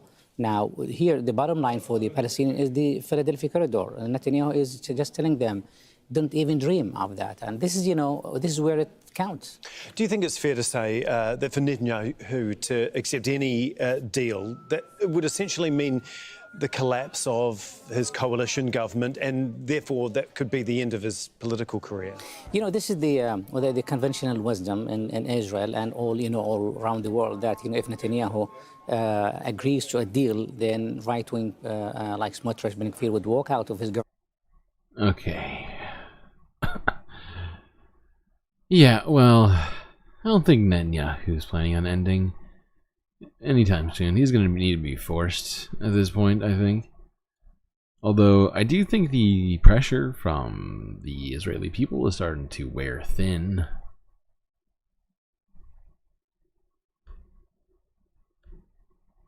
Speaking of that pressure, let's go here. Associated Press from 23 hours ago. Tel Aviv protesters carrying mock coffins demand a deal to release hostages.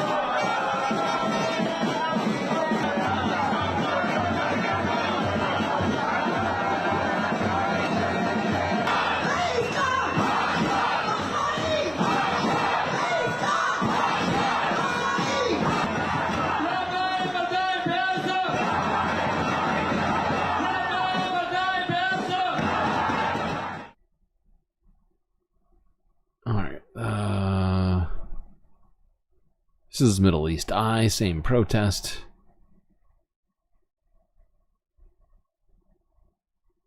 והכריע שיש דברים שחשובים יותר מהחיים של החטופים. הם מוסרית להמשיך.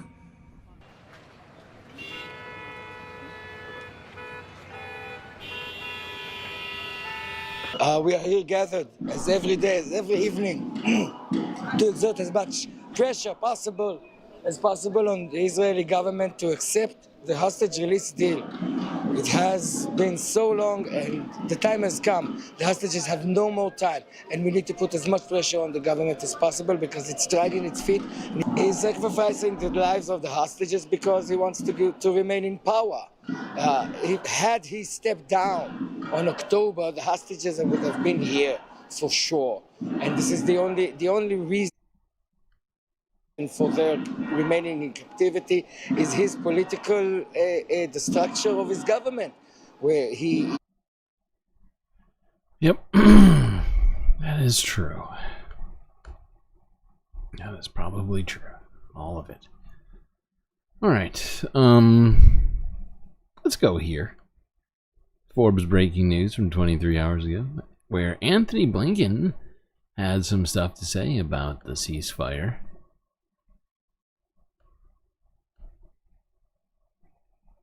Or like the ceasefire deal, as of course there's no ceasefire yet. Turning to the Middle East for a moment, if we may, there'll be more questions about Haiti, I'm sure.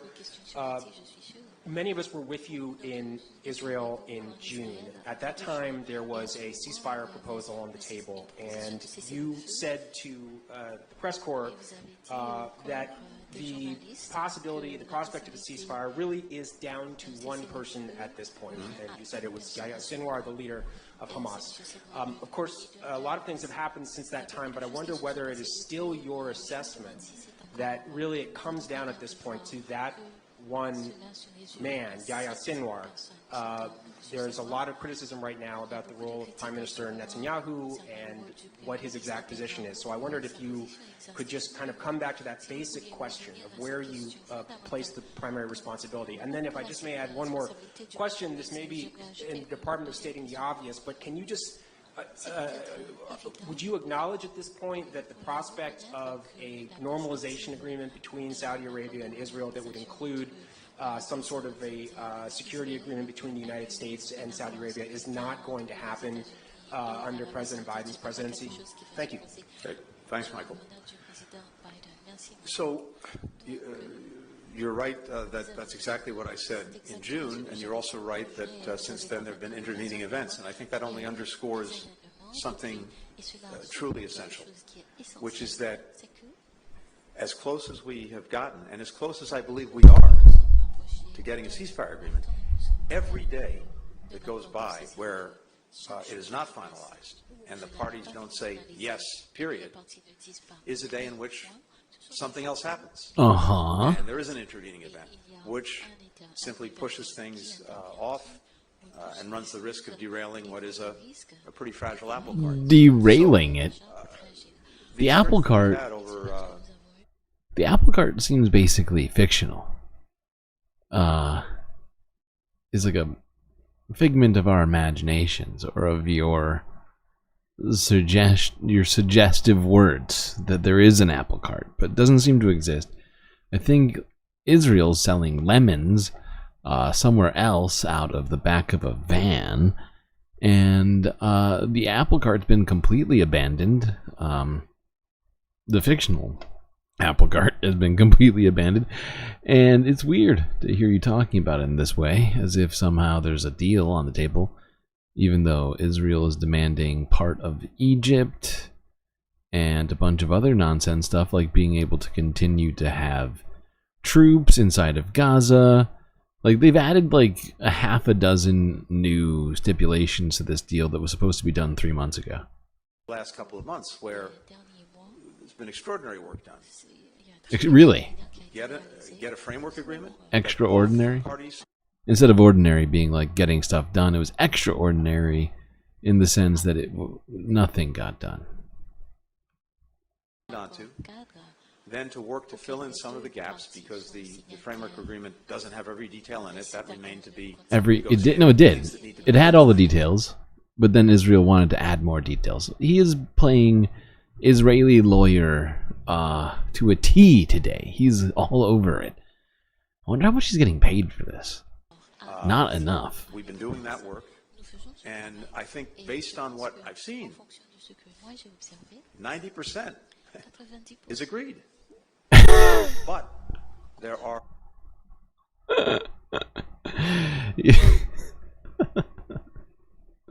Oh, Blinken. All right, that's enough. We don't need to hear the rest of this.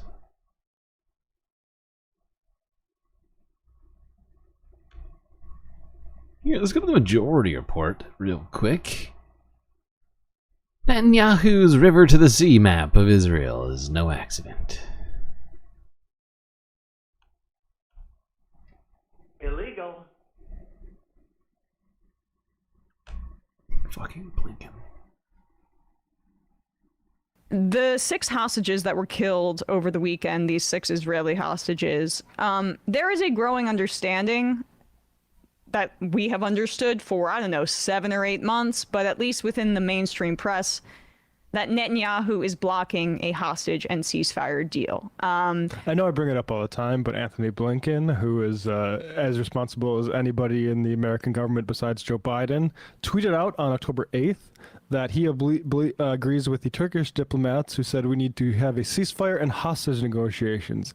That tweet was up for a few hours, and then he was told to delete it. And that forces that had him delete that tweet are responsible for hostages being dead. And Netanyahu, throughout this press conference that we're about to play for you, cited Blinken multiple times in terms of his public statements in saying that it's Hamas who is blocking the ceasefire deal. So you can see here how the lies by the Biden administration are being used for propagandistic purposes for the Hitler of our time. Illegal. And so he's now, his latest gambit is to throw a wrench in negotiations by making the Philadelphia corridor the issue at play here, and the obstacle. And Philadelphia for him. corridor is not a name of a hostage. I'll just make that clear. It is not. Yeah, it is no. also not the name. Sadly. It's not named after Netanyahu's hometown. Although, I looked into that. I was like, seems very. It's odd that he grew up in Pennsylvania and this is called the Philadelphia corridor. But no, that's just the reality of what it means to be an Israeli settler colonizer in the 21st century. So, this corridor is basically the southern border of Gaza, which borders Egypt. Netanyahu is claiming with zero evidence that there are tunnels under the Philadelphia corridor, and we know from Haaretz's reporting that this is not true. Let's pull up what Haaretz reported yesterday about this, that he is using this corridor being some sort of supposed security risk as a way to sabotage negotiations. This is from the mouth of one of the people in the coalition. Netanyahu. Before Emma says anything here, like I've been saying this for a while now, ever since he came up with this nonsense plan.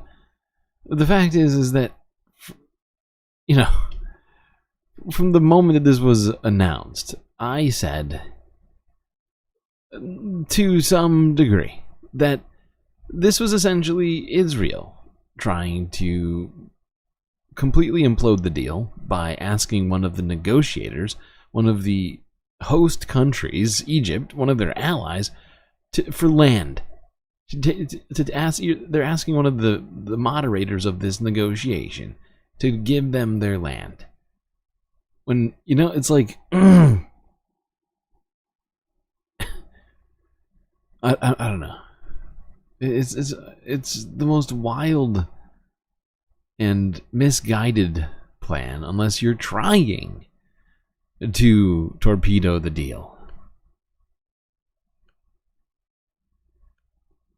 Decided against hostage deal weeks ago and found Philadelphia to be an effective spin. If we could scroll down to the first paragraphs here, which they sum it up quite quickly. Benjamin Netanyahu decided some weeks ago that he does not want a deal. And when it became possible, he got nervous and did all he could to torpedo it. He figured out that by using the Philadelphia corridor, he could also draw the sane right to his side and win some points with this group. The media fell for this spin and is consumed all day long with the questions of yes or no to the Philadelphia, when the real question is the fate of the hostages versus the fate of the coalition. These words do not come from opposition politicians or anti-government protesters or even from Defense Minister Yoav Gallant, the only minister in the government who is fighting for the hostages' lives. Okay, thank you for that framing, Haaretz. This person who's also, by the way, subject to an ICC warrant, pending warrant. They come from a source in the coalition who is closely involved in and part of the government. So this is somebody in the coalition, which is a right-wing coalition, telling Haaretz, it's been decided for weeks by Netanyahu that he wants to sabotage these negotiations and is coming up with this new obstacle for that reason. And he just keeps moving the goalposts to extend the hostilities, to extend the genocide, and to even expand it, as we now see the IDF is striking the West Bank, where there is no Hamas. They're striking the West Bank with bombs. So here is Netanyahu at a press conference yesterday in Jerusalem. He answered some questions from some Western outlets, and with all of that context in mind, with the Philadelphia corridor being the wrench that he throws into these negotiations, being in the background of your mind here, he shows a map at this press conference that shows Israel and does not include the West Bank at all.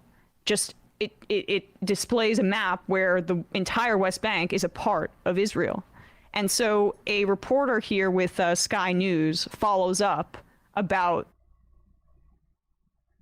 You know, I don't even know. I don't think that fits it either. I've been struggling with trying to find an apt analogy. And telling the ref you need his boots in a football game. No, I don't think that checks out. I think what it... I think it's you go to the ref during the football game, while the refs are in the middle of like a discussion over some sort of ruling, and saying, "A, I need you to rule in my favor," and the only way that I don't, you know, completely cause this game to end by, I don't know what you could do in the middle of a football game, like starting a riot in the football game, unless you give me your boots after the football game is over. I need your, and you know, or like if the neighbor, or if the ref happened to be your neighbor, and you're like, I'm gonna need you to move your fence over 2 feet when we're done with the game.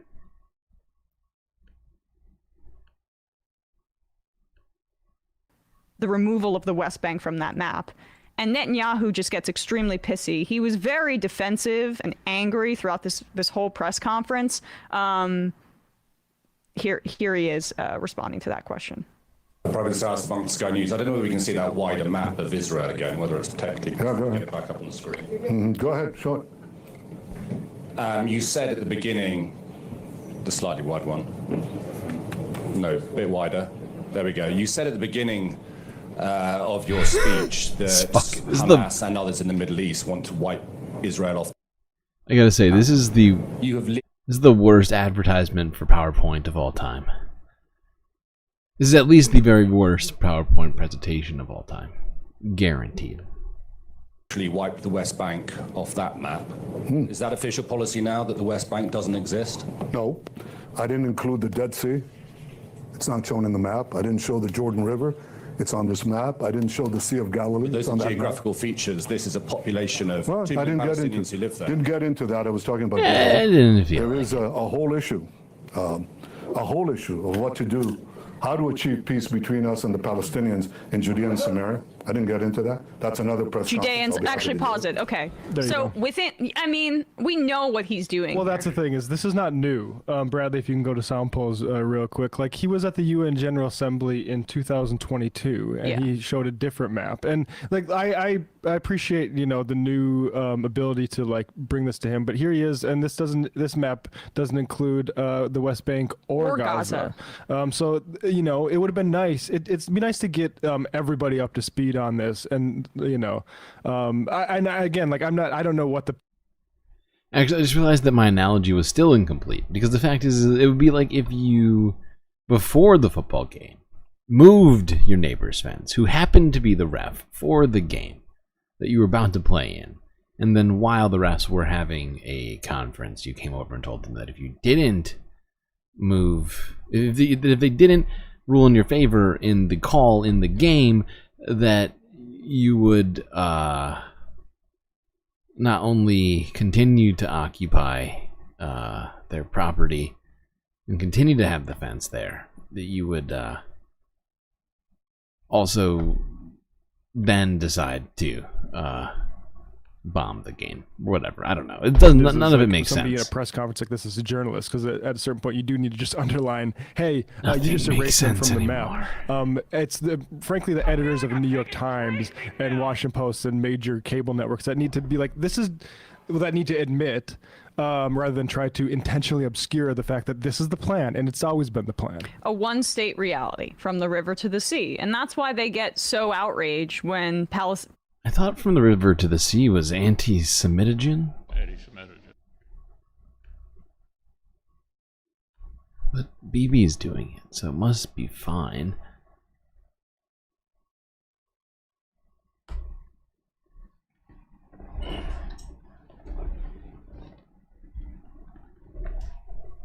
Okay, now let's talk about this. This is pretty recent news. As apparently, an American citizen who was in the West Bank protesting the treatment of Palestinians was killed by the IDF yesterday. I I believe this was part of the scuffles which we saw yesterday.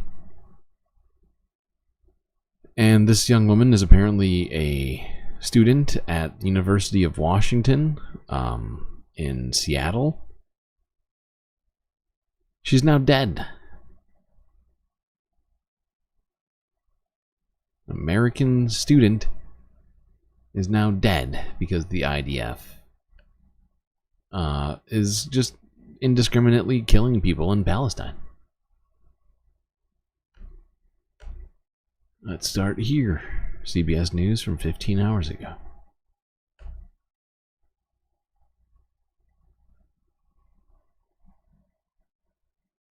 We are following breaking news out of the Middle East. A U.S. citizen has reportedly been shot and killed by Israeli troops. That's according to Palestinian media. Illegal. Reports say she was killed while taking part in a protest against settlement expansion in the West Bank. The Israeli military says it is looking into those reports. I want to bring in CBS News senior foreign correspondent Holly Williams to talk about what we know. Holly, what are we learning at this time? Good morning, Vlad. Well, according to Palestinian media reports, a young American woman who has not been officially named was taking part in a protest in the West Bank and was shot in the head by Israeli troops. Now, we cannot independently confirm those details at this point. But according to those same reports, the woman was shot in the town of Beta near Nablus. That is a frequent flashpoint in the Israeli-occupied West Bank. Israel's military told CBS News that it is looking into those reports. Now, look at this amazing map CBS has given us. They said it was Beta near Nablus. Do you see either on this map? How much money does CBS make again? Jesus Christ. The Associated Press is quoting local doctors saying that the American woman was 26 years old and died after arriving at the hospital. They are also saying that she was an American of Turkish descent. Once again, we are working to confirm those details. Holly, that... Okay, that was like the initial report. I think CBS broke this news. All right, let's go to this, BBC here. This is from 12 hours ago. U.S. activist shot dead in occupied West Bank. Illegal.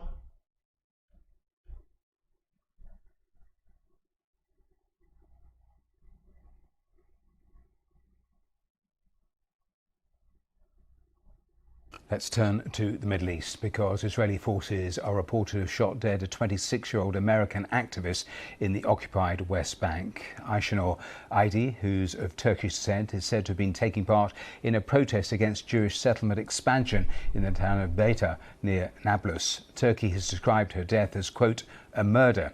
The Israeli military says shots were fired at someone who they described as, quote, a central instigator because they were throwing stones at troops, and says the incident is now being investigated. The US says it's urgently seeking information about the death. Well, our World Affairs correspondent in Jerusalem, Mike Thompson, has some of the latest. She was attending what's apparently a regular demonstration against settlement expansion in the West Bank, which has been increasing at quite a pace. And apparently, or according to local media, Israeli troops tried to suppress the demonstration. They used, it's said, live ammunition, stun grenades, and tear gas to try and stop what was happening. And in the midst of all this, it thought the young American woman was hit in the head.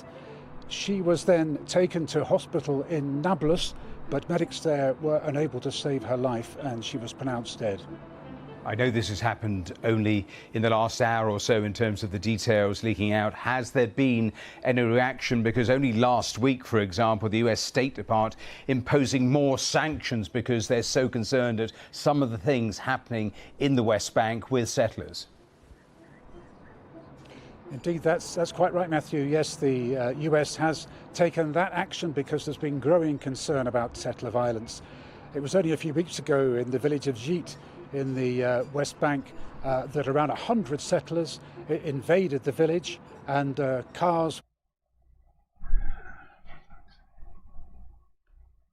Okay, so that one was from 12 hours ago. First one was 15 hours ago. This one's 11 hours ago. Associated Press: Israeli soldiers killed an American during West Bank protest, according to witnesses.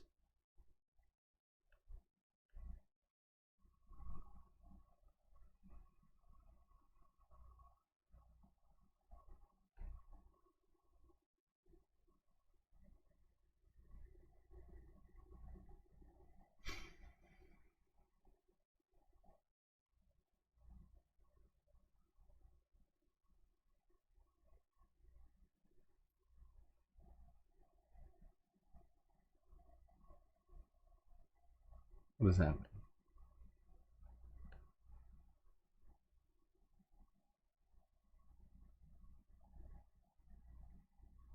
Why? Why is this stopped? What is going on?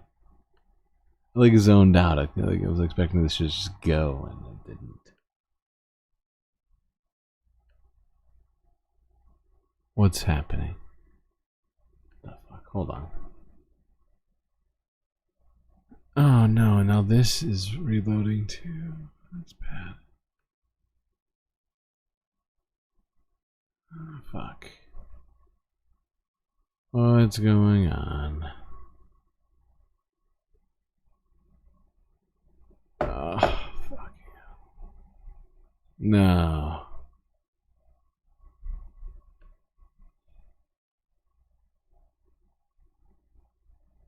Please hold. An American woman was shot and killed in the West Bank on Friday. Witnesses in Palestinian media reported that the 26-year-old was shot in the head by Israeli troops while attending. Oh. There we go. Now it's all back. Just a normal galactic technical difficulty as usual.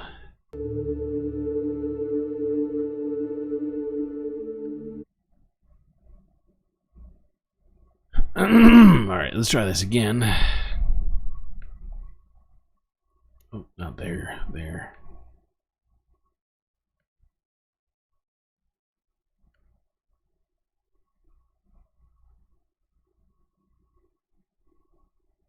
An American woman was shot and killed in the West Bank on Friday. Witnesses in Palestinian media reported that the 26-year-old was shot in the head by Israeli troops while attending a pro-Palestinian demonstration against settlement expansion. Hello. Hello. Standing up for people. Standing up for people. They killed her. They shot her in the head. She died after arriving to a hospital. Her condition was critical. We tried to save the American citizen. We tried to revive her heart, but unfortunately we did not succeed in restoring its function. Jesus fucking Christ. Where is the United States fucking government, huh? The injury to the head was very severe with fragmentation of the skull and injury to the brain. The U.S. State Department confirmed the death of the 26-year-old. They said that Ayşenur Ezge Ege was born in Turkey. They did not say whether she had been shot by Israeli troops. The White House said in a statement it was deeply disturbed by the killing of a U.S. citizen. The Israeli military said it was looking into reports that troops had killed a... Now, I think this was a press release and not an actual statement. I have not found any press, like actual press briefings on this from the U.S. government. This must have been some sort of written statement given to the Associated Press. I would not be shocked if that was the fucking case. I searched for a press briefing on this situation. Couldn't find one.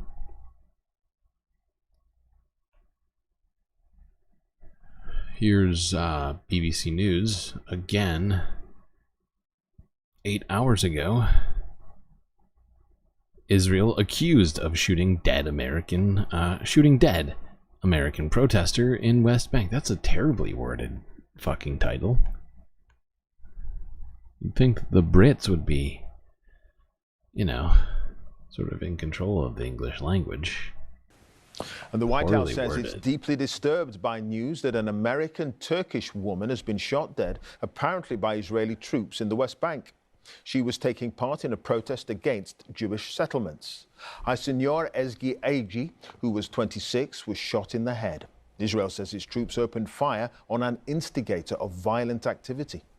Well, the West Bank has been occupied by Israel for decades and is home to around 3 million Palestinians who want the territory to be part of a future independent state. But 500,000 Jewish settlers have moved there and seized land, which is illegal under international law.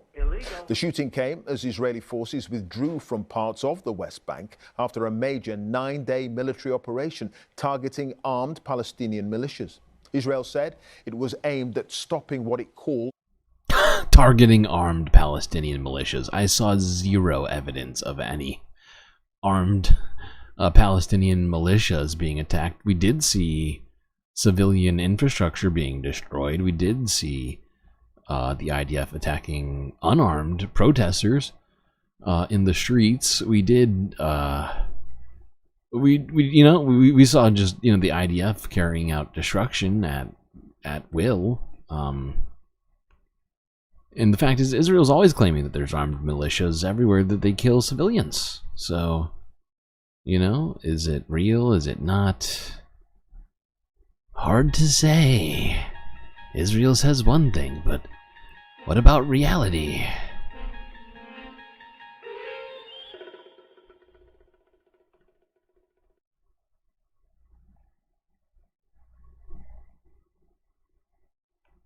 Let's go here. This is one of the only, this is actually the last story that we have, I just realized. But it's, yeah, this is from the United States. King 5 Seattle from 4 hours ago. Community mourning the death of University of Washington graduate killed in the West Bank.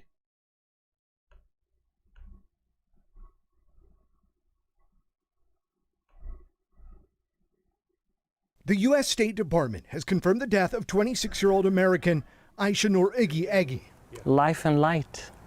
Her name. She was life and light. Friends describe her as an activist and say the recent UW grad was working for the organization International Solidarity Movement in the West Bank. The organization claims she was shot and killed by an Israeli soldier during a demonstration. I try to discourage her from doing it from a very weak position myself, since I'd actually been there, but I was telling her because of the dangers that I saw. A killing that many are now calling on the U.S. government to investigate. We deplore this tragic loss. Oh, there it is. Now, okay. The most important thing to do is to gather the facts. And that's exactly what we're in the process of doing. Arya Fani is a professor at the University of Washington who first met Yagi in the classroom. The two went on to become friends. He says Yagi was born to Turkish parents, raised in the United States, and said she had a calling to fight for justice, no matter where that fight took her. I was looking forward to her return. I was looking forward to catching up in Honey Bear Bakery in Lake Forest Park, where we usually would meet off campus. I was waiting to hear from her story. A young life that started in Seattle, was drawn to the Middle East, and today ended in the West Bank. Now keep in mind, many of these reports are still very preliminary, but in a statement, the Israeli military said it's looking into reports that troops had killed a foreign national while firing at a, quote, instigator of violent activity in the area of the protest. Wow, thanks. Thanks for telling us that. Yeah, of course, that woman looks super violent and a threat. Get the fuck out.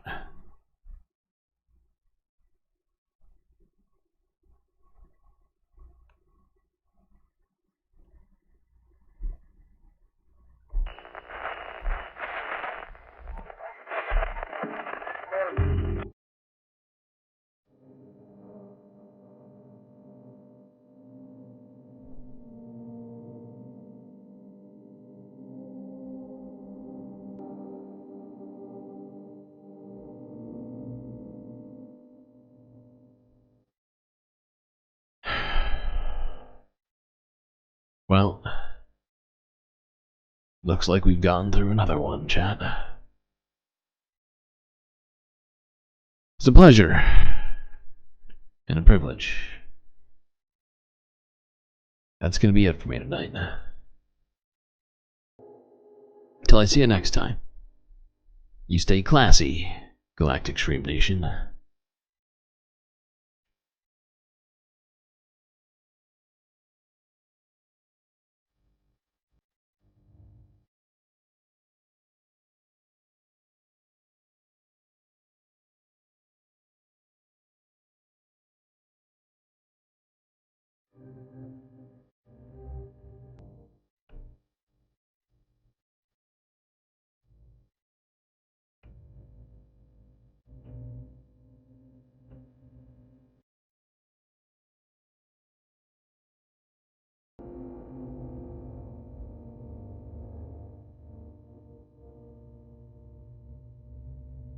Can't forget this. These are your galactic patrons.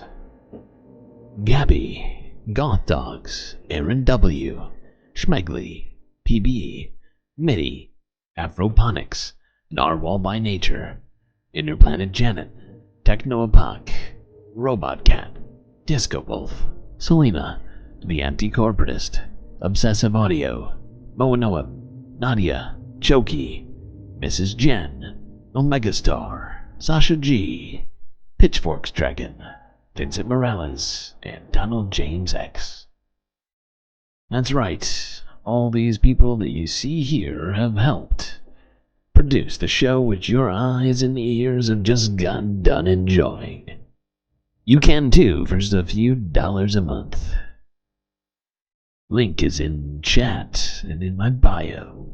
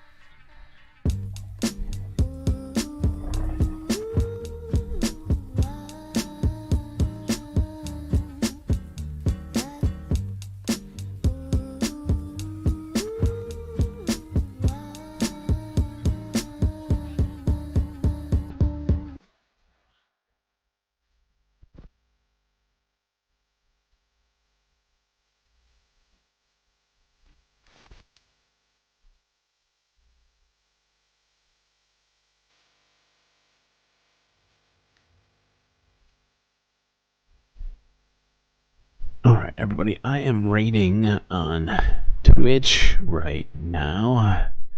So if you want to stay here on the Galactic Stream, jump over to YouTube. I figured I'd just get this done now.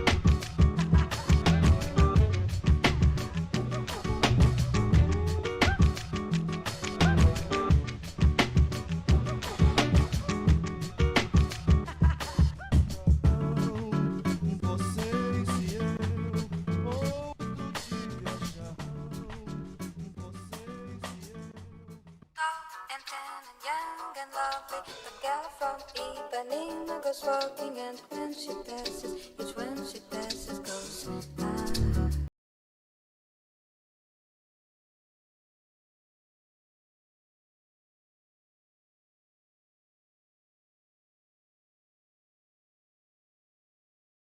Need some sleep. Young and lovely.